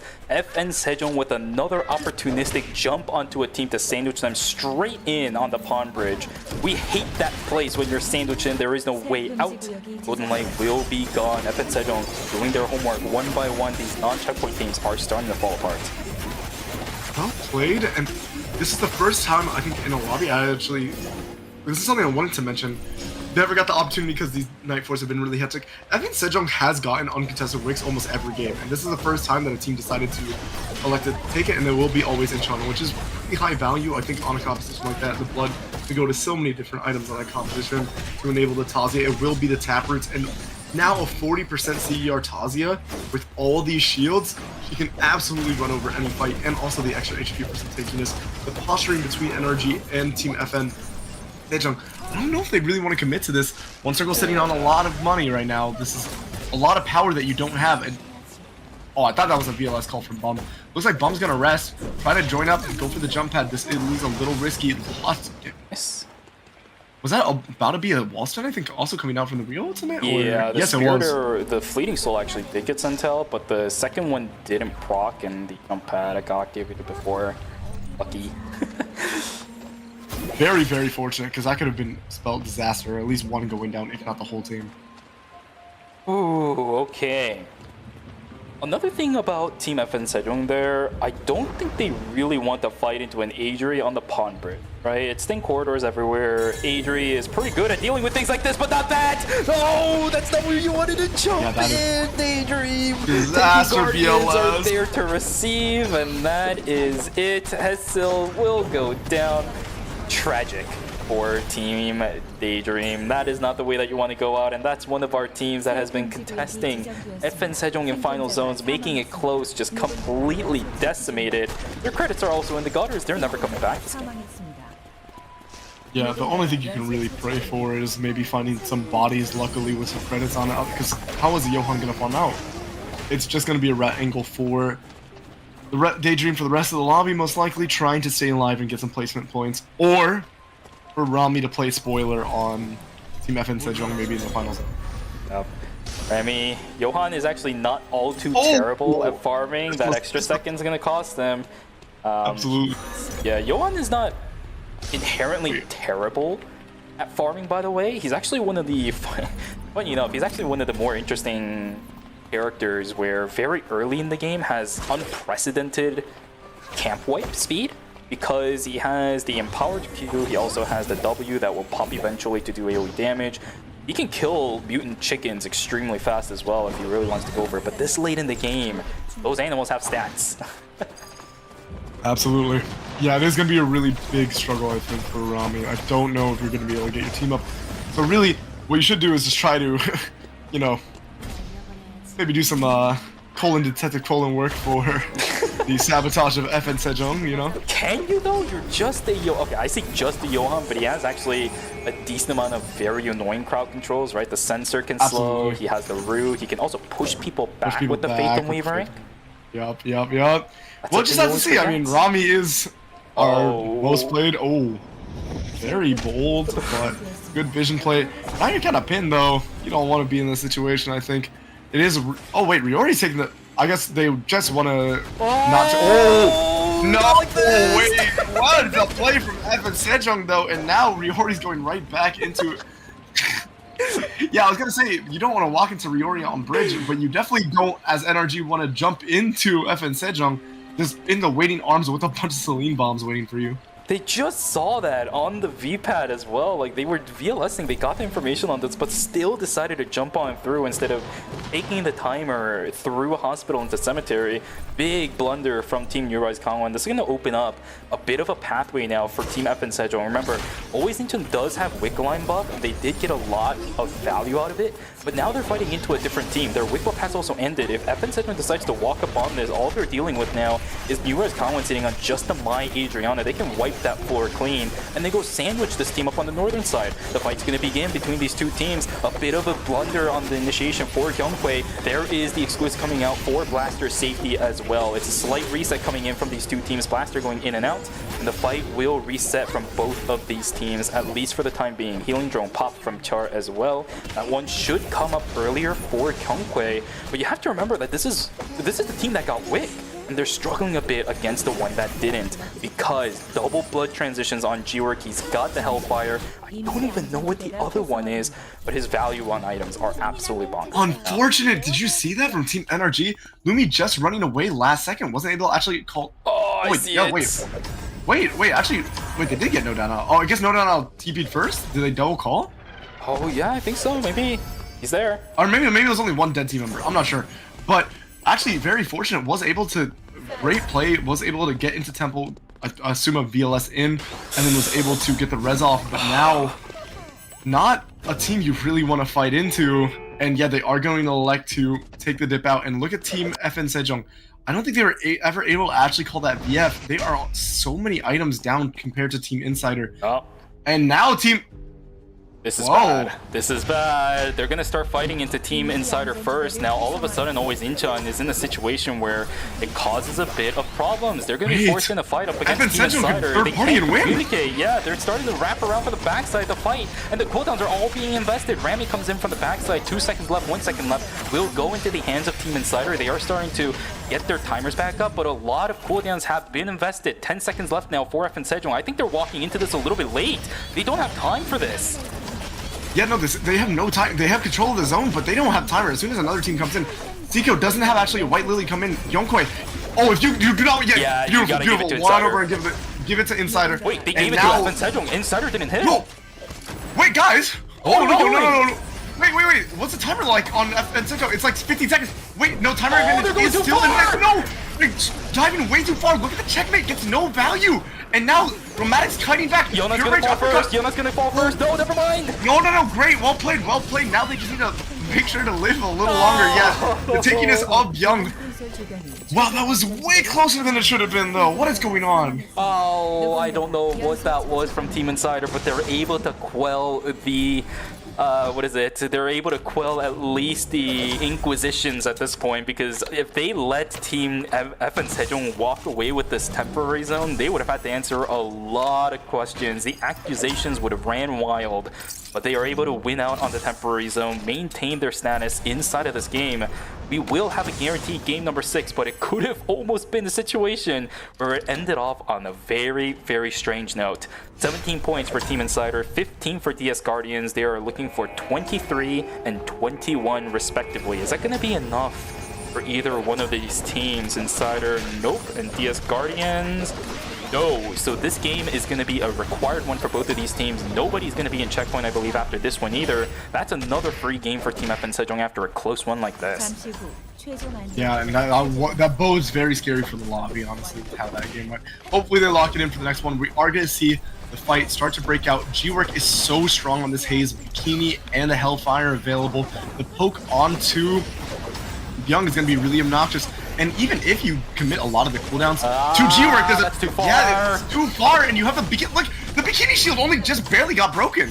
Now the re-engage is huge. Look how sectioned off Young is from the rest of the team. Checkmate coming out, but getting absolutely zero value. They don't need it. I had to say this fight is basically over. Look at Young's timer. Oh, single digits in just a few moments. He needs to heal back up too. It all has to come down to Seiko and Yuna. I think this Nikki is pretty much out of commission. Fury Jab is going to land over onto Char, but it just does not matter. DS Guardians will finally be ending the win streak of FN Sejong as they take down Team Insider on the final zone of Cemetery. 21 points for that team, as I remember correctly. GG's to DS Guardians. Very, very well played. Honestly, though, I feel like a lot of the Nikki engages I've been seeing have been a little sus, just not enough follow-up on them. And that was another fight where you commit so much to the Bikini Haze that has also like, what, a 500 shield to help mitigate a lot of the bursts. There isn't really damage on that Nikki either. It's an Amp Drone, Ghost Bride, Commander's Headset Nikki. This isn't like Hessel on the Elegant Gown, Tellurian Timepiece, Sultan's Turban, just absolutely blasting people. It's definitely more of a utility base. And if your team isn't there to follow up, where is the Nikki value coming from? Yeah. Oh, we've seen too many of those situations. But if anything, I think that's also on Team DS Guardians for reacting correctly, right? That's literally the only game plan that Team Insider has. It's one of the biggest issues of going up against the Nikki Adela combination. You know exactly what's coming for the most part. So as long as you're able to kind of keep your wits about it and play it out correctly, that is what happens. I think Daegu Guardians is also a team that can run the Nikki Adela combination. It's actually one of the more classic rotations that this roster can field if they want to. They know how to play against it, right? If they know how to masterfully play it, they also know how to play against it.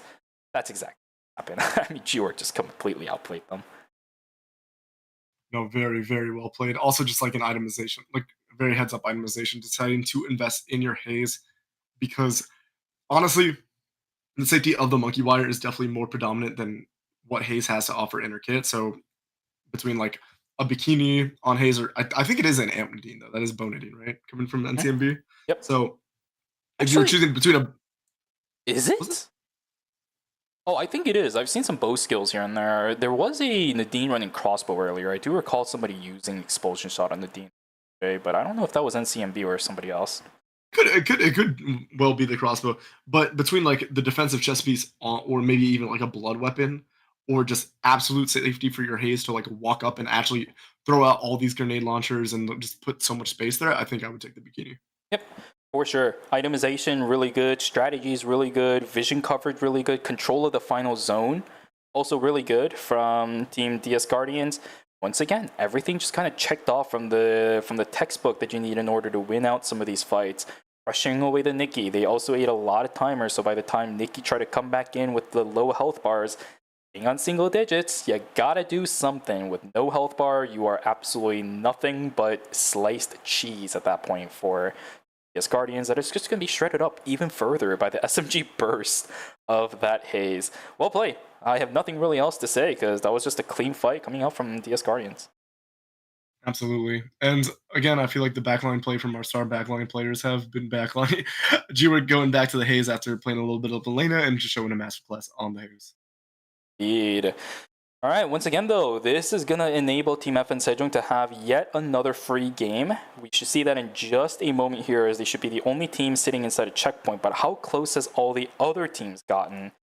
Yes, Guardians, they are 59 points up of the 0-point mark that everybody started on. 11 more points until they're in checkpoint, but a 30-point difference still maintained by Team FN Sejong. They just need to finish it, right? Yeah, that's at the this point, only condition. The 30 points don't really matter, right? Yep. What actually matters is closing out the game. Because you could be 100 points in the lead in checkpoint format. That doesn't matter. If you don't get that last check, like, if you don't knock over the king, then, you know, looking like a looking like a blunder. Yep. 47, 47, 46, and 45.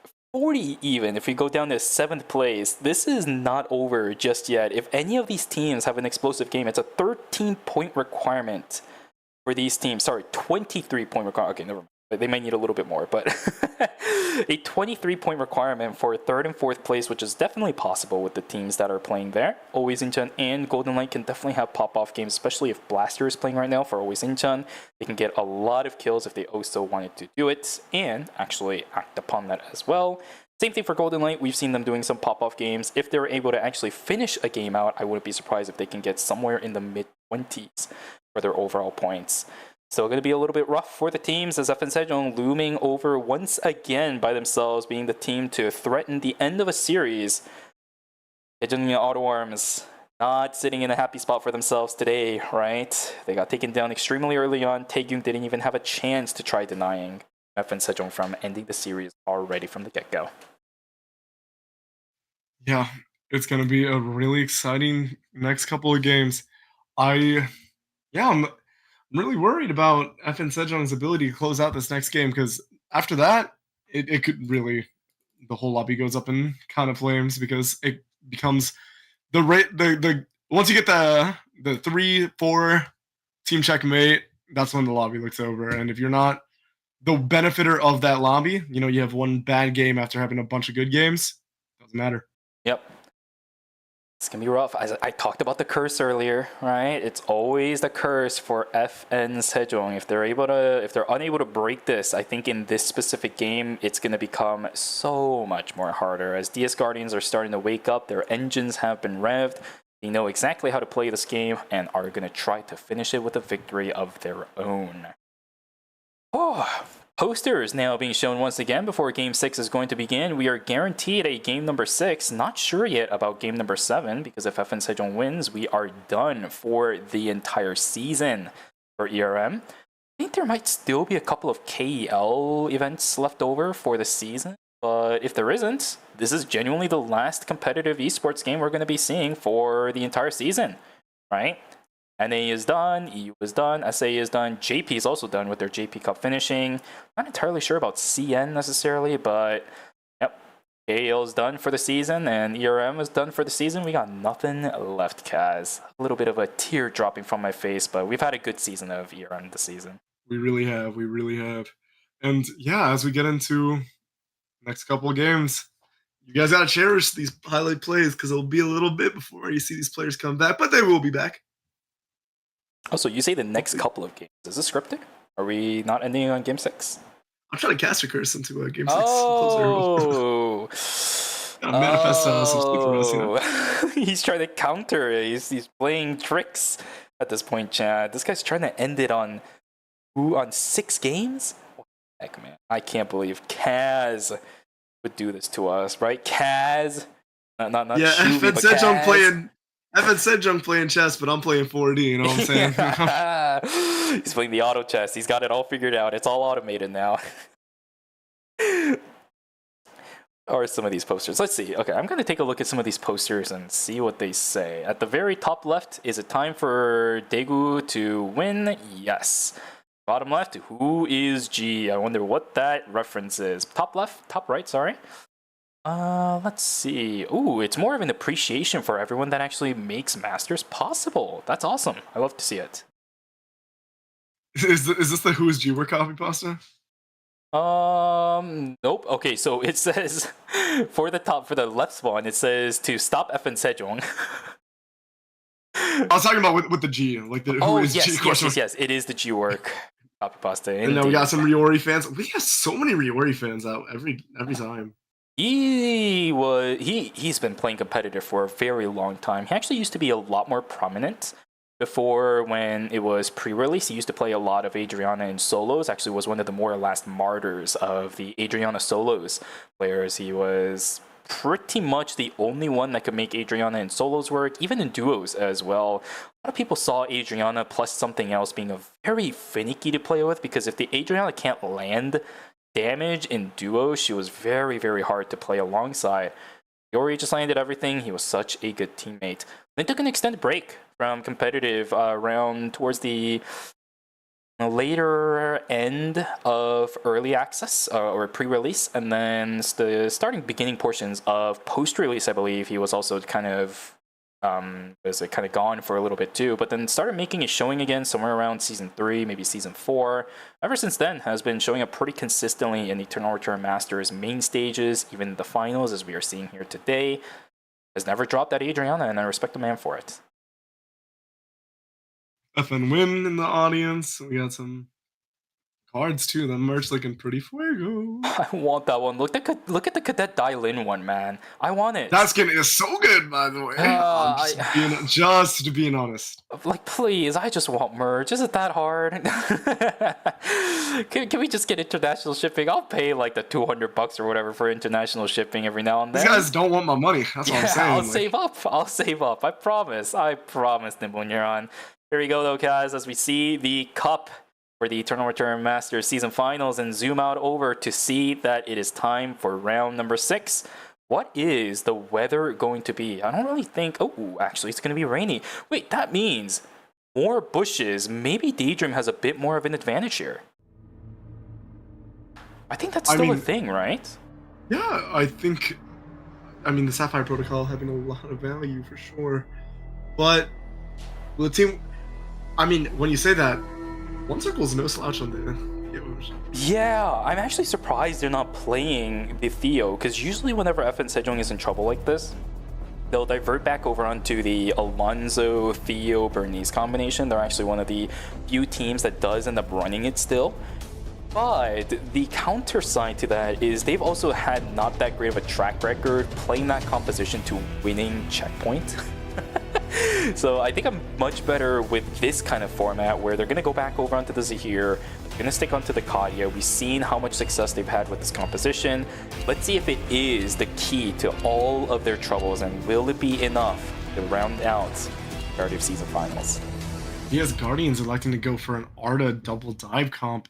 We haven't really seen that come out in a little bit, but the explosive nature of any kind of Arda plus dive partner composition is always there. These are the kinds of, if you want to make up a checkpoint margin, this is definitely one of those comps that you can just bust out to have like one of those like 20 kill bangers. All right, ladies and gentlemen, game number 6, one team only still in Checkpoint. After game number 5, that has not changed. FN Sejong sitting at 89 points for themselves, a 30-point lead. At this point, they're almost guaranteed to have that first place when it comes to points alone, but they also want to win the entire tournament through that Checkpoint format. And as we start zooming into the trophy this time, where is my hockey puck, will signify the beginning of potentially our last game of season finals. Here we go, guys. Yup. The potential for a 6-game series is definitely there. I know that we won our drops, so I guess you guys are actively rooting for any team that isn't Team FN Sejong. They've been playing really well. And again, that was a game they weren't really far ahead. They were actually rather behind. Never able to get that VF call in for the Chaser. Or maybe the Burgundy, because Romantic was also sitting on the Chaser, so maybe it was the Burgundy like you were mentioning. Could have been either, but ended up being neither. And ended up being some double guillotines. And that still came down to the wire, honestly. There was still a chance for them to win that 10th zone, get all those credits, and then get back online. Hessel is getting absolutely bullied by Insane. Yeah, he's dead.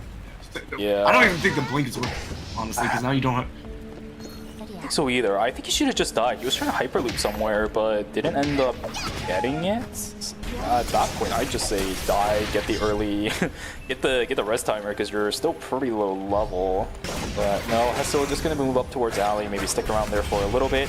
As we see some X Factors starting to come back into this game one more time. Subame activated for Tejon Auto Arms. They're going to a comp we saw them playing yesterday, actually. Right, the Ekion, Justina plus the Subame. That could be an answer to FN Sejong. Tejon Auto Arms is the team that constantly put Team FN Sejong on absolute copium alert whenever it came to checkpoint. This is a composition to do it. Yes, very well mentioned. And also, this is, I think, the only comp. Well, actually, no, I think they won on the... They did end up with... Yeah, last game they won on the Priya, Rio, and Marcus comp. But this is the comp they actually got their first win on coming from semifinals. So this...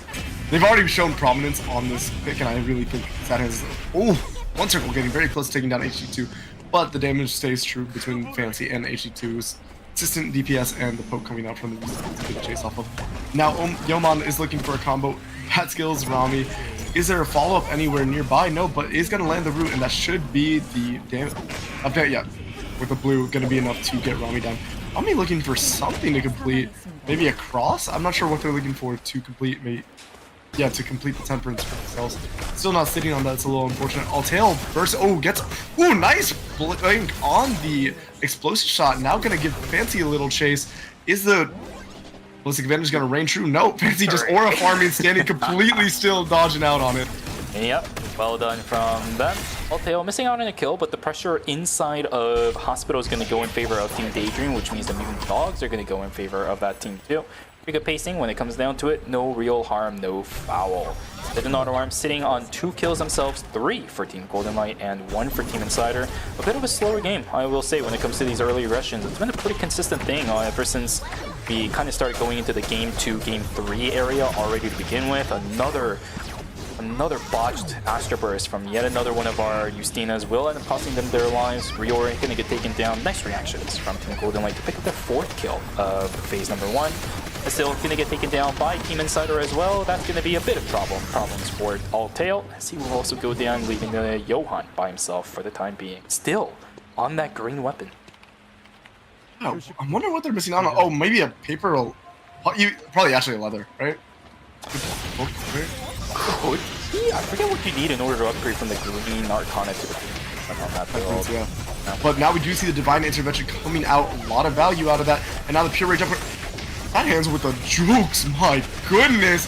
Yonkoi had no chance, but the damage is still true, and Blaster is still so strong in this fight. Just the shields coming out, or just way too much Centipede healing to absolute full. Taekyung, I don't think you got anything left in the tank.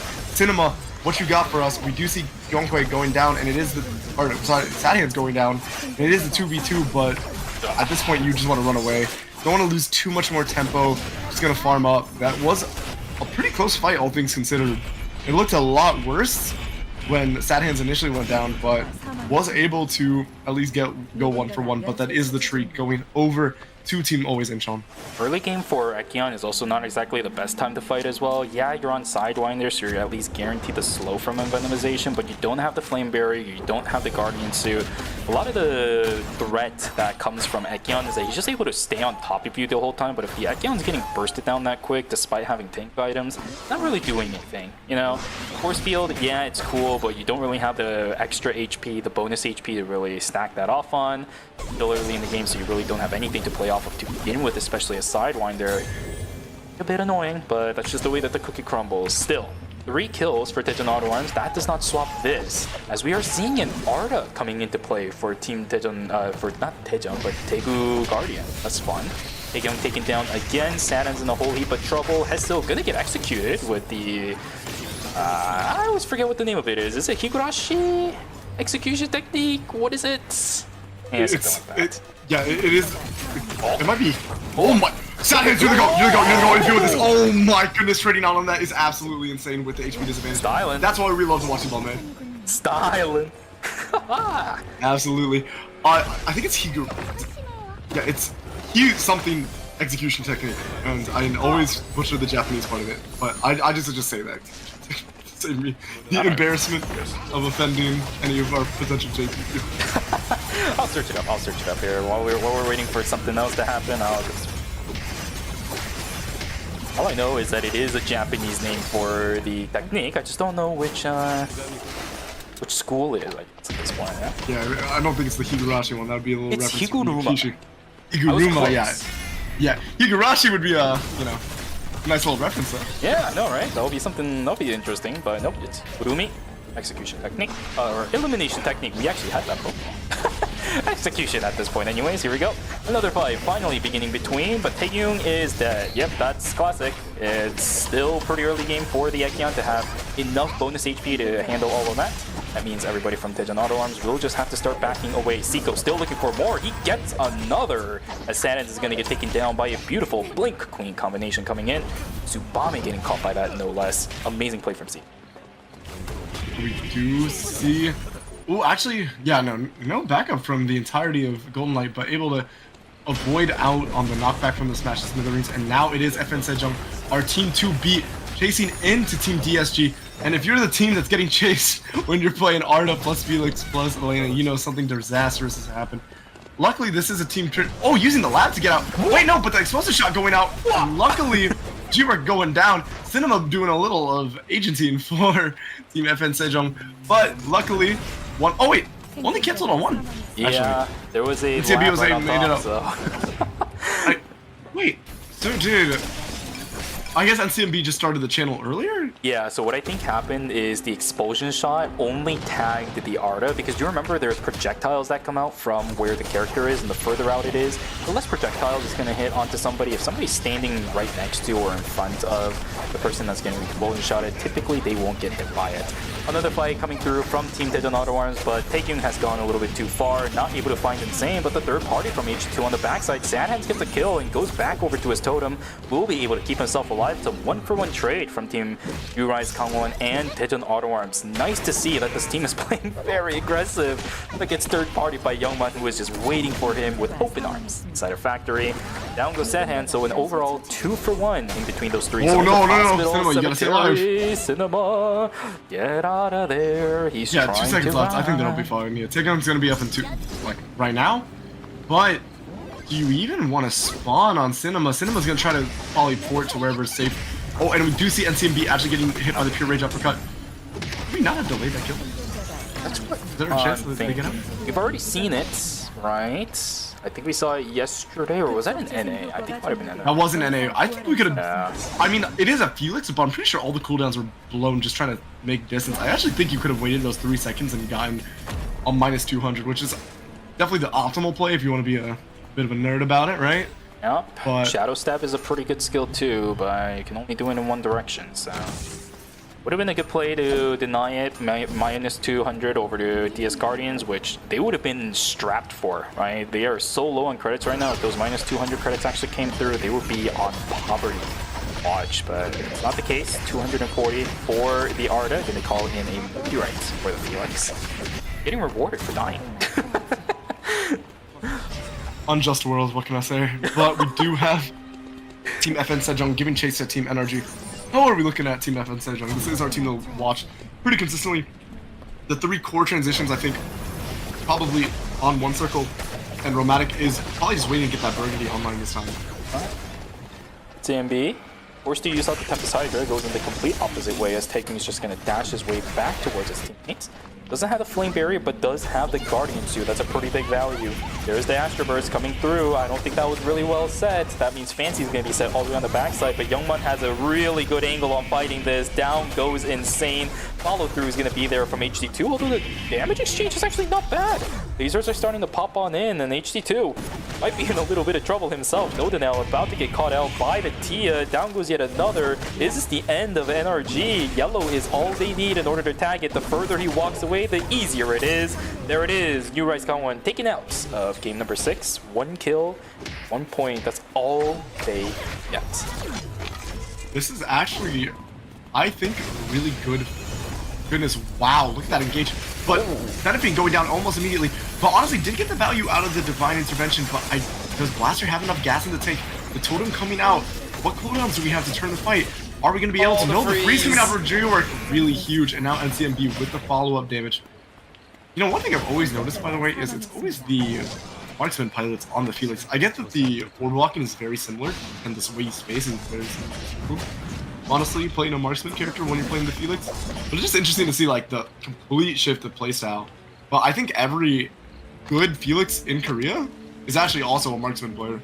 Yeah, and the thing is, it's NCMB as well. If you think of a Felix player in Korea, it's usually going to be NCMB. I think there's one more as well, but they haven't really played it this.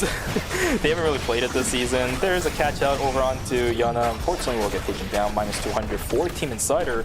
And we're seeing something that Insider hasn't done for quite a long time. They used to do this quite a lot when we first saw them debut. I think it was back in Season 5. Just splitting apart out of nowhere for fun post day number 2. It's gonna cost them again. This is something I haven't seen them do in a long time. I thought they fixed it, but Yana is just free farming by himself, gets caught out and gets punished for it. -200 for absolutely no value. Yeah, I mean, split farming at this point in the game is just almost never worth it. Like, the risk is so high while the reward is like, I mean, it's there, but it's negligible enough to deny, like, basically say don't do it. But yeah, I think obviously Revolu is another player that I think was pretty prominent on like the marksman Felix, but I don't know. It was just something that I like was looking at when I was watching NCMB play, because I know I think he plays a lot of Felix, but also like happens to just be a very prominent marksman player as well. It is just interesting to see that the skills line up, even though I think stylistically they're very different on paper. In this case, you suppose it's causation is, or correlation is causation, or you think it's just... I think maybe again, I think it's just the orb blocking is very familiar, and the Dora's on no items. It's kind of appealing. It really is just a Nimrod skate park. Oh, you're right. In this kind of team comp, though, you do need to prio the Felix. It's not anything And I too guess the surprising. Elena as well? Yeah, she's got the blood. She's got the blood chest piece. So it's probably Black Flame Dragon, right? Yeah, Black Flame Dragon for sure. But I'm just surprised they prioritized Black Flame Dragon. I assume they got that from a Flare, so I'm surprised they went for that over maybe getting a Queen of Hearts, because a lot of your composition is based on Arda's ability to set up and facilitate. Yeah, but a lot of times the real kind of benchmark that you're looking for, I found this out a lot when I've been playing Arda lately. 10 Delos Monarchs seems to be enough, right? You don't really need any more than that. The Mithril investment over onto the Arda is usually good enough. They're gonna have to go for, I would have to assume that's the Empress if they're trying to use this Arda as a CC bot at this point. Still getting out. A real biggie. Yeah, they should be okay. Let's see if this fight goes well for them though. We do see the VF dispersion. G-Work incredibly strong though. This is actually, now we were just talking about like Toro going on poverty, but because G-Work is eating these items, if you get an isolated opportunity on even Blaster, there is a good chance that you're able, if you get a full combo out, to kill him. His stats are pretty good. He can burn the players down and always engine for quite a fair number of health. Fight is going to begin. Kyungkway actually does end up using Guardian Reverse pretty aggressively. Is always actually considering this fight. They're just gonna back away. Sees a Felix. Pretty scary. Felix is actually a pretty good character into the Tazi as long as you're able to dodge out on some of those spottas, just simply because you can get the continuous damage in with those spear weaving auto attacks. Good idea for Always Engine to just back away, not risking it at least as of right now, since the Elena is always going to be a factor in threatening out that Charlotte. Yeah, and now we do see FN Sejong. Thank goodness people are finally contesting this wicked line. It is getting tightened by Golden Light, but the problem is I think that patience meter is about to run out. Ooh, the full rainbow committed actually to secure it. Well, I really like this Team Golden Light. As long as they don't end up getting third party, this was a really heads up play. Understanding that they just toggled enough aggro where it still was aggroed onto them, was able to secure it, and then use the full rainbow to zone off any team that was going to potentially go for a steal. This is okay though for FN Sejong. Already has the blood sample for the Zahir. Not sure if that's Chaser or the Black Lotus Shuriken, but it's all good and dandy. Another fight potentially brewing is the Auto Arms thinking to fight it out up against the... Whoa, what the heck was that? Sadhands just getting knocked up in the middle of nowhere. Goes back to his totem right before the buffer the knockup, and down goes Kyungkwae. Now this is problematic. They should have the damage to be able to knock down Blaster, but there's heals, there's shields, there is every effective HP available for this team. Will not be able to knock down anymore, but down goes the Nikki. 35 seconds to go until day number 5. You're gonna have to go to Lumi if that happens. FN Sejong still looking to fight it out up against Daydream. That Spark Nade spread could have been very dangerous, but does get out of it. This is just not a terrain to fight Theo, and let's try to reposition. Let's get out of Chapel. I don't think this is Chapel Zone is a very favorable zone when you're ever fighting into a Theodore, especially when backed by Johan for all that sustain. We do see Romantic getting pretty close to the VF credits. I have to assume that's a Burgundy getting online.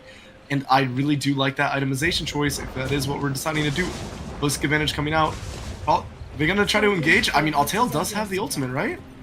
They do, but unfortunately for Team Daydream, Uptown is going to open up. This does give an avenue out for Team FN Sejong. It's on Auto Arms standing around this area too, but do they have the items for this? Oh, actually, Cinema is sitting on, I think that has to be the... Stina, yeah, it is. Yes, you see the shield, you see the shield. Yeah. But yeah, I do. Good items. Yeah, I do like Romantic's decision to probably. I really hope going for the Burgundy, just close out any chance of just immediately getting eliminated from the fight, because that is your lose condition. Although you're not gonna go for it. It's not mandatory anymore for the Kadia. She is not much happier, but she's very happy sitting on the Andromeda for the most part. Her damage output is pretty insane on it. You do get more ammo out of the Widowmaker, but in comparison to something as valuable as Burgundy, when you're playing up against something like the Nikki Adela combination, yeah, I'd take the Burgundy any day. Agreed. Is it the Andromeda or is it the Intervention? Because usually they need it for the crit threshold, no? Oh, true. That is actually fair. You could run the Intervention. If you run the Intervention, you do actually straight up lock yourself out of the possibility of ever running Widowmaker, because Widowmaker doesn't have crit chance built into that item. But if it is Andromeda, then you do have the option. Maybe going for the Blackfire Cannon effect as well, slow of 99% on a couple of auto attacks here and there. Could be helpful. I've seen a couple of Kadias take that throughout the season, but it's just not the case here. Another fight going on inside of Forest. It's going to be Team Tejon Auto Arms duking it out up against Always Incheon. Okay. Oh, this is not good. Damage output. Astro Burst is invested early, and look at the health bars on Always Incheon. It's still looking pretty good. They're trying to jump on towards the Tsubame, but they can't lock this character down for the life of them. Guardian Reverse is removed, but it doesn't matter. Down goes Tsubame unless Cinema can pull off a 1v3 of the Sentry. This fight is over, and the game is done for them. They're trying to kill the Nikki. They finally get it, but the health bars is too much, and the gauge of Justina is gone. The hero will fall, and the Demons have won. It's going to be a one-team fight on the northern side of the map, as it will be Team... What was that? Always Incheon up a victory against Tejon Auto Arms. So 2 teams down, 5 to go. And just look at Daydream. They're just gatekeeping Team FN Sejong from getting out of this uptown area through the way they want to. That neutral lasted for like 45 seconds, just posturing. The Observer even just gave up on that fight and decided to focus on Always Incheon's fight, because nothing was actually coming out of that, because it's just Katya and Zahir poke into Johan Theodore sustain. Now we do see G-Work trying to maybe posture. Lots of return damage though. Oh my goodness, Kyungkwae doing a decent amount of damage. I have to assume this is definitely a damage maker coming out. Oh, Pure Rage uppercut onto Chor. Chor has no items though. And now you've invested into not really the carry. NCMB could still potentially turn this fight, but it looks like it is going to be a full disengage. I think the dance. Look at FN Sejong though. Oh no. We do not want to see this. Great Nimrod's Gate to get out of that fight. Very, very dicey. Oh, what is this? The fiesta. Okay, if you're FN Sejong, you hope to AFK in the top side and nobody notices that you are in this zone. As soon as the team realizes and gets vision of them, they are going to draw all the aggro. No team is going to be willing to give them the chance. Yeah, they're trying to leave this top right area because they know there's a team sandwiching them, but it actually forces them into a fight instead. Bomb, sandwich situation. FN Sejong in a little bit of trouble. Blinks invested from everybody. Bomb also deciding to jump back in. There's the Nimrod's Gate coming in to try pumping a little bit more, but everybody just getting third-partied. Will have to get themselves on out of there. They will take the VLS to jump all the way into Chapel, sorry, for that temporary zone. But now they're fighting into team, what is that, Golden Light? And we have already invested a couple of... Whoa! No! Beautiful fight! Thank They're you! done! Dude, oh my goodness, that's terrible. Wait, they're out of the zone too. They didn't make it in time. They had to go directly into Chapel. Alright, well, we guarantee a game 6 for ourselves. But I do like that heads-up play from Daydream to deny them getting out of there. And then they also followed them. They don't want this really well played. they understood the win condition because honestly that was a really big blunder. Yeah, I was gonna say that was a pretty big blunder from DSG to just let them walk away. Why not just run at them? But now, I mean, what do? If you're FN Sejong, you just try to play point denial. Daydream is gonna go down the timer, but honestly, you did your job. Even if they didn't blunder on the VLS, rather, you still can't. You just prevented them from walking in. But look at the timer advantage.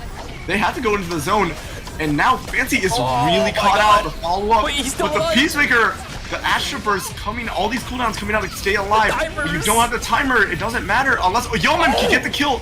No, not enough damage. Wait, did Young go down? Kill. It's a trade. No, Young Gun went down. Now it's a timer v timer, and now great follow up, and it is gonna.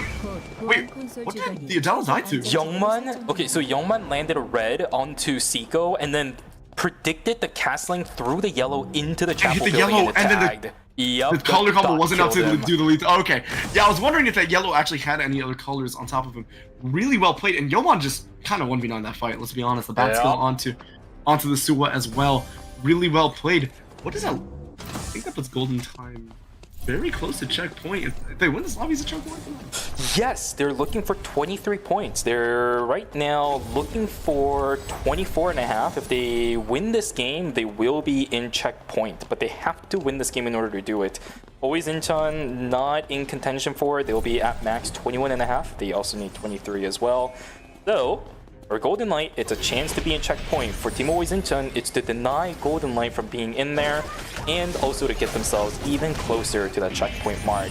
Depending on how this game goes, it might be Team FN Sejong getting one more chance at the final zone. Astro Burst just completely whiffed.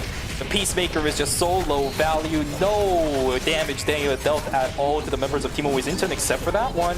There is the Divine Intervention coming out too. Hold on a second. This is a possibility. We've seen Youngman do stuff. The wall is pretty good too, but if they can't capitalize on it because of the yellow-blue, but Blaster is there to clean up. Youngman gets taken down. Fancy just doesn't really have that much left in his tank. Look at that gauge. Quite frankly, literally and theoretically, Fancy should get taken down. I don't think Xenophine should be able to give this kill back. And plus, Fancy's timer is due. Yeah, absolutely. I mean, with the cooldowns of this dash really low for Xenophine, is going to be a big win for Always Incheon. They really did want this. Obviously, I think really heads-up play from all the teams, though, except for maybe TSG. I did not like them walking away from FN Sejong, but Daydream, being the heroes, made sure to gatekeep them, even if they didn't lose to their own Fool's Mate. Like, that was definitely putting yourself in checkmate there by VLSing, rather, right outside Chapel as the zone locks out. With that, 58.5 points for Team Always Incheon, just barely on that cusp of trying to make it into checkpoint. Will not be able to hit it. Same thing for Team Golden Light, which means we run it back as one more game where FN Sejong has checkpoint all to themselves. If they can't finish it after this, there will be teams nearly guaranteed to make it into checkpoint as well. We are extending the series yet again, Kaz, but we are at that fated 7th round that is upcoming after the break. As I mentioned earlier, that is when FN Sejong was able to win out on season finals for season 6. So is this going to be their time to shine, or will it be everyone else's? push us into a game 8 and potentially end the series there with an FN Sejong curse striking once again. Yeah, I mean, who knows? This is definitely a lobby where you can't blunder this next game. If you put yourself in a fool's mate like you just did, right? You get yourself killed, then you've given the window for a lot of the teams. We're all maybe like 5-6 point margins away from checkpoint to get themselves into that situation, and then you just play. At that point, that's when checkpoint becomes like the variance game where it's like whoever like lucked out because everybody's gonna be playing to live, nobody's gonna be playing to take risks, and then it just becomes the final circle fiasco. Yeah, and then teams like Tej and Auto Arms will probably start coming back and playing Desperate again. They had a really good performance this time. Quite a lot of kills going in their favor, especially with the X factor of the Tsubame plus the Justina coming in. Actually was able to find some success, but again, gets denied with a third party coming in from the side. Very brutal. Daydream ruining their chances this time around. This might be the way for them to go. At this point, if nothing else is working but X Factor compositions like this, you just gotta stick it, right? It works. It does something. It's your only answer to everything else that's happening in this lobby to begin with anyways. But yeah, guys, game number 6 is now over. Despite all the delays from earlier, our players are playing extremely well. See that from the results. Let's take a look. 68.5 points for Always Incheon, as I said. 66.5 for Team Golden Light. 64 and 60 for DS Guardians and Insider, respectively. Everyone else is below sub 52.5. Very close series for what it really shouldn't have been, considering FN Sejong has been in checkpoint since game number 4.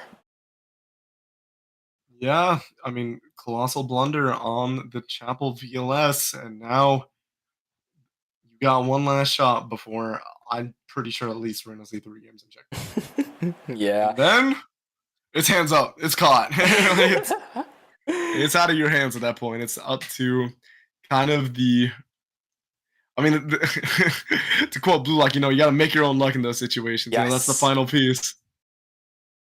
More favorite quotes from an anime. You gotta make your own luck. And for a lot of these other teams, they have. Yes, for FN Sejong, they managed to get in pretty early, but making your own luck and then finishing what you started is 2 different things. That's why there's 2 different proverbs for that kind of stuff.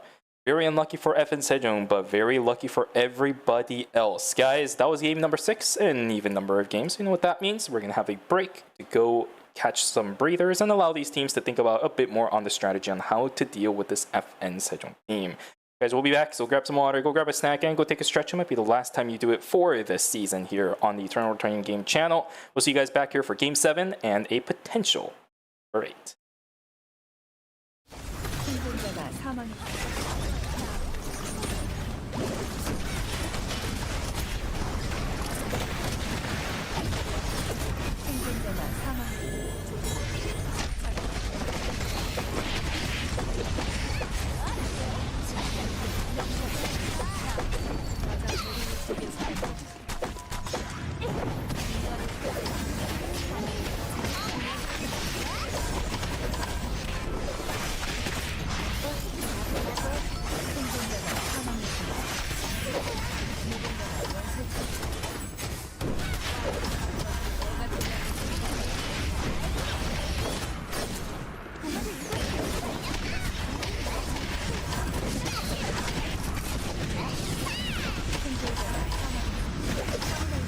곧 부활.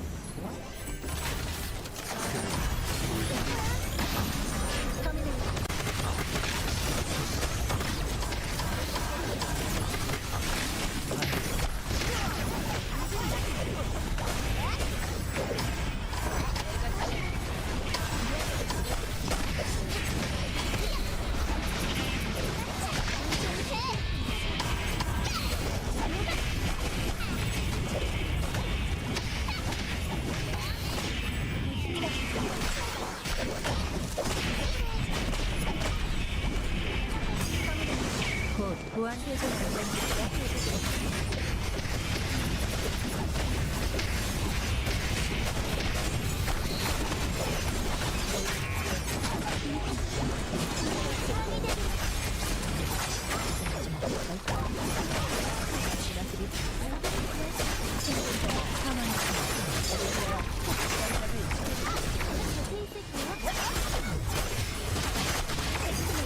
고통은 맛보여주지.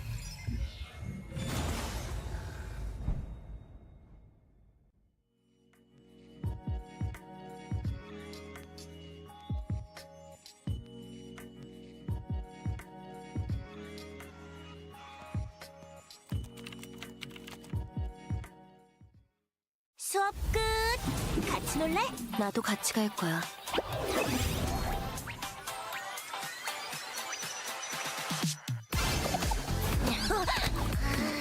일어나. 수업 끝났어. 언제 잠들었지?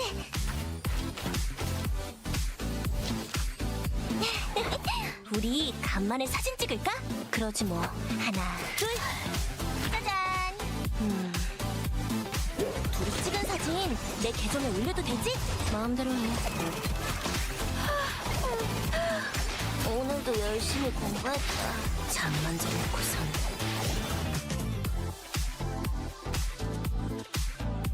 계정 보니까 언니만 잘 나온 사진 올리더라. 쌍둥이인데 다를 게 있나? 해보자고. 당근이지. 동생 잘해? 나한테 맡겨.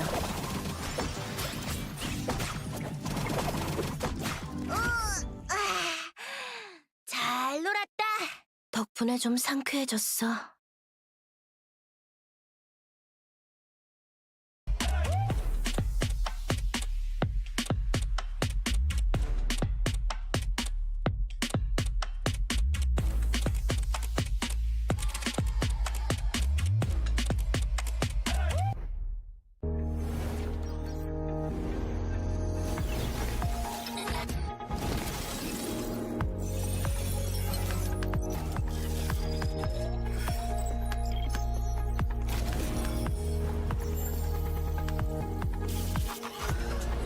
의 연구 성과가 이 손에 있다고. 세상엔 멍청이들이 너무 많아. 이 길도 그렇고. 할 수 있는 걸 하라고. 나머지는 알아서 되니까. 원주율이 뭐냐고 물으면 수학자는 그 정의를 말하지. 물리학자는 오차값을 말하고. 공학자는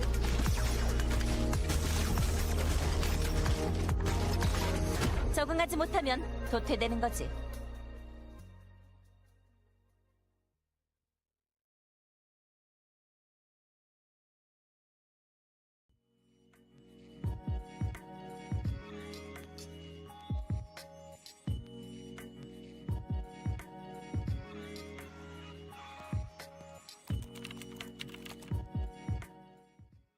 학교야말로 진짜 정의가 필요한 곳이야.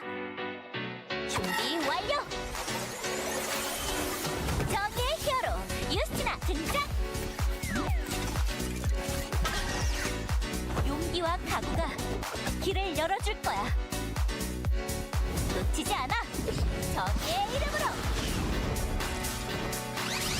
이게 내 정의야! 사이좋게 지내는 게 최고지. 안 그래?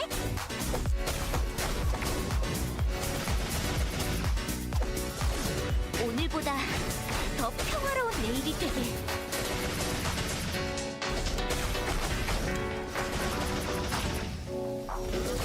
어떤 악에도 굴하지 않는 용기와 힘을! 좋아! 이대로만 가자.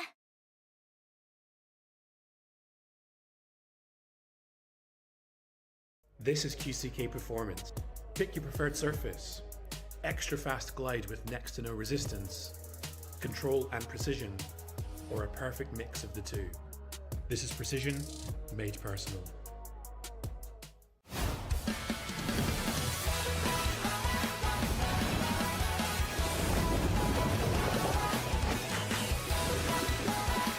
리나, 준비 운동은 해야지.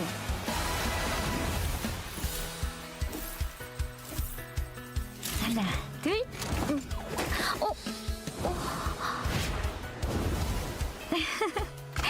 괜찮아. 이따 새 거 사자. 유나, 파도 소리 들리니? 인형극이 곧 시작될 거야. 점성술을 시작해볼까요? 물고기 자리를 떠나 물병 자리로. 모래가 옷 속으로 들어오네요. 하체 운동부터 시작해볼까? 찬물이면 잠시 들어갔다.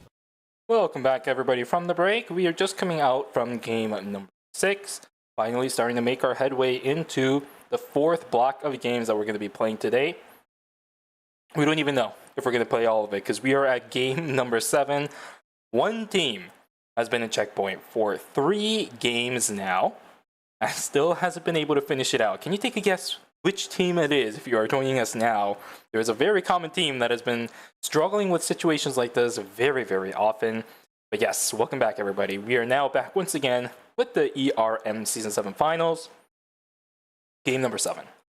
Right, guys, we have come a long way for the series for what it should have been a little bit of a shorter one. Let's be real here. Even if you guys are in chat, you have to agree with me how dominating of a performance the first place team has had so far. A little bit rough, whether it's the curse striking or the politics happening. Very tough for them. Are they going to be able to break it through in game number 7 and end it for us, or are we going to be going to a game number 8 with multiple teams? Yeah, definitely some hero plays coming out from some teams to play the Sicilian defense, especially Daydream, I think, doing a great job of gatekeeping. Again, they ended up killing themselves, though. FN with a pretty poorly placed VLS, just not enough time, trying to desperation escape the Fiesta zone. But honestly, the Fiesta zone might have been better than what they ended up with, which was getting gate kept by their own VLS play. And then, even if that happened, really heads up play by Daydream to follow. Some teams are playing the politics a little better than others, but at the end of the day, Daydream did sacrifice a lot of their points to be able to do that. And now some of the other teams that maybe weren't as heroic and a little more selfish now ended up getting a bit of a point lead on them and much closer to that checkpoint margin, or checkpoint line of 70, rather. Mm-hmm. Yeah, anything would have been better than dying outside like that. Although, I mean, of course, for them, it doesn't really matter. Better than -3, right? Somebody did end up joining the fray again as well. It wasn't just Insider that came in, but it was also team. There was 2 that joined into the temp zone. I think 2 ended up using the VLS to get in there. Golden Light was already in there to begin with. I know about that. I think it was. I want to say it was Daydream and Insider. It was Insider. It was Insider because the fight ended up between, I believe, was it Golden Light and it was between Golden Light and Insider at the very end, right? Because he landed the clutch red-yellow combo on the Adela escaping with the Rook, and then got the bat skill on the Suwa, ending up winning the fight for them. Yep, for sure. All right, guys, here we go. We're going to send it straight into round number 7, though, as we zoom out and take a look at that trophy once again. Rainy weather again as well. It's working out in favor of Team Daydream. This is actually kind of nice, if I had to say so myself. Does that mean Team FN Sejong could also consider the Theo pick? They're not hovering anything, which is actually a rare see. A rare kind of peek into how FN Sejong is working. They're usually the ones kind of mind gaming everybody with some of these hovers. But if they're not hovering anything for quite a while, it really means they're thinking right now. One circle, probably deciding between something like the Theo, even the Celine, Zahir. You're gonna opt for the Zahir. No, the Celine. So this is gonna be the roster they'll be boasting for the remainder of game number 7. Will it be enough to push them over the edge? Checkpoint to get that done, or is it not for them? Marcus will be banned for game number 8, assuming it does happen. I do see 3 teams picking it. Insider, Daejeon Auto Arms, as well as Daydream, as Insider is actually going to be going back to their game 1 composition that we really didn't see them do too well with. Because the Nikki is gone, though, that's a good heads-up play from a good chunk of the players on the map. Not going to be able to play that composition for Team Insider. Yeah, I think, I believe it was Incheon putting yeah, pivoting because I think Mai was banned, right? Mhm. Mai was banned, so that no, Mai was not banned game 4, or was it? Was it for No, no, game no. 6? So, for game 5, I think maybe Mai was banned for game 6. Sorry, I'm trying to remember. And then we ended up having the Nikki come out for them, which led to Nikki getting banned because of this. Yeah, there's too many things that happened. Or was it Priya banned? It was a. Oh right, it was just the. Okay, well then that makes it interesting why they didn't go with something like the Mai, but it is back now. She's not going to be banned for game number 8, assuming it does end up happening. Instead, it's just the Marcus. 2 Prius this game as well, no ban over there on that front. That means these teams are only going to be limited by the Marcus ban in the next one, which a lot of teams have found very good substitutes on not just character, but entire rosters with. I'm really impressed with the versatility a lot of our teams have been having. Yori duking it out up against G-Work. He dodges out on the grenade, but he still has to deal with NCMB and the Char. Where is the honor, G-Work? Come on, man. Can you stay alive against Cinema? Nope. Flower Lady just comes in and serves justice. He's gonna try to get himself out because he has the Soul Stealer and does! Wow, what a play. He's gonna be able to keep himself safe. Auto Arms just yoinks away a kill at the end of all of that. They'll get themselves on out of there. Although the Priya died, eventually I guess there's somebody in B or something, I don't know. Yeah, G-Work saying you're gonna have to wait till season 8 for the Lone Wolf 1v1s, alright? This is a team game for now, buddy. I'm gonna call the boys on you, don't worry about it. And we do see also, while that happening, Young running down Alltail, picking up a kill for their team. And in general, yeah, at this point, just pick up the early game kills if you're always Incheon, if you're teaming Golden Light, because you don't need that many to secure your checkpoint. So you might as well just play this like stupidly aggressive. It's not like it matters, right? For phase 1, ayo. You come back anyways, let's go. Yeah, I mean, even if you end up going like there's literally, I don't like usually saying this, but like there's literally no point in a team like always Incheon going for a win. Like I actually think it's actually better to not go for the win, to not mentally exhaust yourself. You might as well just farm your last couple points and then like save your energy for when it really counts.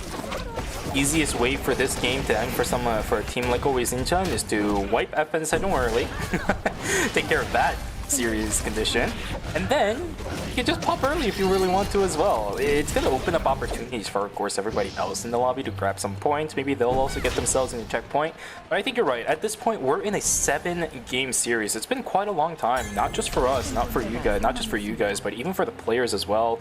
You remember, playing itself has a whole different tier of fatigue than just us yapping away at our screens and also just kind of watching it from behind the screen. Players have also been having to deal with some technical issues today. I'm pretty sure that took a bit out of these players, but they still have to play the game regardless. So hopefully it's working out in favor for them. That any kind of mental break, I think, would definitely help these players out a lot. Which is why I think, honestly, I'm surprised that the break was only 5 minutes after the replays. I think it should have been 7, maybe 8 to keep these players a little bit more of a breather. But we are back in. You cannot deny this engine from stopping. Yeah, I mean, you don't want to ice out the players too hard after a relatively long technical break. But, yeah, you do obviously want to deny, if you are points 2 through 5, you do want to play point denial still and not risk having too many teams at checkpoint. But yeah, like we were talking before, like, don't expend too much on trying to close out this game other than denying team FN Sejong. As long as FN Sejong is denied the win, make sure that you have the stamina to actually close out when it doesn't matter, right? You don't want to expend yourself on these super high tension games where at the end of the day it's inconsequential to you winning the tournament. You need to make sure that you can close out. So whatever it means to get there, as long as you deny FN Sejong. Or, you know, let them win. Alltail getting shot down by Yona with the fastballs, will be able to knock down that Theo. That means, of course, that day 2 start is going to be a little bit finicky for them. Always Incheon picking up a couple of nice things on their end, full inventory, so that gadget is going to go, unfortunately, a little bit to waste, whether it's the kiosk or the VLS. Both could actually be really good in this situation. Not going to be usable though by any one of those players on the side of Team Always Incheon. We'll just have to walk away from it. I'm not grabbing it. Priya getting taken down somewhere on the map as well. Just a 2-stack with full inventories. Unfortunate for Always Incheon. With the Priya respawning in just a couple of seconds, should be back up and online. Should be joining up with the rest of their group too. This is around the time when you want to start team fighting. Maybe as a Tazia. Maybe looking for a couple of calls too. I see their credits hovering around that 350 mark. A classic 3-5-0. That means a little bit of an extension in the power levels. Again, look at all the teams that are in that 60-point margin. A lot of them are going to now, I think, actually greatly slow down the risks they're taking because they want to make sure that they're getting the placements. Whereas Team Golden Light is going down. You do see HD2. Where is Yeoman? Well, all the way on the other side of the bridge. So you're doing okay as long as you don't run into another team. But yeah, they're 0.5 away from securing their placement, or rather their checkpoint. So just gotta get one more kill for themselves or stay alive until another team wipes. Team Always Incheon is literally, I think, what, one placement kill point away now. Yeah, 1 kill away. Yeah, so anything that makes sure that they secure the last 1 point they need. And the rest of the teams are probably, yeah, just gonna try to like outlive each other because a lot of them are gonna be able to make it off placement alone. And then the other, obviously, you're playing for your own win, but you're also playing to make sure that FN Sejong loses at this point. And that's also assuming, by the way, that they don't -1. You could be exactly That'd be really funny. Yeah, we haven't had that kind of situation yet in a tournament like ERM. Even in ERCS, we haven't really had it, where you could be on checkpoint, but you could still -1 before the end. A fight's gonna explode in 2 different locations at the same time. One inside of Alley, one inside of Factory. Echoes of the Earth were traded over in Alley, but the trade's gonna still come in favor for Team Insider as Sadet's gonna get taken down. Tegan goes down as well. Fight over in Factory now. Always Incheon on the back foot. Blaster taken dangerously low. He is healing back up a little bit with the Vampiric Bloodline, but the health bar is way too low and it's too early in the game for this Tazia to be nigh unkillable. That means advantage in favor of Team FN Sejong, a 1-for-0 trade plus the Alpha going in favor of this team. FN Sejong is not letting up just because they're the ones in checkpoint slot. I think they finally understood that by playing passive, yes, you do get to keep your own pacing, but you lose tempo. And that was the problem that they've had to deal with. They are starting to step that up now extremely fast. Yeah, I think we were talking about how they could play a safe game, but maybe it was a little too safe. Not actually getting a lot of objectives for themselves, which meant they were weaker than they ever were in the final zones when they were winning and through games 1 and 4. Games 1 through 4 rather. And so now they are upping it up, and now look at the items that we have, right? The Scotch is almost full build already, and now we get the Celine ball rolling.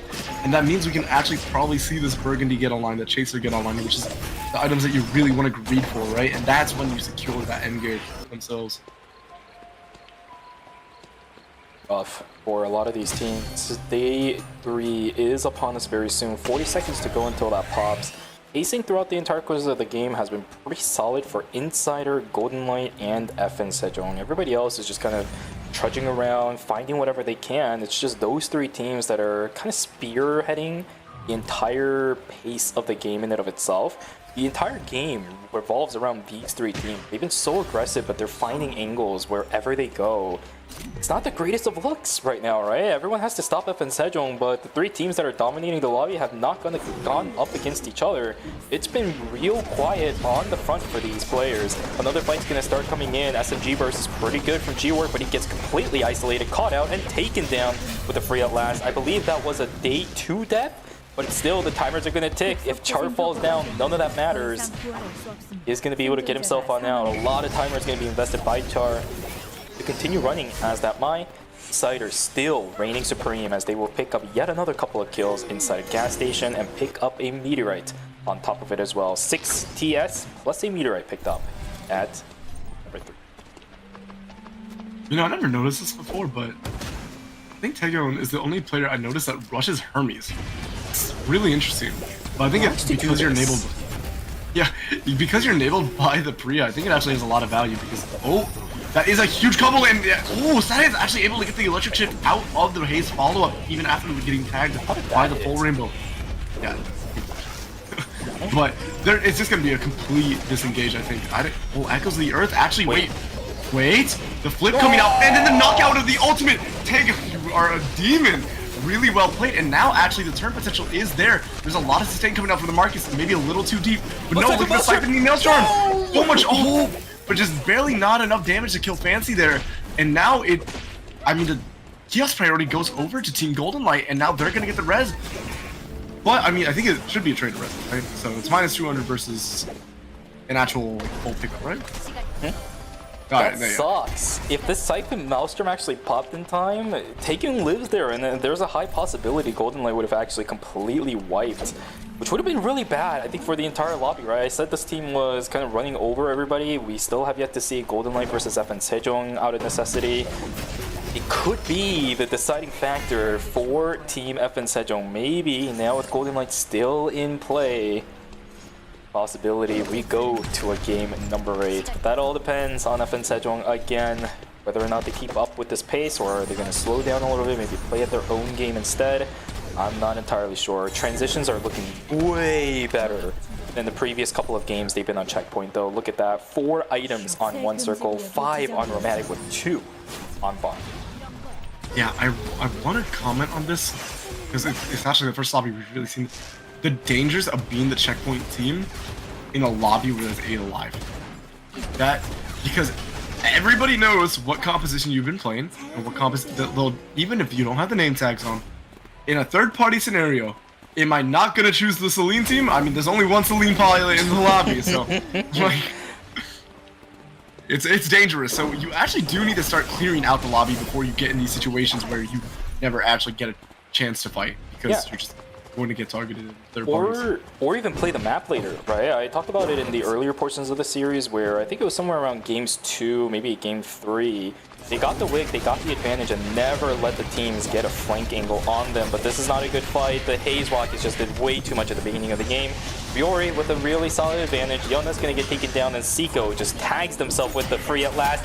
Walks into the Inner Blitz, and that's Insider gone. This team comp, again, not working in favor of Team Insider. They were forced to do it, but yeah, it's just not gonna be it. 6 kills, 6 TS is all they're gonna get, as we are 1 down. 5 to go for FNCheong to try winning out on the series. Another fight, as always, Incheon duking it out up against Team Golden Light. There's the Peacemaker activated for the heart. Can they get anything out of this, though? Blinks on out of there. Doesn't get the healing from that effect either. Always Incheon on advantage. Can they chase down the members of Golden Light? They opt to not, as these rockets start reigning supreme. Yeah, and at that point, you're looking at now always Incheon and I believe Golden Light are both in checkpoint now, so this game is now about denying FNCheong for these teams. As FNCheong finds a great pick on No Done Out. Was there any? I think, yeah, no. The Helitech stat was committed, but look at where they're having. There's not a real safe place. I mean, you can go towards beach, but there's a team waiting for you there, maybe to regroup towards chapel. But I mean, if FNCheong was winning winning fights, and look at their credits, it's getting really scary for the rest of the lobby actually. So these teams gotta start teeing up and making sure that they are getting strong as well. We do see Team Techeon Auto Arms waiting on a a VF Blood call-in. We have a lot of open slots actually for this tank, Marcus. You know that Marcus actually has taken the VF before, maybe other than a Burgundy, but even then I think they've given them the Black Flame Dragon. So that could be a lot of different things. VF Blood's called in for FNCheong. This is now, it's the hour. Like, this is very, very bad. I think the lobby is on kind of a timer now because we see the Chaser online, we see the Burgundy, we do see Team always Incheon. Oh, Eldian Boots, what a spike. I'm kind of surprised, but over Burgundy is a little surprising. But we do see the posturing, HG2, Wongkoi going. Echoes of the ended really early. I don't think you, is that a misclick? No. And now we see the exclusive coming out. Oh my goodness, look at the turn on Yoma. I mean, it should just be a full reset, I think, but look at the sustain. Blaster wants to keep going, actually. Blaster's trying to cancel out on the Meteorite take. Do they still have the Peacemaker on? I believe they do, right? So, I mean, it's gonna be hard to turn this, Fancy makes a mistake. Maybe. Oh, the silence was pretty big coming out, but now you do see the taunt onto Fancy. Fancy was so caught out, like you just mentioned, and now the poke ward begins again. We do have the shields coming out, and yeah, this is just a never-ending fight. I do think they were able to secure the Meteorite for themselves. Yeah, that's what all of these guys were fighting over. Meteorite secured by Team Golden Light. They're just going to back away. Very scary for a second there because I saw Youngman actually using a dash of color into the wall of the Tazia. If Tazia opted to go in and saw that opportunity as a catch-up potential, then something could have happened. But what is this? Hello there! Free wick line for Team FN Sejong. No. Ooh, no, we can't be doing that. Game 7, guys? Really? Game 7? We're just giving it up to the team that's... Okay. I mean, that's a Burgundy online now. That's a double DF Kacha. Oh, that camera's also not inside the bush. With that, I think we have guaranteed, by the way, the fact that that is an intervention, Kadia, by the way, because if you go of course. LDM boots, well, actually, no, there's still a possibility where it could be something like Blaster Helmet, I suppose. Yeah, or Blaster you could Helmet even go- intervention with the, I assume, probably the Shooting Star jacket to start out with the armor pen, and then probably go into Yeah, it's either that, or you can go Andromeda here. You could have something like Radar. Dice of Destiny is also an option for Kadia since she just likes a lot of attack power to begin nowadays. You can have a helmet, something like Legatus, if you really want to do that with the LDM boost. That is 100% crits. Those 3 items, it could be Andromeda or something like Blaster Helmet. I know Blaster Helmet has been really popular on ADCs throughout the, I think, second half of Season 7.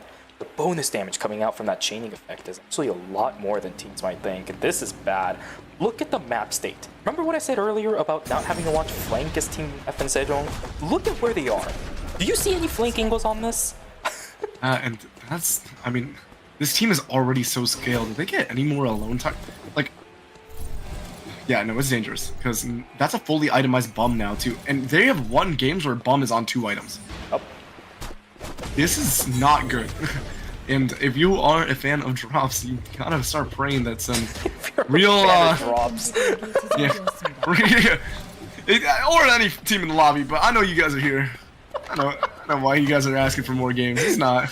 You don't guys. You guys don't like us that much. Let's be real here. But Oh, that's insane. You guys don't like us that much is crazy. Alright, well, here we go. Fight starting out in the gymnasium. Wolf Assault has been activated by the Nadine. Char's still trying to push on through, but I don't think it's going to be enough as there is a pretty open area. Energy Blast Field activated from the Theo as well. Team DS Guardians knows about that a little bit too much. Corralling those guys into the corner will wait out the overcharge state. And as soon as it's over, you can see Char starting to step back up again.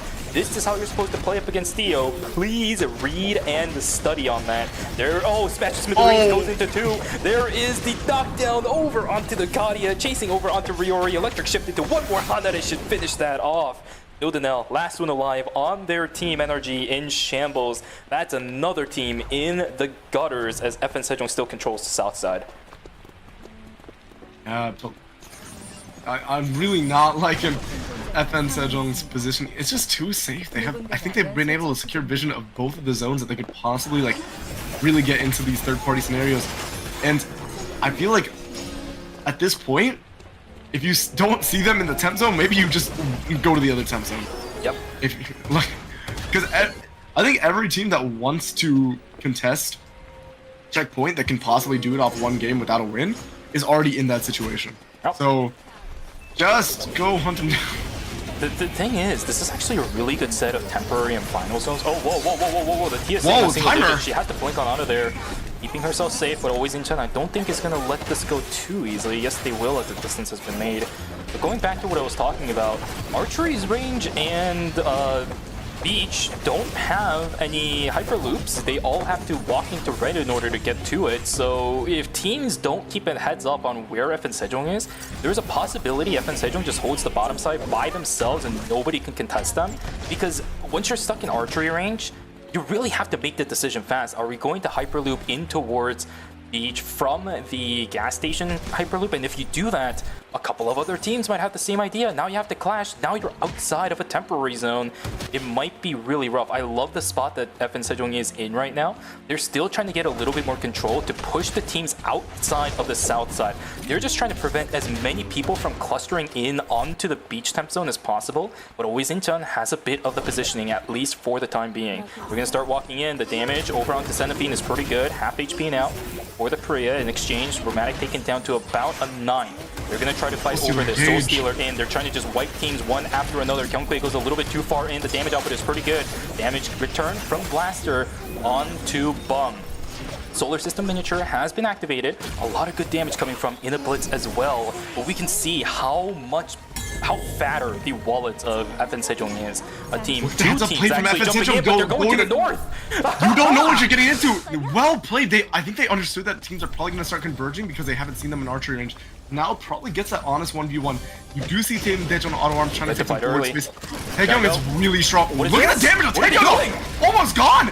Oh, wait, the stun onto Romantic. The Burgundy gets popped, and now the Echoes of the Earth coming out, the heli attack stat to make space. But look at Static coming in, but the return is insane. Who is going to win out now? I mean, Takedown is actually quite strong. The res is coming out from Bum, and you do have the Estelle passes. No, this is really disastrous. A really good attempt from Taeyong on auto arms, but the return from Romantic in one circle, they're just too strong. They're actually able to scale into the game. And does any team have a mobile VLS? Nobody can go up. They don't have time. It's over. FN Sejong's gonna win out on the archery range up top. It comes down to a final 3v3. Giga brain strats from FN Sejong, amazing, but the temporary zone still has to go. Golden Light trying to win out as much as they can, but the health bar exchanges are just not coming through. Echoes of the Earth goes down. It's just not going to work out in favor of Fancy, but Ultail was also taken down. The problem is, Hessel still exists. I don't think Youngman has enough timer to last this one out. Down goes Atia in just a couple of seconds, but Daydream still has more work to do. The problem is, there's a fight going down here as well. Char's about to pop, no timer left. Down he goes. G-Work sitting on 3 seconds. Down he goes as well. 3, 2, and a 1 for NCMB. Pop, pop, pop, pop goes the Weasel. 10 seconds left for Team Daydream. They're trying to push their way on in, but the timer advantage is too much, and the shielding plus sustain is way too much. I think that's going to be Team Always Incheon in the final zone up against FN Sejong. We're doing it again! We're doing it again! This time it's not Luminal, but it's Blaster. It's not Chapel, it's Hotel. But it's Always Incheon to deny FN Sejong from winning with the checkpoint. They failed last time with Luminal and Chapel, but can they do it this time inside of Hotel? They've got Blaster alongside it, and the items, they're in shambles! They're shambles, that's what I was about to mention. Look, it's a tab differential at this point.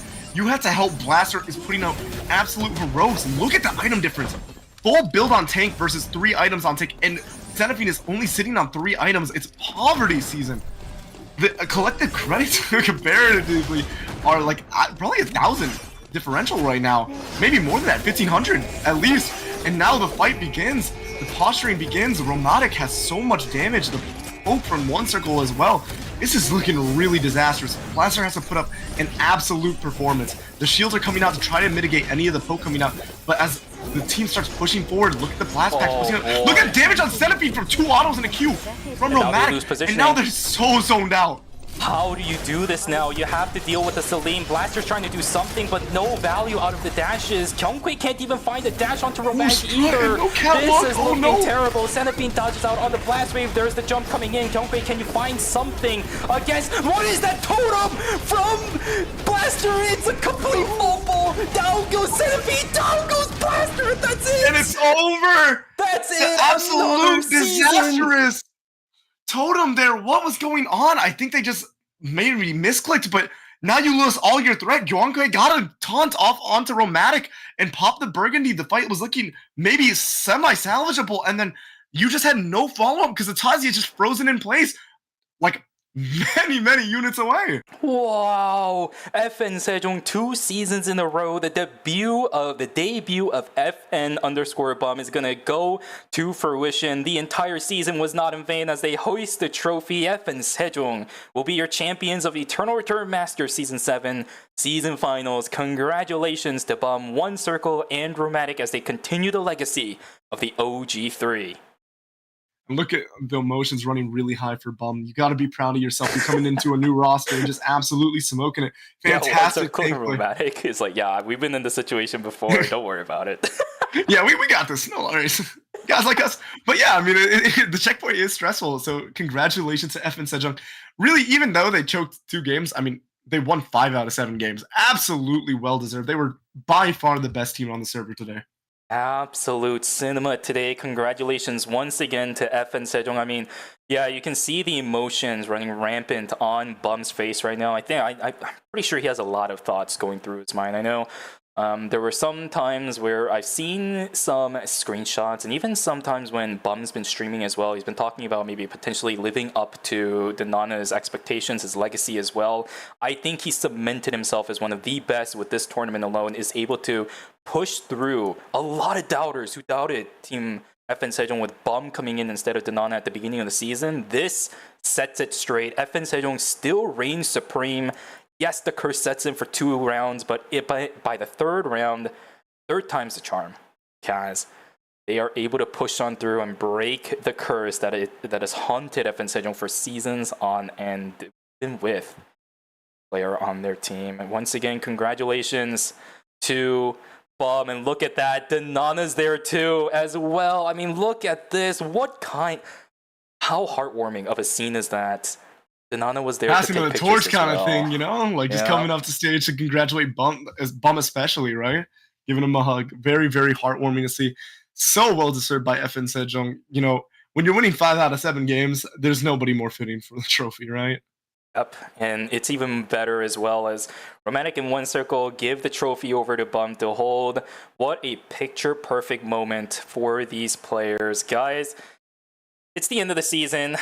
This is the last thing that we're going to be watching for the end, so I'll bring up the stream here. Maybe I'll actually here. How about I do this as well? I'm going to cut out the clip. It's okay, hold on. I'm gonna edit a couple of things. We'll try to see if I can get a audio version of this stream going on, just so you guys can have an idea of what's going on as well. And maybe I can also translate it as well, right? It's that time again, guys. Maybe I'll give it to the, you know what I mean? Well deserved to get the translation for FN Sejong. You know, that is a quality treatment coming from the broadcast, because it is a lot of work for Shuvi. So definitely give some thank yous. We're gonna try to set you up with that right now. Up the clean feed because we know what's happening now, and bring that up. Unmute YouTube, and we'll bring it over to this. It's just a YouTube feed, so I might have like the YouTube thing popping up every now and then. But let's take a look at what they're saying. 이제 보통 대회를 우승할 때마다 이제 저희가 1탱 2원딜을 기용하면서 좀 안정적인 운영을 하려다 Usually, every single season we tend to win. We play top tier characters. 나온 걸로 이제 6킬 라인까지 이어서 그 자리 싸움을 통해 우승을 하는 게 이제 저희의 Alongside that, we always get objectives to pushing all the way to the end of the game, which tends to be our win condition, which allowed us to win, which definitely makes sense, right? 두 명의 동료들 그리고 팀에게 한 말씀 해주시면 All right, and 감사하겠습니다. anything you want to say to your 2 teammates, Romantic asks. 재범이 형 마음고생 되게 심했을 텐데 매번 잘 이겨내줘서 고맙고 이번 대회 수고했고 동규 형도 최근 대회 성적이 조금 아쉬웠어서 좀 이제 힘들었을 텐데 He probably had a lot of weights on his shoulders throughout the course of the season, but thank you so much for doing well. And for one circle, our results during the phase might have been a little bit iffy, but he still was able to continue. Also, thank you so much. 팬분들도 되게 감사하게 생각하고 있습니다. Thank you so much to all the fans for supporting us as well. 덕분에 우승한 것 같고 정말 감사드립니다. I believe that we all won today because of you guys. Thank you so much. 네, 아무래도 이제 우승이라는 이 여정이 굉장히 어찌 보면 그들에게 경험도 쌓였고 이렇게 눈물보다는 In order to win, you have to go through a lot of experiences. There may be tears shed, but there's also audience members that are out here cheering for you. You have now won twice. You think with this, you might be able to set up a dynasty, and One Circle responds, yes, we believe so. 그리고 도전하는 팀들이 어떻게 또 마스터즈를 만들어갈지 함께해 주시고요. 아직 한 남자의 목소리를 들어보지 못했습니다. Please keep an eye out for how the FN Sejong dynasty continues down the road, and we haven't heard from one last person, and that's going to be Bum. 마스터즈 Bum says 우승은 두 hello. 번째입니다. 그런데 FN 세종 유니폼을 입고는 처음입니다. 기분이 어떠신가요? You've been to countless ERMs in the past, but this time it is the first that you're going to be walking onto the stage with the FN Sejong uniform on. How do you feel? 그의 몸에서 아주 great. 익숙한 향기가 났습니다. 바로 홍삼 캔디의 향기가 Oh 났는데요. boy. Okay. 네. So when Bum, 동료였던 I need to explain this a little bit. So when Bum used to be on BNK Fear X, there was like this whole meme about how he's like super old because he always looks for these boomer candies, kind of like ginseng candies. Shinir is asking something about that. So that's why you were able to see Bum just kind of laughing as soon as he asked the question. 제 발로 뛰어서 마스터즈 파이널을 우승한 건 이제 이번이 처음인데 그동안 This is the first time I was able to win an Eternal Return Masters running on my own feet. 여전히 대회를 뛰면서도 교전 구도 같은 것에 있어서 스스로 부족함을 많이 느꼈고 I've always felt my shortcomings while playing Eternal Return Masters from previous experiences. But with this, I have finally been able to win a tournament and I'm going to continue trying my best. 앞에 굉장히 익숙한 얼굴이 마치 계속 촬영을 해왔던 사람인 것처럼 지난 시즌까지는 같이 The question now is he's telling him about Danana, the person standing in front, almost like he never disappeared, or almost like he never stopped taking continuous photos and videos. What is your thoughts on being able to win with Danana out here on the stage as well? 장난 아니게 컸고요. 장난 아니게 컸는데 I had a lot of pressure because he was here. 동규 형이나 준이나 아니면 우리 전 멤버인 다나나 코치님께서 오셔가지고 실력도 실력이지만 멘탈적으로도 케어를 많이 해줘서 버틸 수 있었어요. Even with all the pressure that was there, both One Circle and Romantic, plus Danana as well, was able to take care of me so well throughout the season, even though I had so many weights on me. I'm really appreciative. 오늘도 여러분께서 Is there anything you want to say to your fans as well? 너무 기뻤고요. 오늘은 아침에 일어났을 때부터 느낌이 좋아서 I'm so glad we were able to win. I woke up this morning also feeling very good. 여러분에게 드디어 보답한 것 같아서 I'm so glad that I was able to respond in kind to all the fans that I have. So thank you very much. Appreciate it. 우리 한동그라미 선수에게 잠시 마이크를 주시고요. Let's give the mic over to One Circle. 끝을 내면서 사실 셔틀버스를 타고 가야 되는 많은 팬들이 조금 이제 시간이 쫓길 뻔했어요. By the end of game number 7, people need to go back.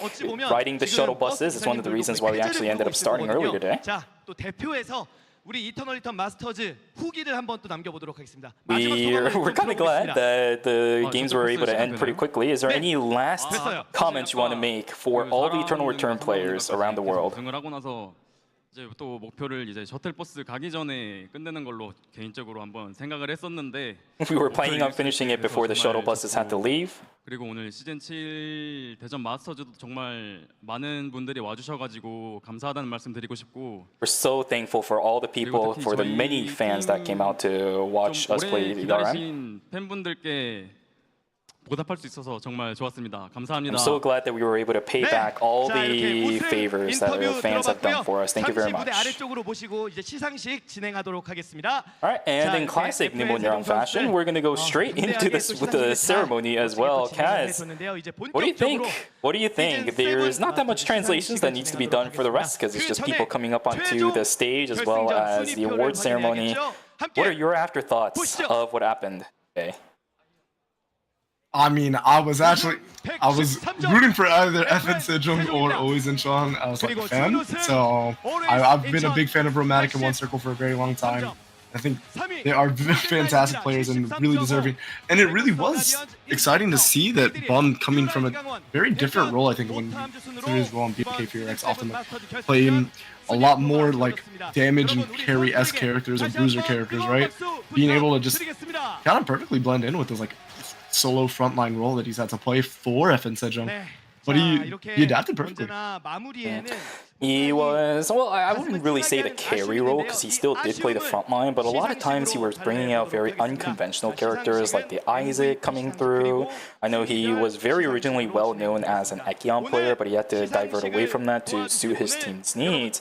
But the fact that he comes back to FN Sejong and is able to, not comes back, but joins FN Sejong and is able to find this much success, I'm so happy for him as well. One of the more connoisseurs of building a path for Ekion players, now a champion for Eternal Return Masters after seasons of playing in it. So really glad for him. Very, very happy to see Bum finally taking a championship away for his hands only.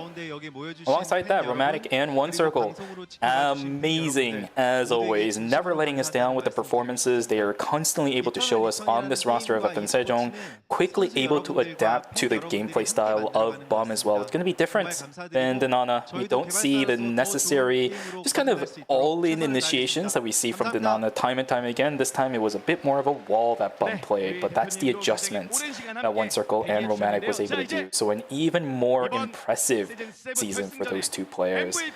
I will have to agree with what One Circle said earlier. I think the dynasty of FN Sejong has definitely been said, and now it comes to everybody else. The challenge has been issued to topple down the dynasty that is FN Sejong. So congratulations to them. One more time, the MVP for Season 7 Season Finals will be One Circle, rightfully deserved. Very pivotal in a lot of these fights. I feel like the way that Celine play was in a lot of these fights was kind of enabled, just enabled his other backliner, right? But also clutched up for when Romantic ended up trading or something in these final zone fights. I think even on the Zahir he was pivotal, but I think especially on the Celine, very, very well deserved. If I remember correctly, Danana was the one to take it away in the previous season. One Circle is able to take away for this one. Maybe next season it will be Romantic or even Bomb to complete the rotation around. And there it is. Congratulations to One Circle for taking away that MVP for Season 7. Once again, a very rightfully. Honestly, everybody was putting out a star performance. I think everybody came to play. There's a lot of times that Romantic was just finding like angles that you would not find very conventional on the Katya role, right? And being able to isolate and kill targets that he really had no right killing. And then I think, yeah, Bum just played the resource-starved tank really well, so very, very impressive. Yep. In third place, though, coming up to our stage is going to be Team Golden Light. The very first debut season, they're able to make a standout performance. Will be able to win third place in the season finals. Congratulations to these three players as well. An amazing run that they had. Up from the LCQ as well, if I remember correctly, right? Golden Light, LCQ, no. I don't remember who it was all of a sudden. No, it was Pointy End and Busan Vespa, sorry. They played an incredible regular season, I apologize, bringing themselves up into third place with the debut of this specific roster. So congratulations and thank you so much for playing Season 7. Yeah, honestly, it's so fun to watch the triple range comp get that much value. A common composition as well. In second place, Kaz, would you like to take away this team for me? We got always Incheon. I feel like they're probably a little bummed that they weren't able to win that final zone fight, but it's coming in very, very close multiple times. And they are probably a fan favorite in terms of compositions, right? They play the very spicy, like very carry-oriented, like solo carry-oriented compositions. And I really do think they came out to play. But, I mean, what can I say? FN Sejong was just the strongest team on the day, but this is obviously a star-studded team. Has not shied away from the ERM final stage. How many times have they missed it? I think I missed it. I'm trying to think of the top of my head. Once or twice off the top of my head. There was a season they couldn't make it just because they kind of flopped during the entire season as a whole. But outside of that, you're absolutely correct. A very consistent performance from this team. Yeah, definitely some goats for sure. Everybody loves Blaster and Luminal, honestly. And then I really do think the support play is also phenomenal coming from that team. But, and then, I mean, what can you say? We got the goats coming up on top of the stage now again, making their return pretty quickly, actually. Yep. Last but not least, our first place team, the champion of Season 7, Eternal Return Masters Season Finals, will be FN Sejong one more time. Give it up for the three that played an incredible series as they will hoist the cup once again as well. Congratulations to Bum, One Circle, and Romantic as they put their feet into the history books of Eternal Return, consistently marking themselves as the best in Korea. Also, I love Bum's pants. Looking pretty fuego, I'm not gonna lie. But very, very well played and incredibly well deserved. Again, 5 out of 7 games, that level of consistency. It almost feels like robbery if you don't end up winning with 5 out of 7 games. Like, I don't think any other team deserved it more than me. Yeah. And I'm super happy for Bum to come into a new team and be able to show that it really is him as a player, right? He is a crucial member of the team, and then obviously Romantic and One Circle are goats of the backline role. But with that, ladies and gentlemen, that is the end of Eternal Return Masters Season 7 as a whole, and the end of the competitive season for Eternal Return in Season 7 as well. What a wild ride it has been. Kaz, I want to really thank you for joining me here on the season finals. Welcome back to the season finals one more time for you, as well as we finally say our goodbyes. 7 games. Surely that was enough time for everybody to get their drops. Yeah, I know why you guys are all here. Don't lie to me. But thank you so much for coming out. Thank you so much for having me, Shuvi. It was a blast. Filling in for our favorite card game addict. We'll be back whenever ERM Season 8 kicks off. And then, you know, I'll be here whenever he decides he needs to go compete again. Yeah. So, and you'll, obviously, if you want to see me around, I'm often doing the Lumiapedias or the professors over on the official channel on the YouTube or the streams here. And obviously, you'll be catching Shuvi and ERM as the static, kind of a stalwart, holding it down for us as usual. Yep, as long as I am stuck in Nimble Neuron's basement, I will continue to be here, hopefully making an appearance over on the western side of the world every now and then as well, like we did for the semifinals, I apologize, for ERCC. Eternal Return competitive is continuing to grow, especially over on the KR side of things. Really glad we were able to kind of develop and showcase the development of ERM alongside KEL, even though we weren't able to stream that specific tournament over here on the Eternal Return game channel. So glad we were able to join up for ERM once again for yet another season in order to showcase how improved KR Esports has been ever since it has become an official esports of South Korea. Season 7. So thank you very much once again for all of you guys who were able to join us. Hopefully all of you guys were able to get the drops that you needed, the little bottom 3 emotes and profile pictures throughout the past 2 days. I sent the link earlier for the team posters as well, so if you guys need one more time, I can post it right after we finish our conversations here. But outside of that, guys, that is going to be it from us. We'll bring it back over onto the clean feed afterwards, watch the replays, and run it till the end. I'll at least be nice to you guys one more time, maybe for people who are sitting at like 98% chance. Not chance, but progression of the drops. Thank you very much, guys. Kaz, thank you for joining me here too. Goodbye, everybody. Have a great rest of your Season 7, and hopefully you hit the rank that you want to hit as well. Goodbye, everybody. Bye-bye.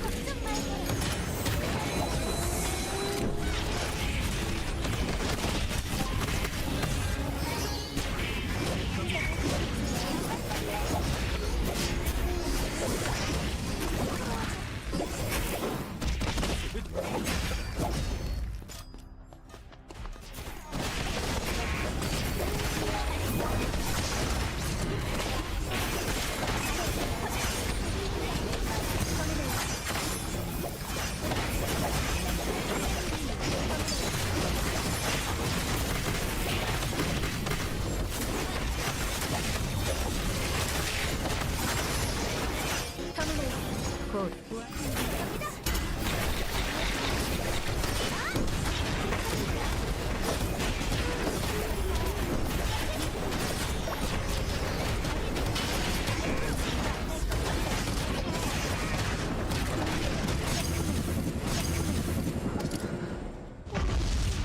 굴림입니다.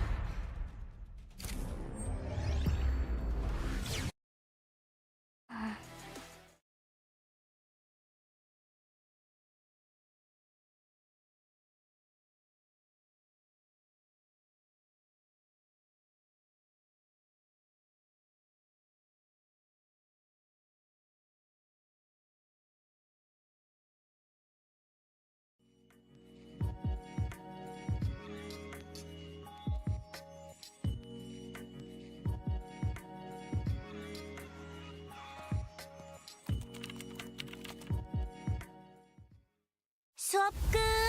같이 놀래? 나도 같이 갈 거야.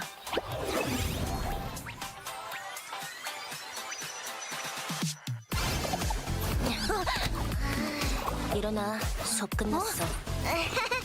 언제 잠들었지?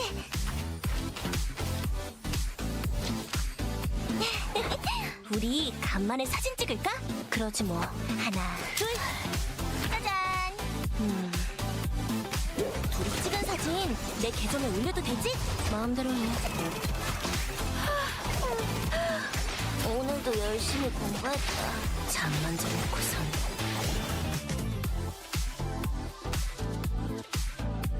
계정 보니까 언니만 잘 나온 사진 올리더라. 쌍둥이인데 다를 게 있나? 해보자고. 당근이지. 동생 잘해? 나한테 맡겨.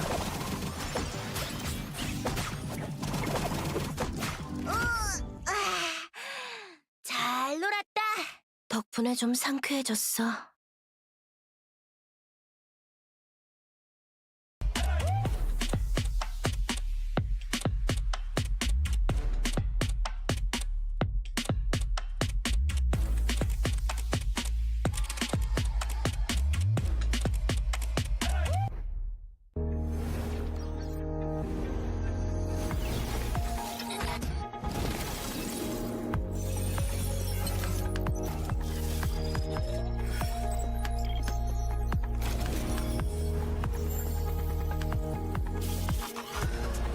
오늘의 연구 성과가 이 손에 있다고.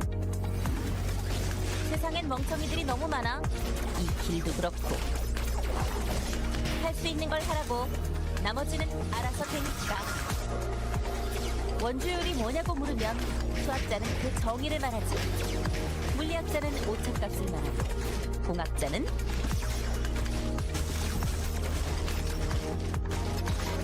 적응하지 못하면 도태되는 거지.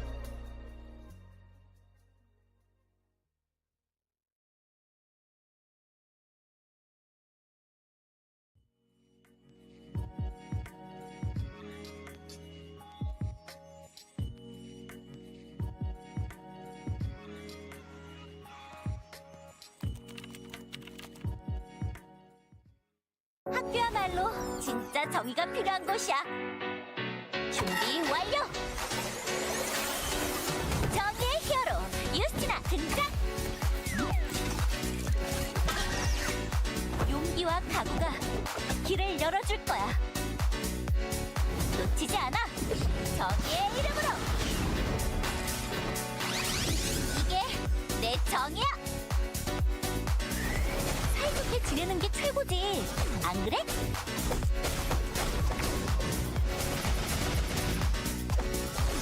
오늘보다 더 평화로운 내일이 되길.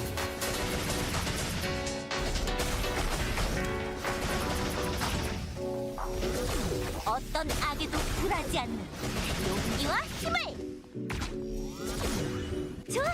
이대로만 가자.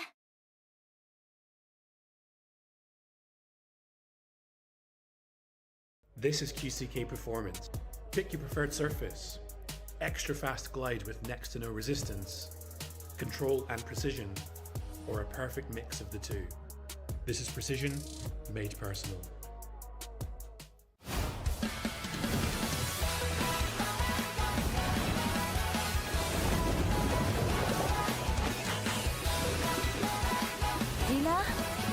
운동은 해야지.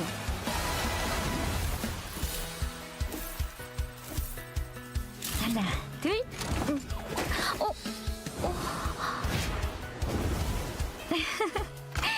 괜찮아.